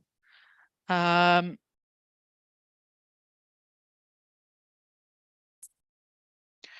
can the council just explain the no net loss of hedgerows element? What exactly does, well, I know what that means, but what can the council absolutely say that? I mean, you've got now, because any development coming forward would also be covered by the other policies such as ES6. So, and hedgerow is a very important habitat, obviously, so we don't want any loss of that if we can't. But can the policy say no net loss, or does there need to be an element of flexibility there? Is that really consistent with national policy?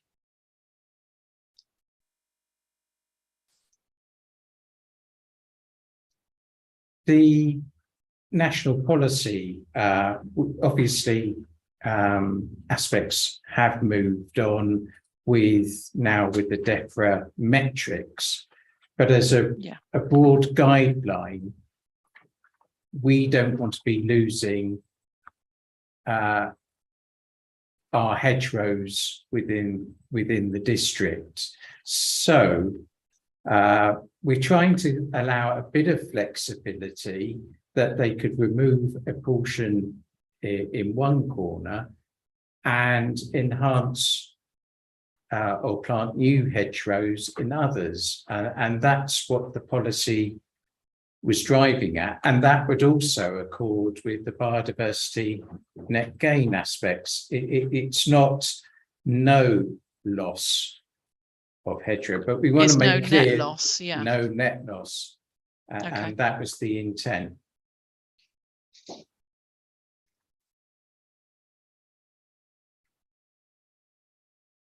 Okay.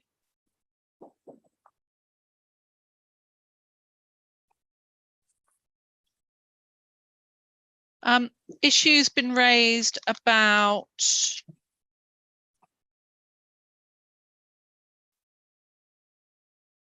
trees. It's loss of trees.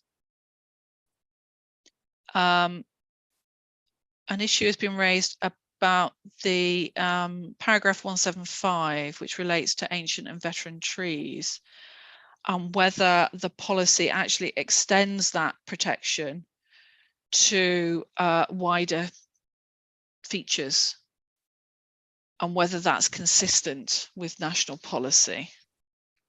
Council comments on that?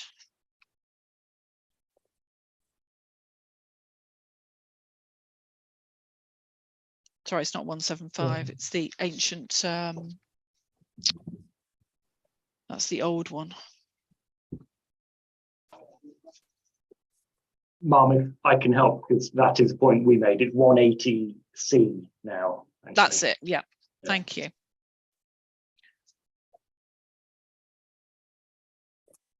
It is a such as, though, that's given as an example, isn't it? Yes. In C, in the framework. Because it's about irreplaceable habitats. Could I maybe just explain the concern we have? Yes, please. Yes, please, Mr. Matthews. It is really around the definition of what locally valued means, and a policy which confers the same protection as you would have to an ancient woodlands or veteran trees, to anything which at this moment in time it's very difficult for us to say, or we wouldn't know. I'm looking at it from the perspective of a party who are appraising the potential of development on a particular site. And in that instance, you might understand some of the background to the site and some of the ecological assets that exist there in the environment. But locally valued is not defined anywhere. And there's no record, I don't believe, of any locally valued trees. If they were particularly valued by the local authority as trees, then they could be the subject of a tree preservation order. So that will give them that additional layer of protection. But without any clarity on that, it seems to be disproportionate to apply the same retention criteria as being applied to ancient woodlands and veteran trees as per 180C of the framework. Thank you. So council response on this use of the word locally valued. Yes, we've had locally valued trees identified, and they form part of the design statements we have in the district. Also, we have them in the neighbourhood development plans. And essentially, they're trees that aren't of sort of value as in TPO. They could be a whole range of species, and they're just appreciated by the community. It could be just for health and well-being aspects. It could be a particular fruit tree, apple tree. But the fact is that the communities have identified those trees as having a value and giving them benefits. It's not within the strict terms of like a TPO or a veteran or old tree. They could be quite young, but still have great value. So a couple of issues there then. What's the, why then does the policy give the same status to those locally valued trees compared to those that are given, that are protected by TPOs, which obviously that's under legislation, and veteran trees and habitats, which are obviously then protected by other legislation, because it will not be permitted. That's very, very prescriptive and doesn't allow any flexibility. But they have gone through a process of assessment. But what's that process? What would that process is? That process of assessment would be through the production of the design statements or neighbourhood planning processes, that value would be justified and attributed to that particular tree or group of trees. When you say through the neighbourhood planning process, are they set out in the neighbourhood plans then, and therefore are protected by policy and defined in policy? Yes, they can be. No, are they? No, are they? Not can they? Are yes. They? When they've gone through the neighbourhood development plans, is part of the development plan and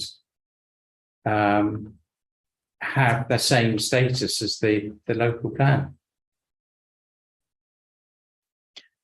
No, I understand the status of a neighbourhood development plan, that it forms part of the development plan. I understand that. I'm trying to understand this. Where are these local valued trees? Because you're talking about, because what the policy says is development that would result in the unacceptable loss of or damage to or threaten the continued well-being of locally valued and or protected. So these are locally valued trees, hedgerows, community orchards, veteran trees or woodland, because you're doing an and or. So I'm trying to understand.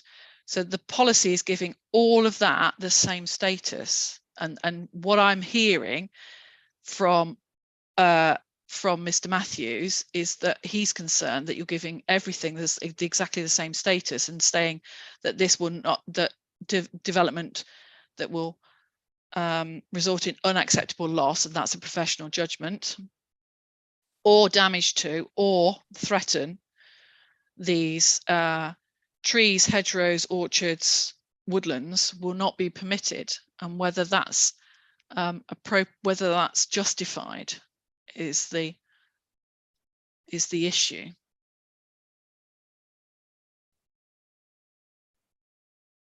So I'm trying to understand how you've come to. We all know how protected trees are protected. That's through legislation, and community orchards and these and hedgerows and veteran trees and that. So the locally valued trees, are you saying that that the council, excuse me,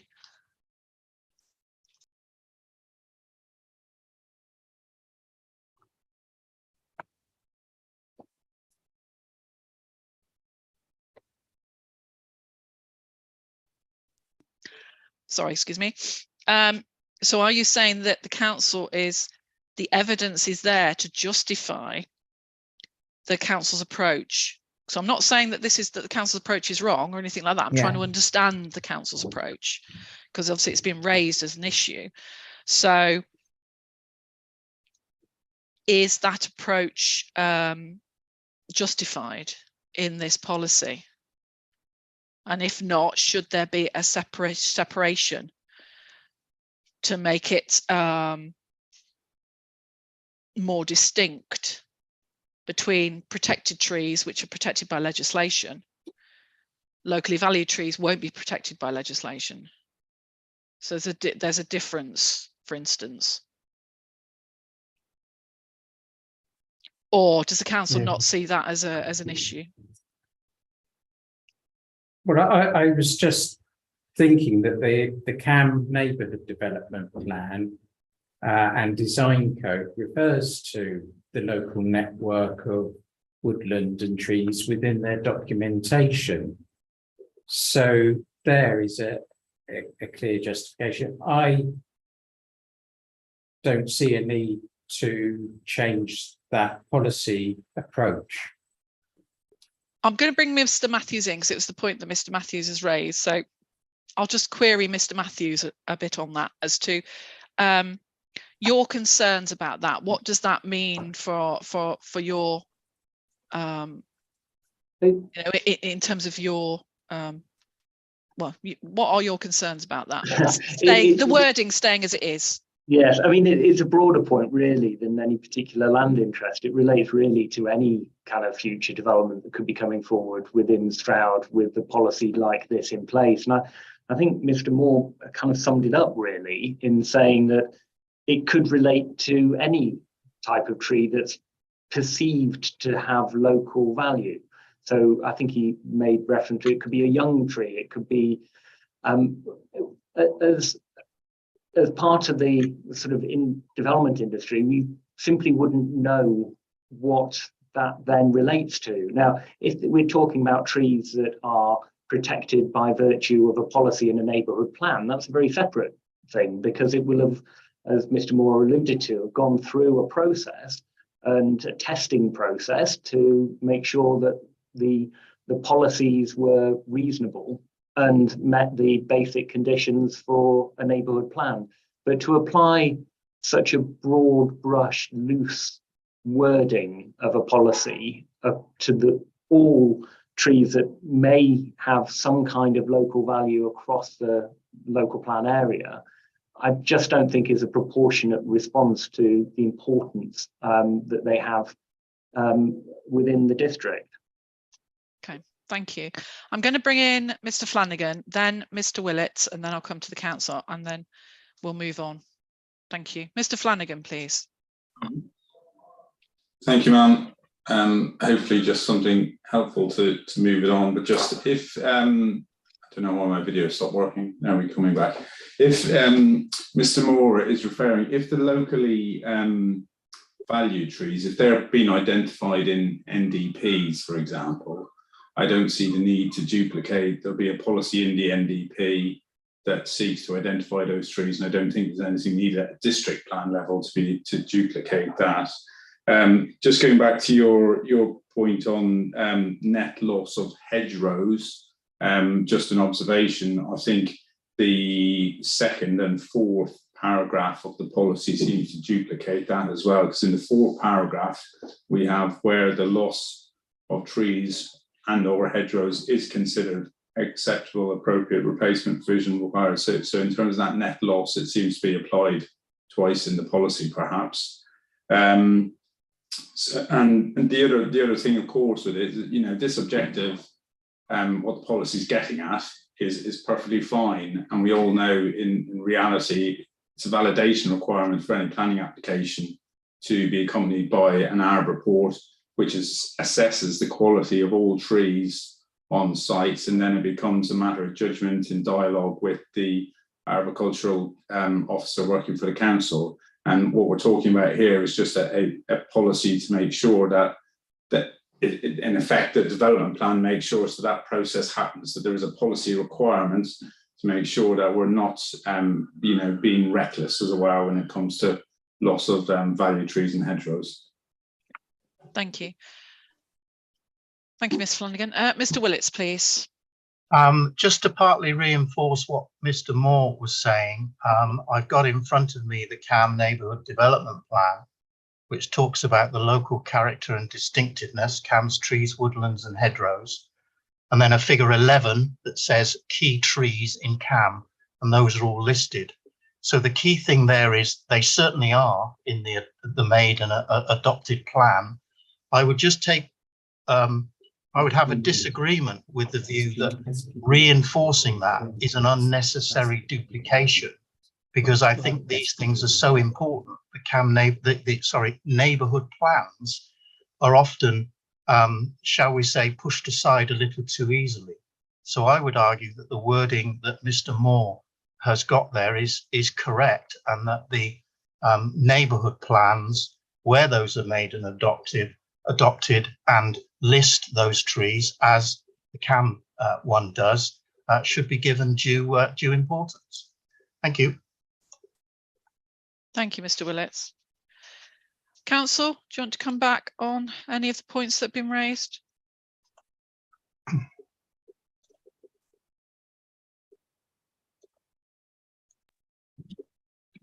Yes, thank you, Ma'am. I think that we could look at the potential future guidance being produced on this, just to help clarify the position,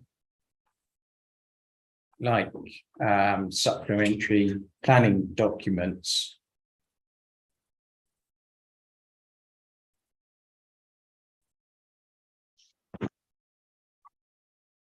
And the issue that was raised about paragraph 2 and then paragraph 4.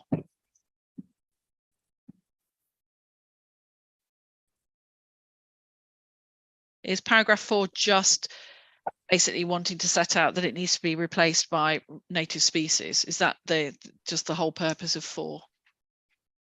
There's nothing else?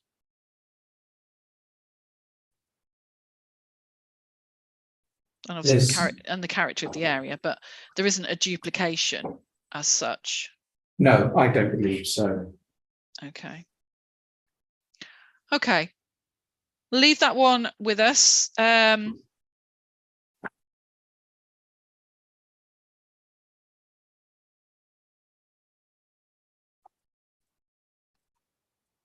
points have been made, so leave that one and we'll have a look at that. If the council can just, I suppose it is this locally valued bit where they're defined, and Mr. Willett's point about neighbourhood development plans being pushed aside, I would be exceptionally concerned if that was happening, and that was the case. They form an integral part of the development plan, so in no way should they ever be pushed aside. You know, I certainly hope that's not happening in this instant, in this case.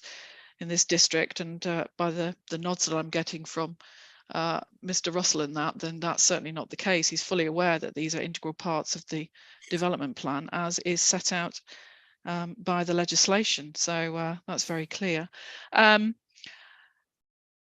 Duplication, again, it's about duplication. I don't necessarily have an issue with duplication. Maybe it needs to be made a bit more specific about what locally valued means, whether that means that there has to be some form of, and whether it's only really locally valued trees rather than anything else, because reading that paragraph doesn't make that clear. So it's whether that needs to be defined in a little bit more to provide that effectiveness and give an element of comfort that you know, the loss of those locally valued trees as set out in neighbourhood development plans. And obviously, you know, yes, there may be an element of duplication of wording, but there, if it can be set out in such a way that it covers, then it may be acceptable. So if the council can just have a look at that and just see if some form of clarity can be provided on exactly what that means, I think then there's no reason for it not to be in there. It's just how it's set out, I think. Okay. Right, if there's nothing further, then if we can move on, we are getting well, what I'd like to do is I'd like to take a very short and quick comfort break. We will be going past 4 o'clock, as you can imagine, because we've still got historic and design and a few other policies to do, but I'm hoping we'll still finish around 4:30ish. So I do apologise because it is a Friday afternoon and it's getting late. But we do need to finish environment, so we will just linger on as long as we need to, within reason. So can I just, is everybody okay if we can come back in literally 8 minutes? Just a very quick comfort break. Is that okay? Right, I'll be back at 10:02 then. Thank you.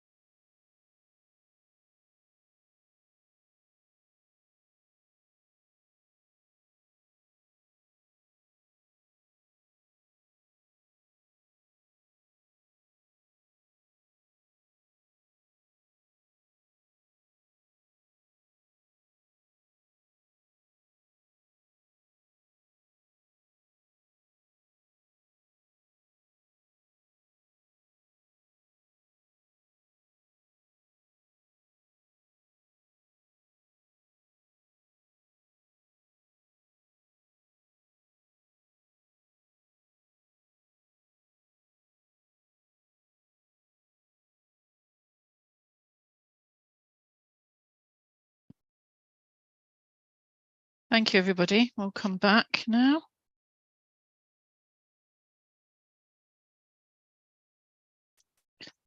Let's move on to policy ES10, which is the historic environment and assets policy. And the points I want to just bring out to the discussion are the consistency of the wording of the policy with national policy, particularly in relation to criterion 4 and 5. So if we can start there.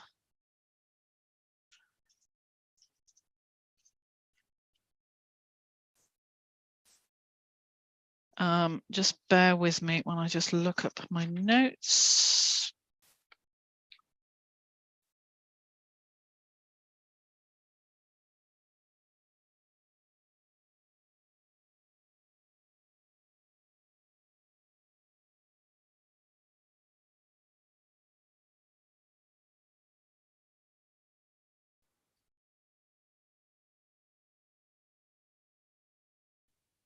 So a question on, we'll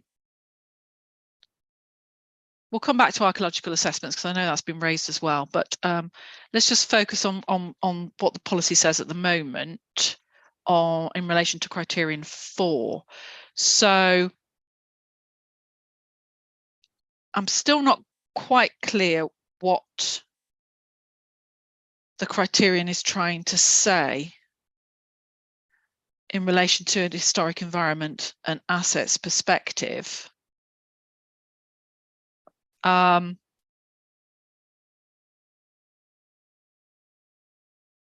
could the council just explain that particular criterion, please? Good afternoon, Inspector. I mean, obviously key views, setting and significance are sort of inherent parts of the historic environment policy and the idea of conserving and enhancing. I think there could be some discussion here about tightening the wording up, perhaps, because I appreciate that, you know, we've used the term key views and vistas, and we haven't necessarily related that directly to key views and vistas, which, you know, contribute to the significance of a heritage asset. That's my concern, because it's all about the significance of the heritage asset, isn't it? Indeed. So, yes. Okay. I mean, I think, you know, if that's something that can easily tidy that up, then we're very open to a bit of because I'm not change. Views and vistas can be exceptionally important for the significance of heritage assets. Indeed, and the intention of this is not, as I think some representatives have suggested, that all or any views and vistas are, you know, must be conserved and enhanced. It is about, you know, yes, going through a process of identifying what it is that's significant, how it contributes to the significance of heritage assets. And obviously we pull out landmark features because they what does that mean? Landmark features historically, what does that mean, or heritage wise? I suppose it's understanding the policy, isn't it? What the wording's trying to achieve. Well, we do in the supporting text, we do talk about sort of features of which paragraph. I mean, you've got it does give examples in the policy, but I'm just wondering what other, because it's got the spires and towers of churches, etc., which are the norm, aren't they? Quite often. But are there any? Well, I mean, thinking, for example, in the way that conservation area appraisals are carried out, you know, commonly landmark features are identified. You know, including key views. You know, that it's certainly in Stroud district, most of our conservation area statements include those sorts of components in the analysis. So, for example, where a landmark tower, clock, something like that were identified in a conservation area statement, then, you know, that would have relevance to the sort of consideration. So are you saying all those features have already been defined? No, they won't already. They won't. For example, we don't have conservation area appraisals for all of our conservation areas. Okay, because that was going to be my next question. Do you have okay. So you don't have conservation area management plans for each? No. Either. Okay. That's not unusual. Good. For councils. It's a shame. It's a shame, but it's not unusual. Yes. Okay. I'll bring in Mr. Flanagan. Thank you for that, Ms. Woolley. Mr. Flanagan, please. Thank you, Mum. Yes. Yeah, we were a little bit critical of this criterion 4, just in terms of it being quite vague and broad. And our suggestion really was that it should put the emphasis back on proposals and what proposals need to demonstrate. So through master plans or application submissions supported by heritage reports, etc., to make sure that the historic environment, which would include then that analysis work would include key views and vistas, which are important to both significance and setting, etc. But if the policy emphasised that the proposals must demonstrate that, clearly it implies that if they haven't adequately dealt with the historic environment, you know, they would be unacceptable. Thank you. I suppose it's a different way of wording the policy, isn't it? Are you saying that the wording support proposals which protect? Do you have concerns with that wording then? Well, yeah, perhaps it's, you know, proposals will be required to demonstrate, you know, and words to that effect through assessment work, that the historic environment has been duly considered with appropriate protection. You know, you don't have to take it too far in the wording, but it's putting the emphasis towards evidence and assessment in as applying the policy then in development management terms. It gives the authority a very clear hook that they will what their expectations are for assessment of historic environment, to make sure that proposals have adequately assessed and been responsive to sensitive heritage assets and non-designated assets as well, I should say. Thank you.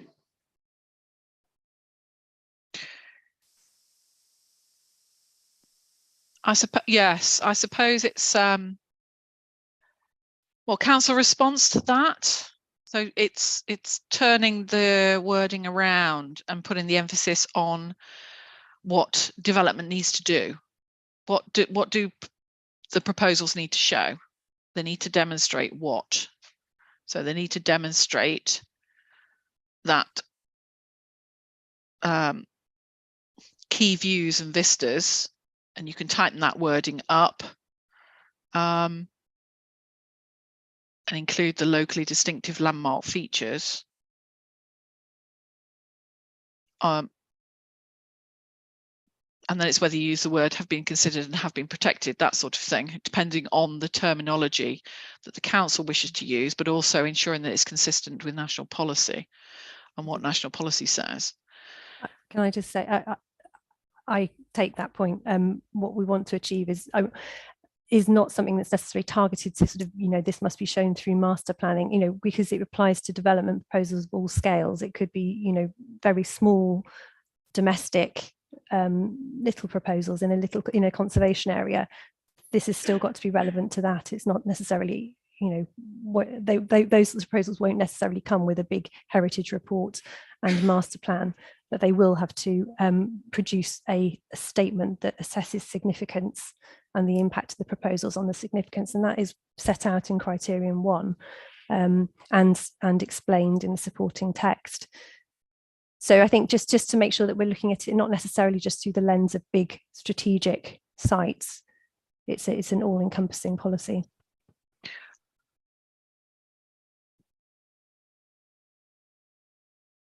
Okay. Let's have a look at 5 as well. First, the criterion 5. Oh, Ms. Vallender, you've got your hand up. Yeah, just in terms of the wording, I just think it might be useful to include the word proportionate. Going back to what Natalie was just saying in the policy wording there, because that's a word that the NPPF uses to ensure that everything that is looked at is in proportion to what it's missing, I think, from that policy wording. Which particular part of the policy where would you put that? It was in oh, you'll have to bear with me. I'll come back. Okay. I'll come back to you shortly on that. Could I just point to paragraph 6.70, which talks about conserving and enhancing heritage assets and their settings in a manner that's appropriate to the significance, and the level of detail in any assessment or justification should be proportionate to the asset's importance and sufficient to understand. So that really does. So what you're saying is explained in the supporting text. It's explained in the supporting text. We set out a requirement as we need it justified and we need it to conserve and enhance, but then the supporting text explains that this proportionate approach, and so it allows some sort of flexibility.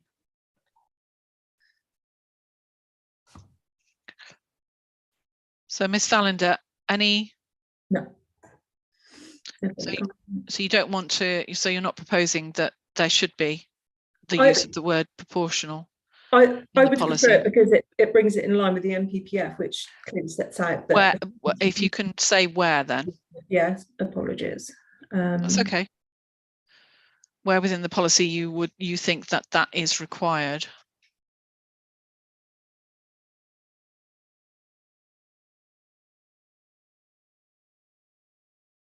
If I can get back to you in a sec, I've just my screen's stuck. No, that's fine. That's fine. Thank you. That's absolutely fine. So don't worry about that. Let's move on to criterion 5 then, and just have a look at a question that we set, which was just asking whether that was consistent with national policy, particularly in its approach to dealing with designated and non-designated heritage assets. And it's always awkward when you're dealing with heritage policies, because obviously it's quite clearly set out in national policy as to how heritage assets should be dealt with. Obviously, yes, what's important in local policy is to put that local spin on those policies and ensure that, but it's ensuring that the criterion is consistent. And it's the final part of that of the criterion, which says where there is evidence of deliberate neglect of or damage to a heritage asset for loss of, or this will not be viewed as a justification for loss or alteration.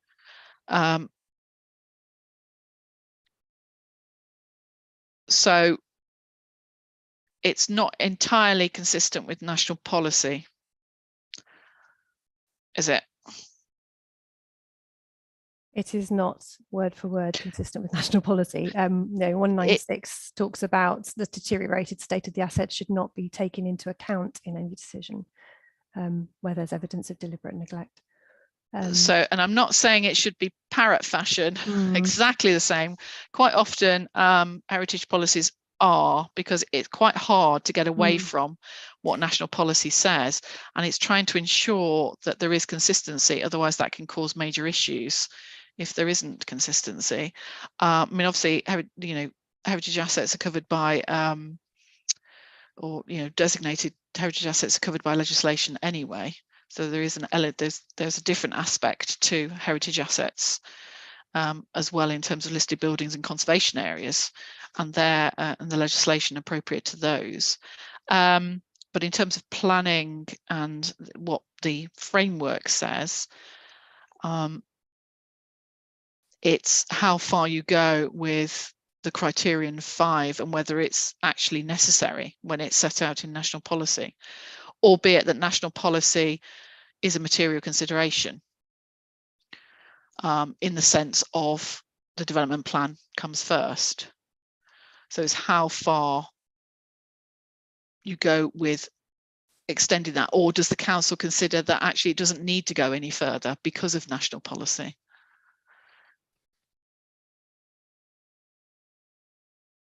I've now got a couple of hands up, so I will come to, shall I come to the hands, and while you have a think about that? I'm not, as I said, I'm not necessarily expecting you to give an answer now, particularly late on a Friday afternoon. I think it's pushing it really. Ms. Thalander. Hi, yeah, just going back to where the proportional, yeah, must be inserted into number 1 of the delivery policy. I would suggest that any proposals for the historic asset should require a description of heritage asset significance made by its setting and a proportionate assessment of the potential impact of the proposal of that significance. That's my view anyway. Okay.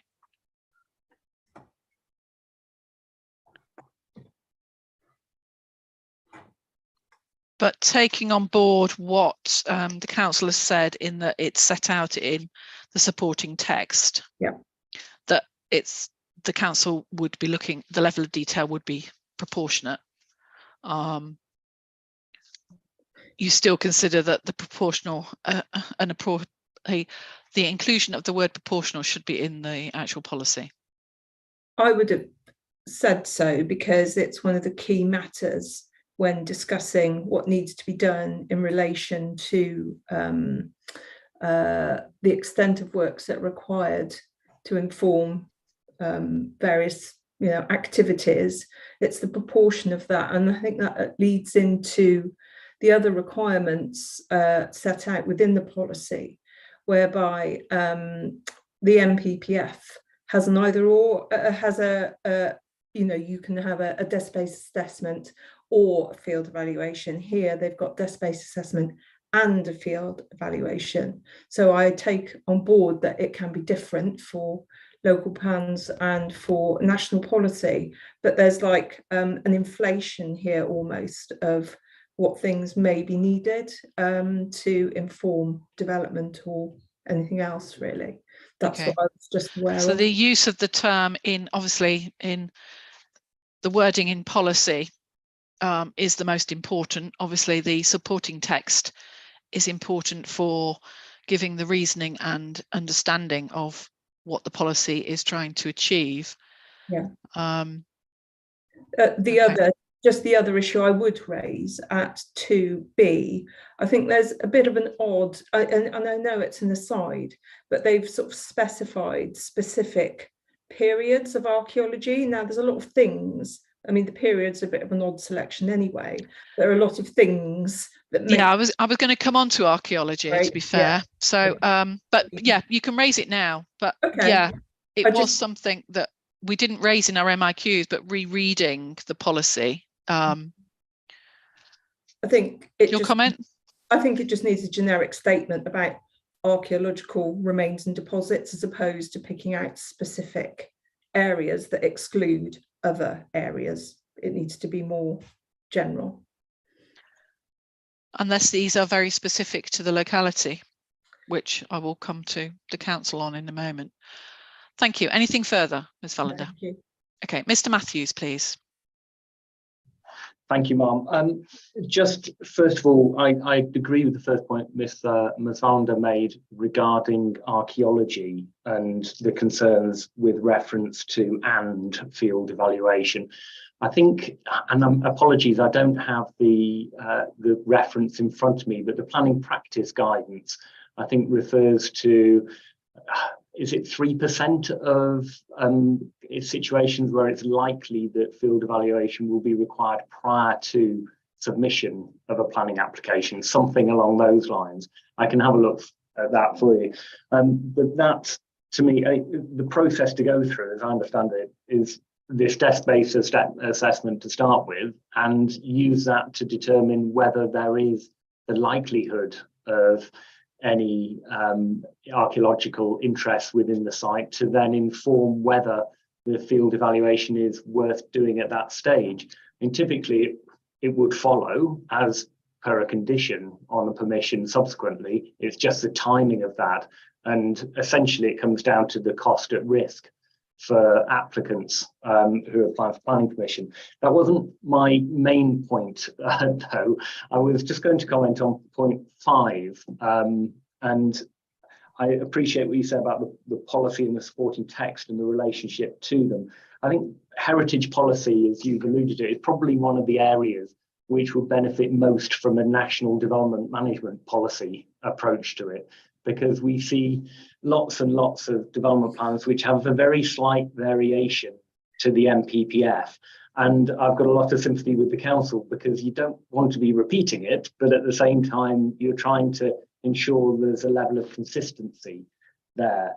I think point 5 in the policy, as I read it, suggests that it applies to all heritage assets and not just designated heritage assets.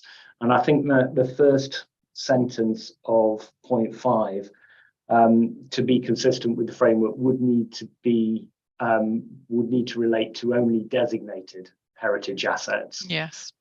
Then there are 2 points in relation to the supporting text, which obviously tie back then to policy, and which we've got a bit of concern with. One is at paragraph 6.70, where it requires applicants to, applications for development that affect heritage assets and their setting directly or indirectly, we describe the nature of the significance and set out how development will conserve or enhance heritage assets and their settings. Well, it's not always entirely possible to conserve and enhance, and there is therefore the structure and the test process, the graded testing process in the framework as to how decision makers should take into account a degree of harm. And logically, in my mind at least, if you've got any degree of harm, you're not conserving. So it wouldn't always be possible to achieve what the council is looking for in that 6.7. I suspect these are things that could be addressed fairly easily through tweaks to the wording, if you agree. And then in paragraph 6.72, there's reference there to the test for substantial harm, but no equivalent test for less than substantial harm to heritage assets. And more often than not, we fall within the less than substantial grading of harm. In fact, I don't think ever come across a circumstance where I've dealt with a case where there is substantial harm. So probably the less than substantial test component of the framework, which is more relevant to the majority of decision making. And I think it's a bit conspicuous by its absence in that part of the supporting text. Thank you. Mr. Bannister, please. Thank you, ma'am. As a former chairman of Slimbridge Local History Society, I've been involved intimately with a lot of local archaeological projects. It's clear from the wording of ES10 that archaeological assessments are required at the time of application, and proposals should be accompanied by a description of the heritage asset significance. At this stage, we have a local plan incorporating a site which is recognised by everyone as having significant Roman remains on the surface. And yet, as no archaeological assessment is required, the proposers have chosen not to complete one. Therefore, the impact of any discoveries on the viability of the site, and therefore the development plan, is unknown. Should discoveries of national importance be found, then there is a possibility of some or all of the site being scheduled.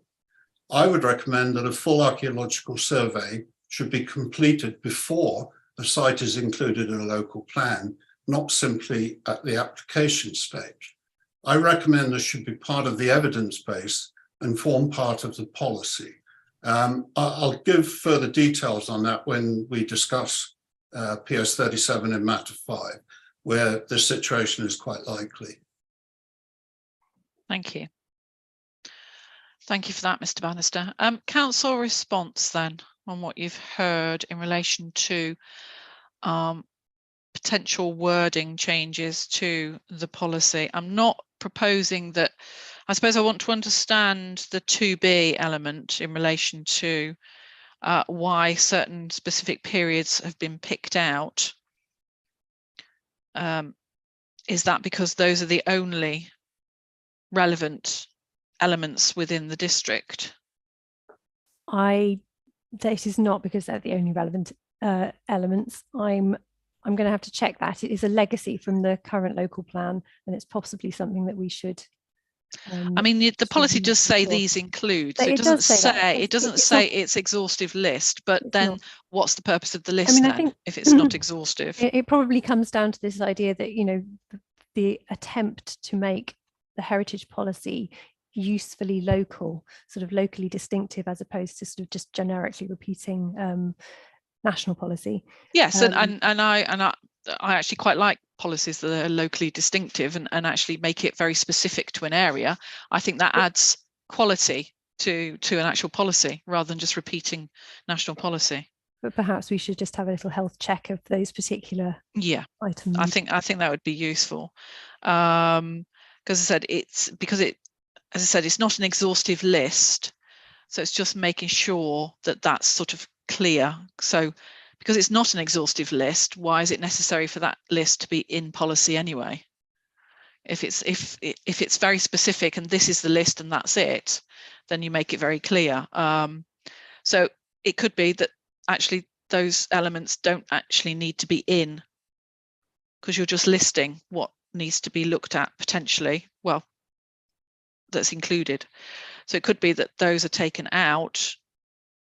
You can reference it into the supporting text, because what is it adding to the policy itself? I'll leave that with the council to look at, because you have got some wording to look at. Excuse me. I've got some tightening up of the wording to consider.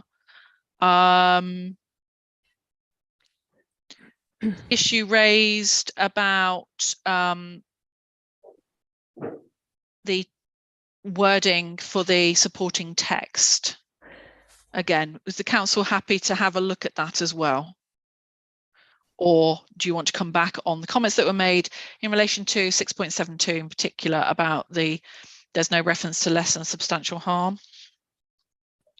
I think that's a fair thing that we go and have a look at. Okay.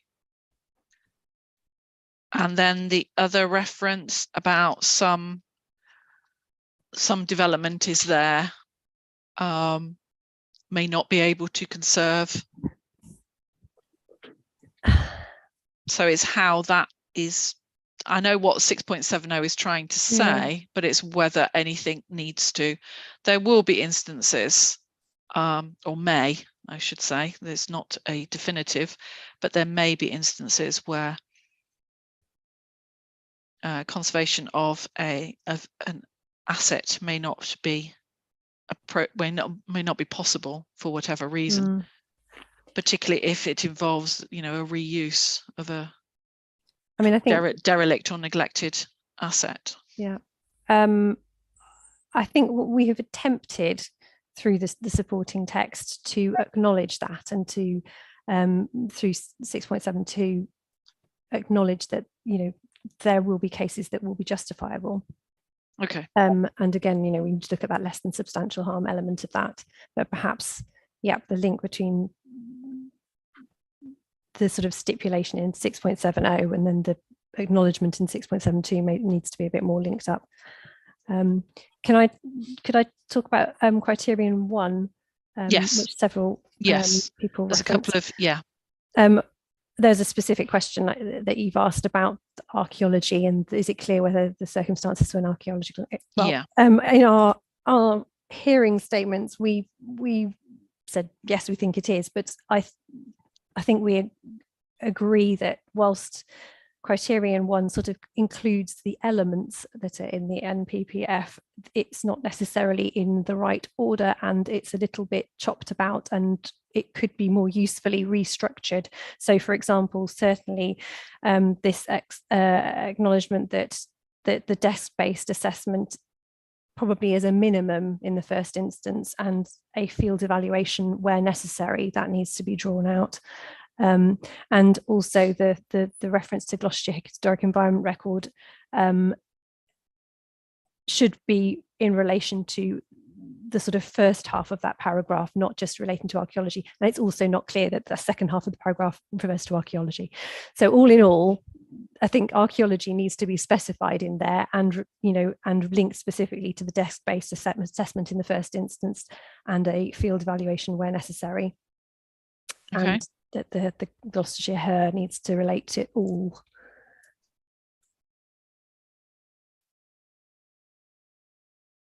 Well, can I leave that with the council to have a look at the wording changes that that have been suggested to you, and then we can have a look at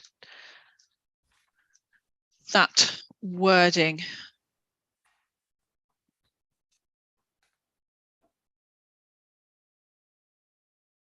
Mum, if I may, I made reference to the PPG earlier. I've managed to dig out the reference. So if it would be helpful, it is reference ID 18A-041. Thank you. Okay.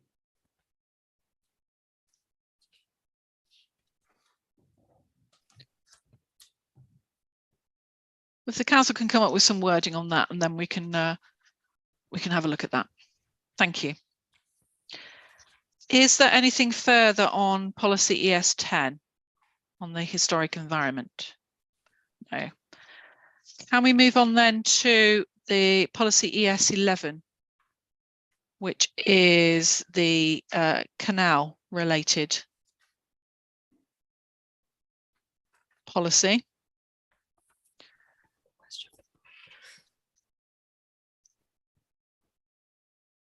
So this was the questions that we had with this. Again, it's the tightness of the policy and what the policy is actually requiring, whether the wording of the policy, so development on the route of or adjacent to, so those sorts of words. Again, is that going to be a judgment? What is that then effective? Is it clear? Is use of that terminology, adjacent to, it's not always clear actually what that means, and adjacent to doesn't have to be immediately next to. Adjacent to can be a little bit away, but still be termed to be adjacent to. So again, what does that mean? What's the council trying to achieve with this policy?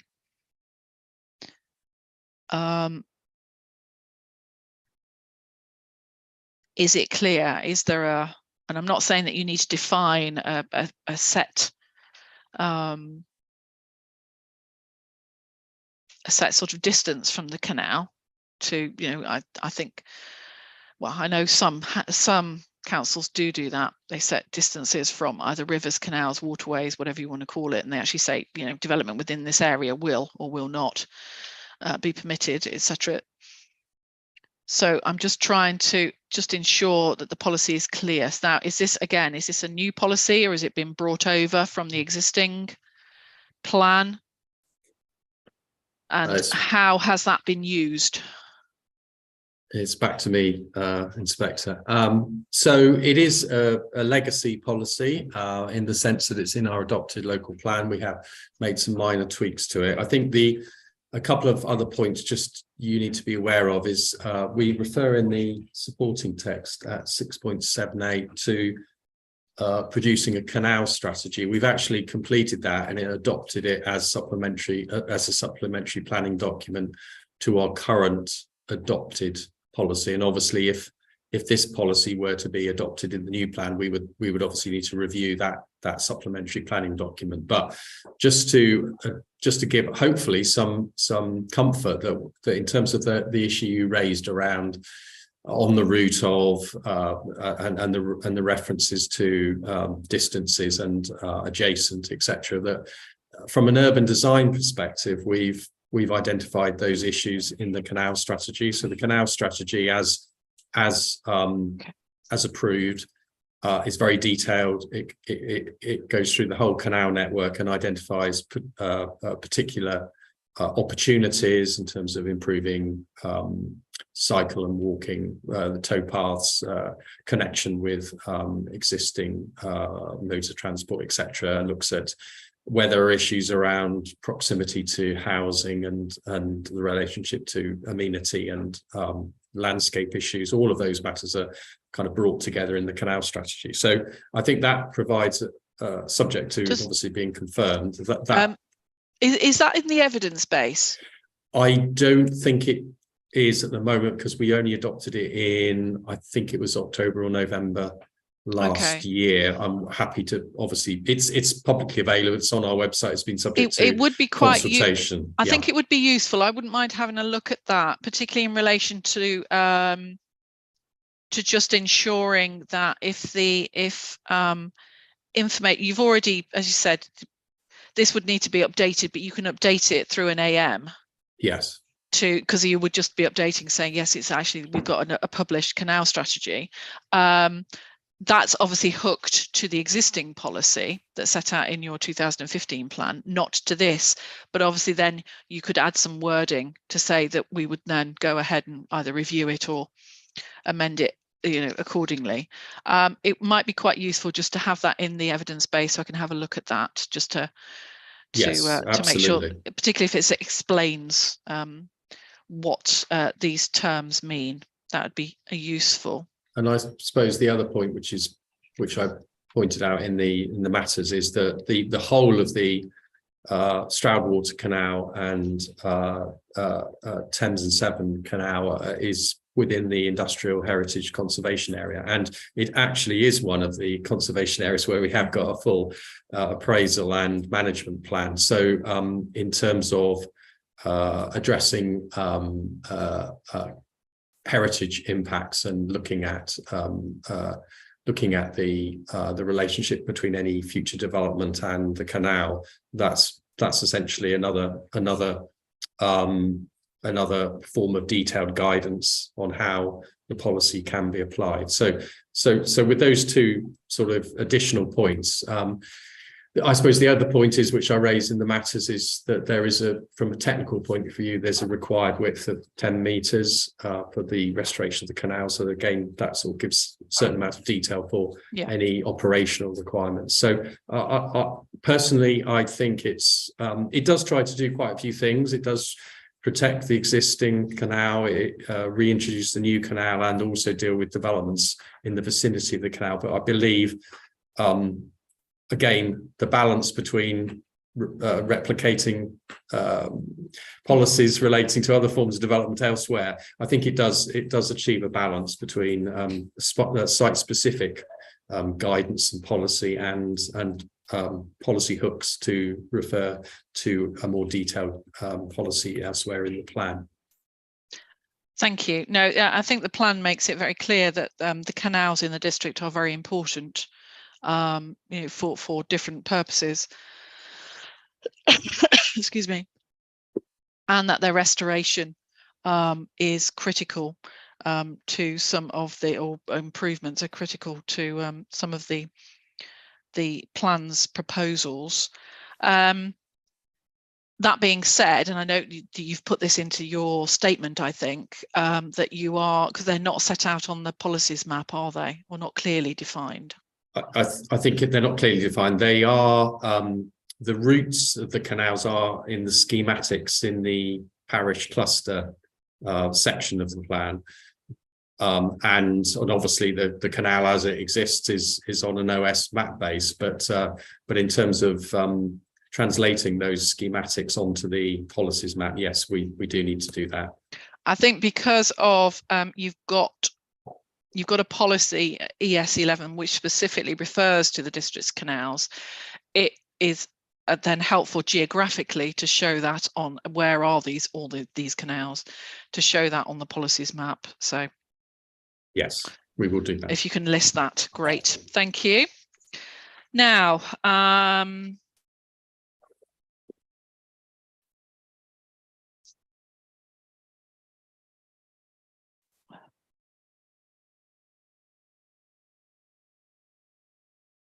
let's have a look at policy. So we're going back now.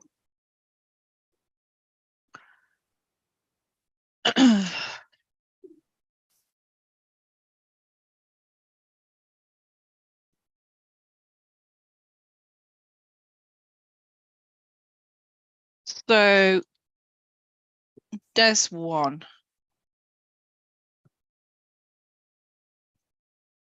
So this is the conversion of redundant agricultural, forestry and rural buildings.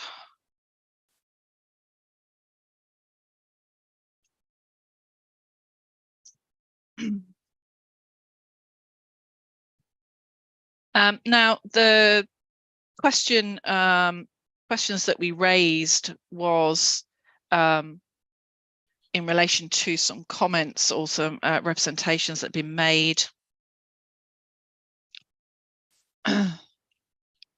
about the policy wording, particularly in relation to biodiversity.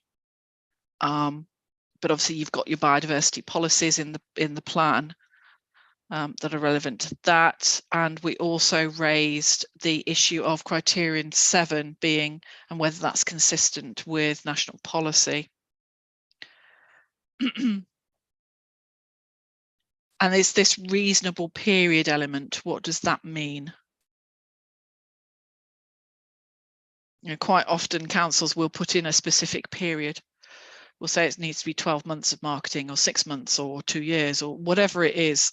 And then that gives certainty as to when that is required. So how, again, is this, I presume, has this been a policy that's been used in the previous plan, and how has that been used, and has it just been brought forward, or have there been changes to it?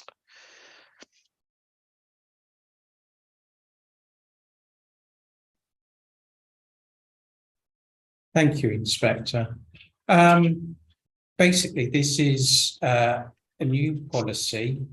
It was brought forward because it was an identified weakness of our previous adopted local plan, where it was listed as a acceptable use within the countryside, and there needed to be a new policy to add more detail on what we were seeking from CP15. So that's the origins of this. As we progressed this policy through the planning process, there were comments made, and we witnessed some difficulties that were happening, whereby we had new barns being built along a key access route, and within a year they were being converted for a range of other planning uses. So that was a significant concern of people. And also with these newer buildings, there was concern that if we gave permission for the conversion, it then within a few months, we've got the farmer saying, I need a barn to store food, materials, livestock, equipment. So again, it was leading to a proliferation of rural buildings and altering the wider character of the area. So it's in that context that we drafted this policy. Okay, this relates to the conversion of existing. So what you're saying is farmers or whoever would apply to put up a barn for agricultural purposes, and then would sometime later put in to convert those, not under permitted development then? No. That didn't go down that route? No. So hence we've got criterion 4, which is conversion will not result in the need for another agricultural or forestry building on the holding as a replacement. And a number of these modern buildings were questionable for conversion, in that they were often considered sort of harmful to local character, or a brand new feature in the landscape. So it didn't contribute to a sense of place or that existing character positively. So what conversions have occurred then? Because if you're talking about residential, then you're talking about isolated homes in the countryside, aren't you? Yeah, that's right. But we've so had so those wouldn't be allowed. No, where. So you talk, because you're talking about, are you talking new build, or are you talking? So you are just talking conversions. Conversions, yes. So what sort of reasonable period would you have in terms of, because you talk about the hierarchy must be carefully considered with robust evidence, including marketing over a reasonable period.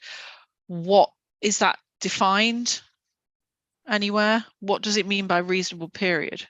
The answer to that was in my MIQ, and typically the council will use 12 months, but there are occasions where it be a shorter time scale. Yes, you said in some cases 6 months may be fair. That's what you said. And that's a planning judgment made by the decision maker, dependent on the circumstances of the case. Okay. So how does this, in terms of consistency with CP15 then, are you content that the policy is consistent? Yes. Yes. Okay. Because there is an element of crossover, but what the policy does is to go into much more detail on what is set out in CP15, doesn't it? That's right. And CP15 is the sort of strategic framework or strategy for the plan, and this adds more detail.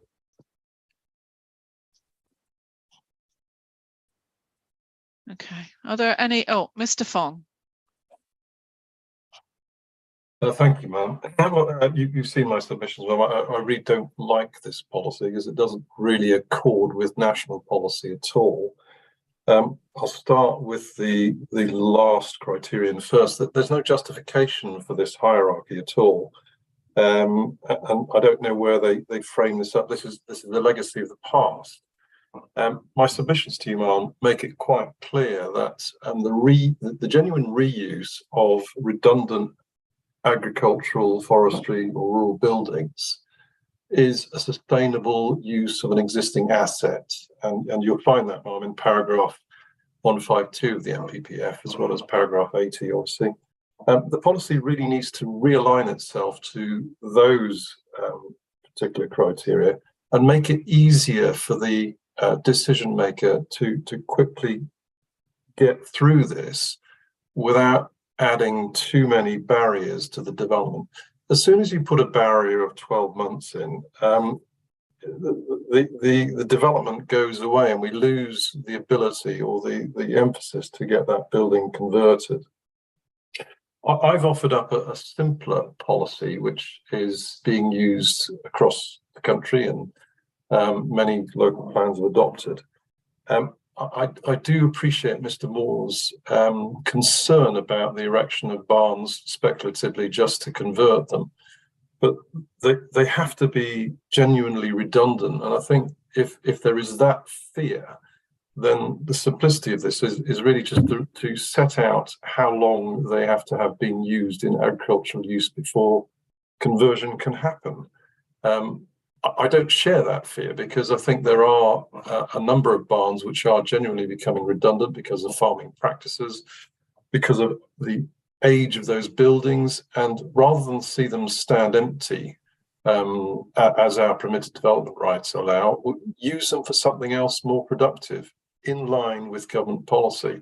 And my submission, ma'am, have shown you how many homes have been created from this and how valuable this is as a supply of housing to the district. Planning practice guidance, when we apply permitted development rights, it doesn't have any criteria on sustainability or any of the things included in here. So I don't know why this policy is adding 7 criteria to make this inherently difficult for any of the developers or landowners to actually navigate this and actually get that development through. So I would please ask that significant reconsideration is given to this policy. Thank you, Mr. Fong. Council response? Basically, in terms of the hierarchy in 7,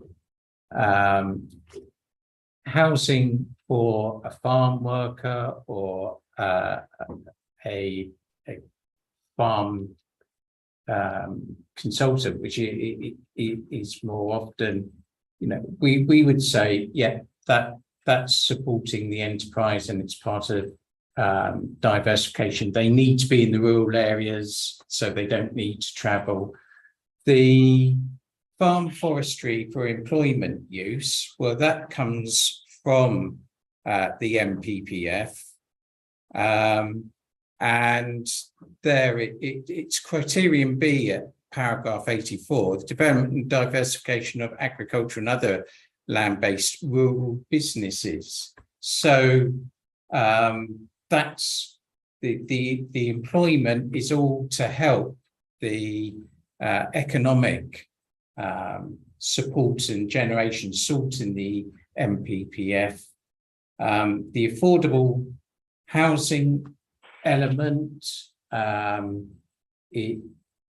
there are needs, and we could use existing buildings for the affordable housing where there's an identified need. We've got then criterion 4, farm forestry diversification for visitor accommodation facilities. That's helping tourism in rural areas, but that will have people traveling greater distances to access features or places to visit neighbouring areas potentially. And then the open market housing is the final one, because the MPPF is looking to avoid isolated homes in the countryside or in unsustainable locations. Ma'am, Mr. Fong, yes, please. With respect, that's not what the MPPF says at all. And the MPPF is quite simple in its interpretation. And if we go to paragraph 80, there is the exception to isolated homes in the countryside. If we go to paragraph 84, and Mr. Moore is absolutely right to draw this out, these buildings can also be used for business use. And I'm pursuing a number of business uses into these buildings following the pandemic, and they make great business uses. You're going to scare any business away, and I know this for a fact, Mom, for work I'm doing in another district, if they have to wait 12 months to go through this process, this ridiculous, protracted and unnecessary process to actually convert a suitable building for a business use. Again, I just emphasize the fact that even on permitted development rights, there is no criteria on sustainability. So why should it exist in a policy like this when it makes a sustainable reuse of an existing asset, which is in line with the NPPF? So, Mr. Fong, are you saying that the policy in its entirety is not necessary? I do. I think, I mean, you heard my submissions on CP15. Yeah. I just think, one, there's a duplication here. Two, sorry, the criteria in this policy is just overcomplicated and ruins the emphasis of what's trying to be achieved here. So I would draw your attention to my revision to this policy and equally the simplification of the criterion in CP15.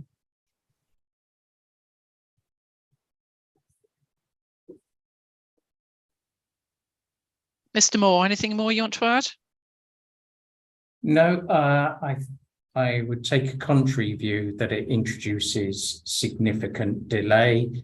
It's a set of criteria to be looked at with it, as with any planning application and local plan policies, and does not unduly delay the process. We've had numerous cases through the district through planning applications being made and have been allowed and proved successful and without undue delay. But this sits comfortably with the strategy of the plan. So you've mentioned before, I don't want to labour the point because it's getting on and we're going to have to finish, even though we've not quite finished everything yet. But we are going to have to stop because we're all starting to flag, I think. you mentioned earlier, Mr. Moore, about that the council has had many applications for barns, and then literally within a year or whatever, they've been put forward as conversion, and you're concerned about that. I suppose it's understanding the evidence behind the reasoning for this policy. Do you have that evidence available to say why you're concerned about it? But basically, I am concerned about this policy. Okay, so but I'm not going to give a direction today to say that actually that needs to be taken out or whatever. I'm just wondering whether there is evidence that the council can provide or not. You may not be able to, as to what impact this is having, this form of development is having on the district, particularly in relation to your spatial strategy, etc. How many times has this happened, and what impact is this having? I'm trying to understand whether it's the reports of consultation on this policy. You identified that a number of residents have raised this as a concern. Yes. And we also had it raised with our discussions with our fellow DM officers at how often this was beginning to happen. And that was when we were considering further the need for this policy. So in the discussions back in 2017-18, it was raised by my colleagues in development management. So what about the consideration that Mr. Fong said a simpler policy? So not this type of policy, but if Mr. Fong brought up the suggestion of a policy setting out how long an agricultural building needs to be used for before it could be deemed to be redundant, or how long it needs to be redundant before, rather than all this the issue around marketing, and whether because ordinarily if it's a redundant agricultural, forestry or rural building, it will obviously be marketed if it's no longer needed, required for an agricultural purpose or a forestry purpose or whatever.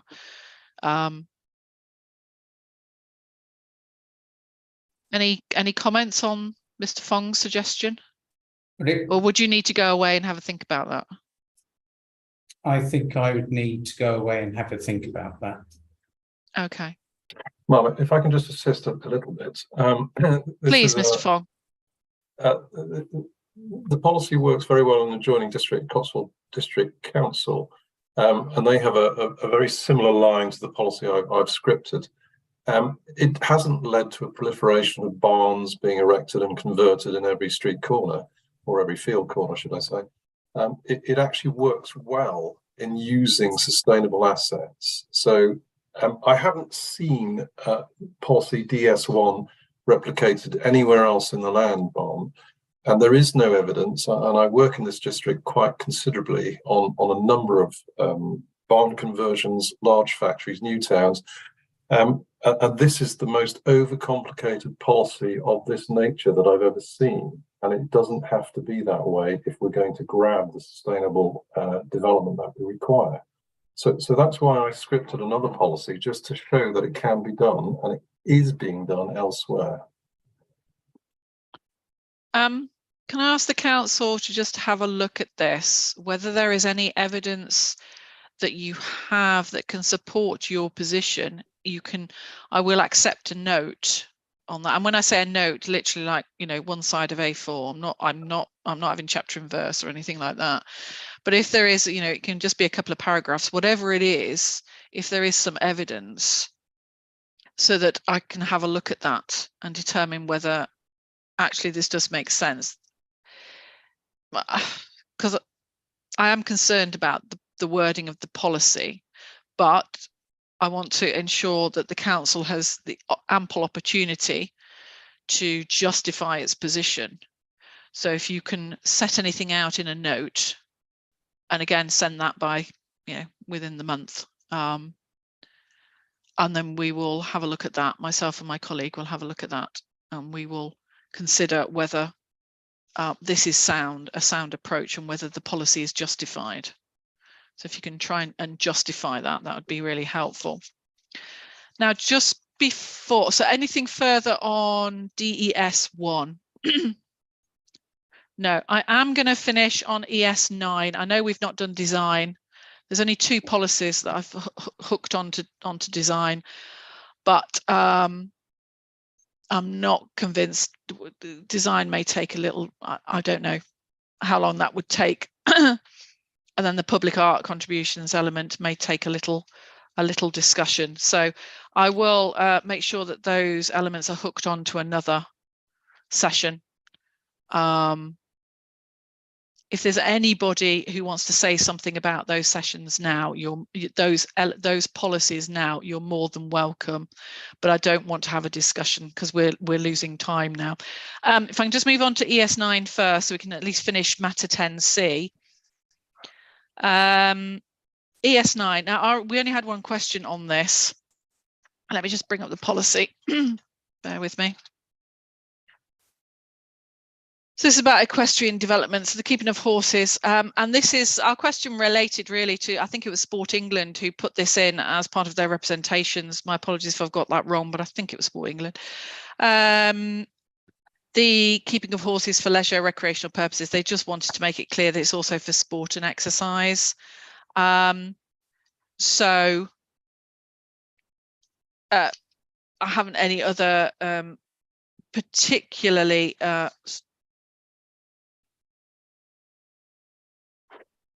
just bear with me. Do I have any other questions on it? Oh, the issue, Councillor Jones, he brought up the issue about what is meant by a strong case, because that's referenced in the policy. So I think he was just wondering what that meant in the wording and wanting the wording strengthened. So I don't know if the council's got any thoughts on that.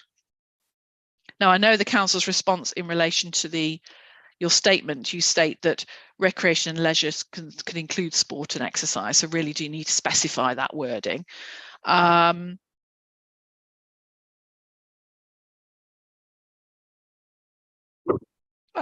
don't think it necessarily needs to go in, to be fair. I think the policy as it is. Are there any other questions? Ms. Jones, please. Thank you, Ma'am. Winslow Action Group also submitted, both in our representation 19 and in our written statement, an issue with respect to policy ES9. The policy in the first paragraph. You did. I just want to bring it up because yes, you did. Yes, carry on, please. Sorry. Yes, it focuses primarily on the first paragraph of new development for basically to build a new equestrian development. The latter part talks about I'll read it out, it's only one sentence. Any proposal for the conversion or change of use of the existing equestrian establishments to a non-equestrian use will be discouraged unless there is a strong case setting out why an exception should be made. And in our written statement, it also refers to the MPPF, where it talks about providing access, obviously, to open spaces, both within paragraph 84 and 99. And it basically says, I think under 84B in the MPPF, the loss resulting from the proposed development will be replaced by equivalent or better provision in terms of quantity or quality in a certain location. I think our issue really is there's been a lot of focus on new development, but not the protection of existing. As a rural district, we have a lot of equestrian establishments, and there is nothing in there, I think, about what a strong case would be. We've also referred to a recent legal case where there was an application that had been submitted to convert an equestrian establishment, and they could not prove that it was unviable, for example. So we think that the policy wording needs to be strengthened, either around something around the period of time, potentially that has to be marketed, very similar to what you were probably talking about in the last policy, very, very similar along to those lines. But we have a very prosperous equestrian sector within the district, and I don't think any of the establishments that we've got anywhere in the locality of the district would be unviable at this point. But it would need to be demonstrated, I would think, that there would be a case to have a significant loss of a community asset. I know it's not owned by the community, but it is used heavily by the community. Okay. Council response?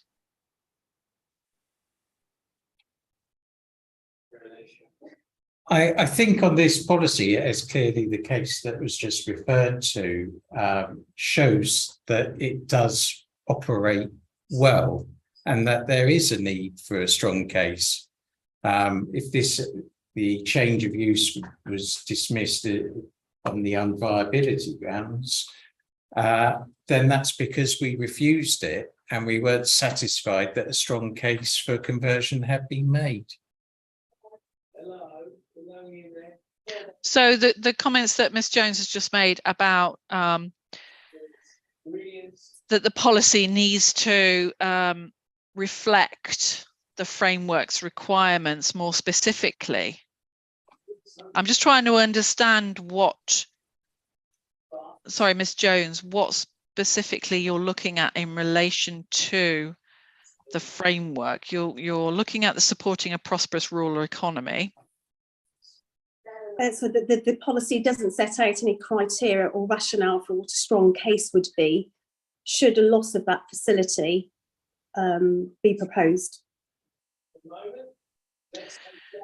So you're talking riding stables? Yes. As part of an equestrian use. Obviously there are private establishments as well for equestrian development can be very private, obviously, and there can be commercial equestrian development as well. So what's the council's thoughts on that in relation to it's a private stables, but it's available to the public, obviously, for riding lessons, etc. Because I think that's what Ms Jones is getting at, that it's a community facility in that sense when you're looking at those forms of equestrian use. Yes, and we have the last paragraph in there that any proposal for the conversion or change of use of existing equestrian establishments to non-equestrian use will be discouraged unless there is a strong case. So that is in effect conserving or protecting the retention of that equestrian use, which may be private, it may be more public. Okay.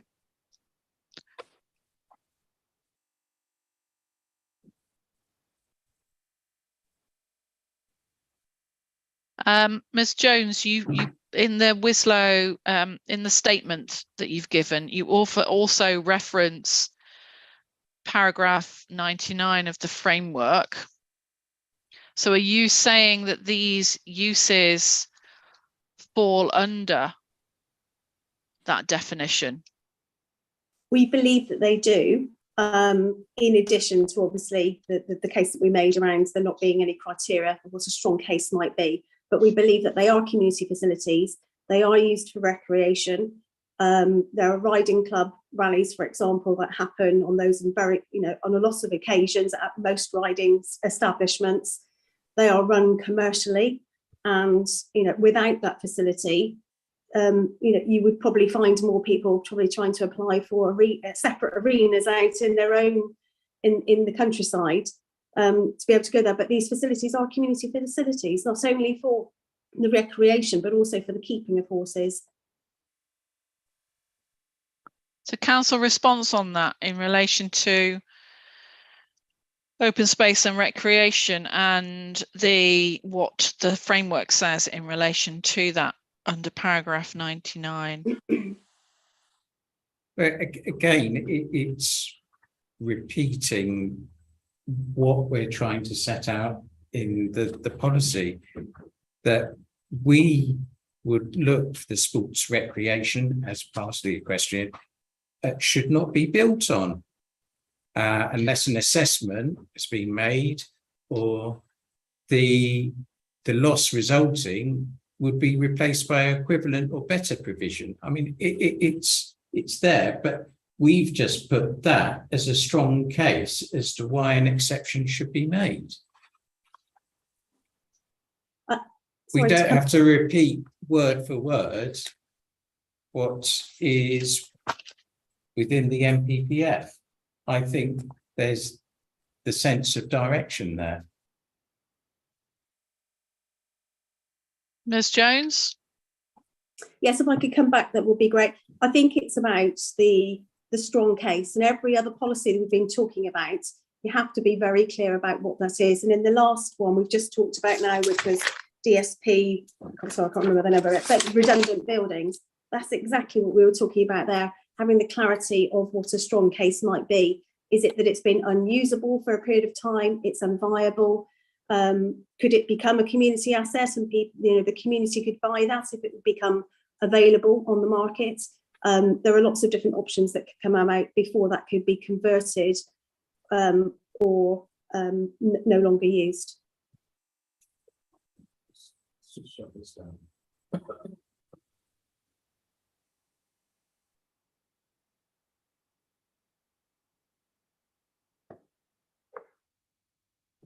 So in terms of, let me just go back to the policy, if I can find it.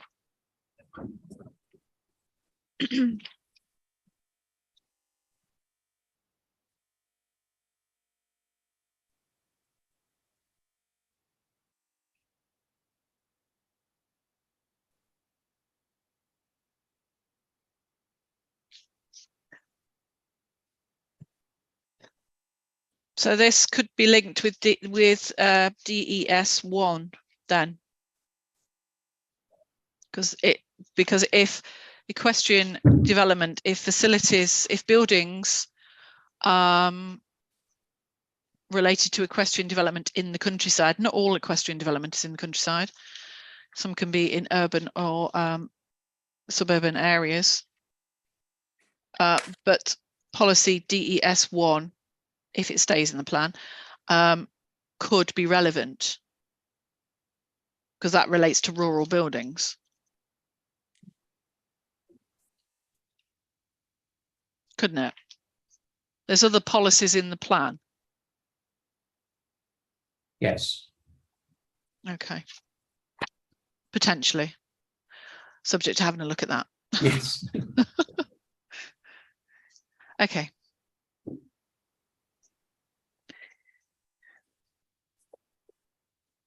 I can see where you're coming from, Ms. Jones, because you're trying to ensure that public facilities or facilities for horse riding, horse keeping, etc., are not lost. But it's whether anything in specific needs to be in a policy or whether the local other policies within the plan would cover that. Particularly if the equestrian facility that you're talking about is in the countryside, then there are other policies that would cover that potentially. And I'm not sure that there needs to be any other wording added to this policy. I'll have a look at it. Oh, I've got, oh. Mr. Russell? Yes, I don't want to prolong the discussion, but if you can have a look at delivery policy EI6, which is about protecting individual shops, public houses and other community uses, that may also be relevant in relation to this, because if we define it as a community use or potentially a community use, then that policy and the supporting text does include a range of tests which may be relevant. Okay. Okay, right. Thank you very much. I think I'm going to draw a close to this because we've gone way over our time, and it is a Friday and we have a weekend ahead of us. My apologies that we didn't quite get to matter 10D, but I will tack that on. So we're only talking 2 policies. I'll tack that on to another session and let you know when that will be. It could be, I can put it on to the May 11th session, but I'll let you know. And if anybody is unable to come to that session, don't worry. We are going to try and get some reserve days put in. We're talking July now, just because of the logistics of everything and other work priorities, etc.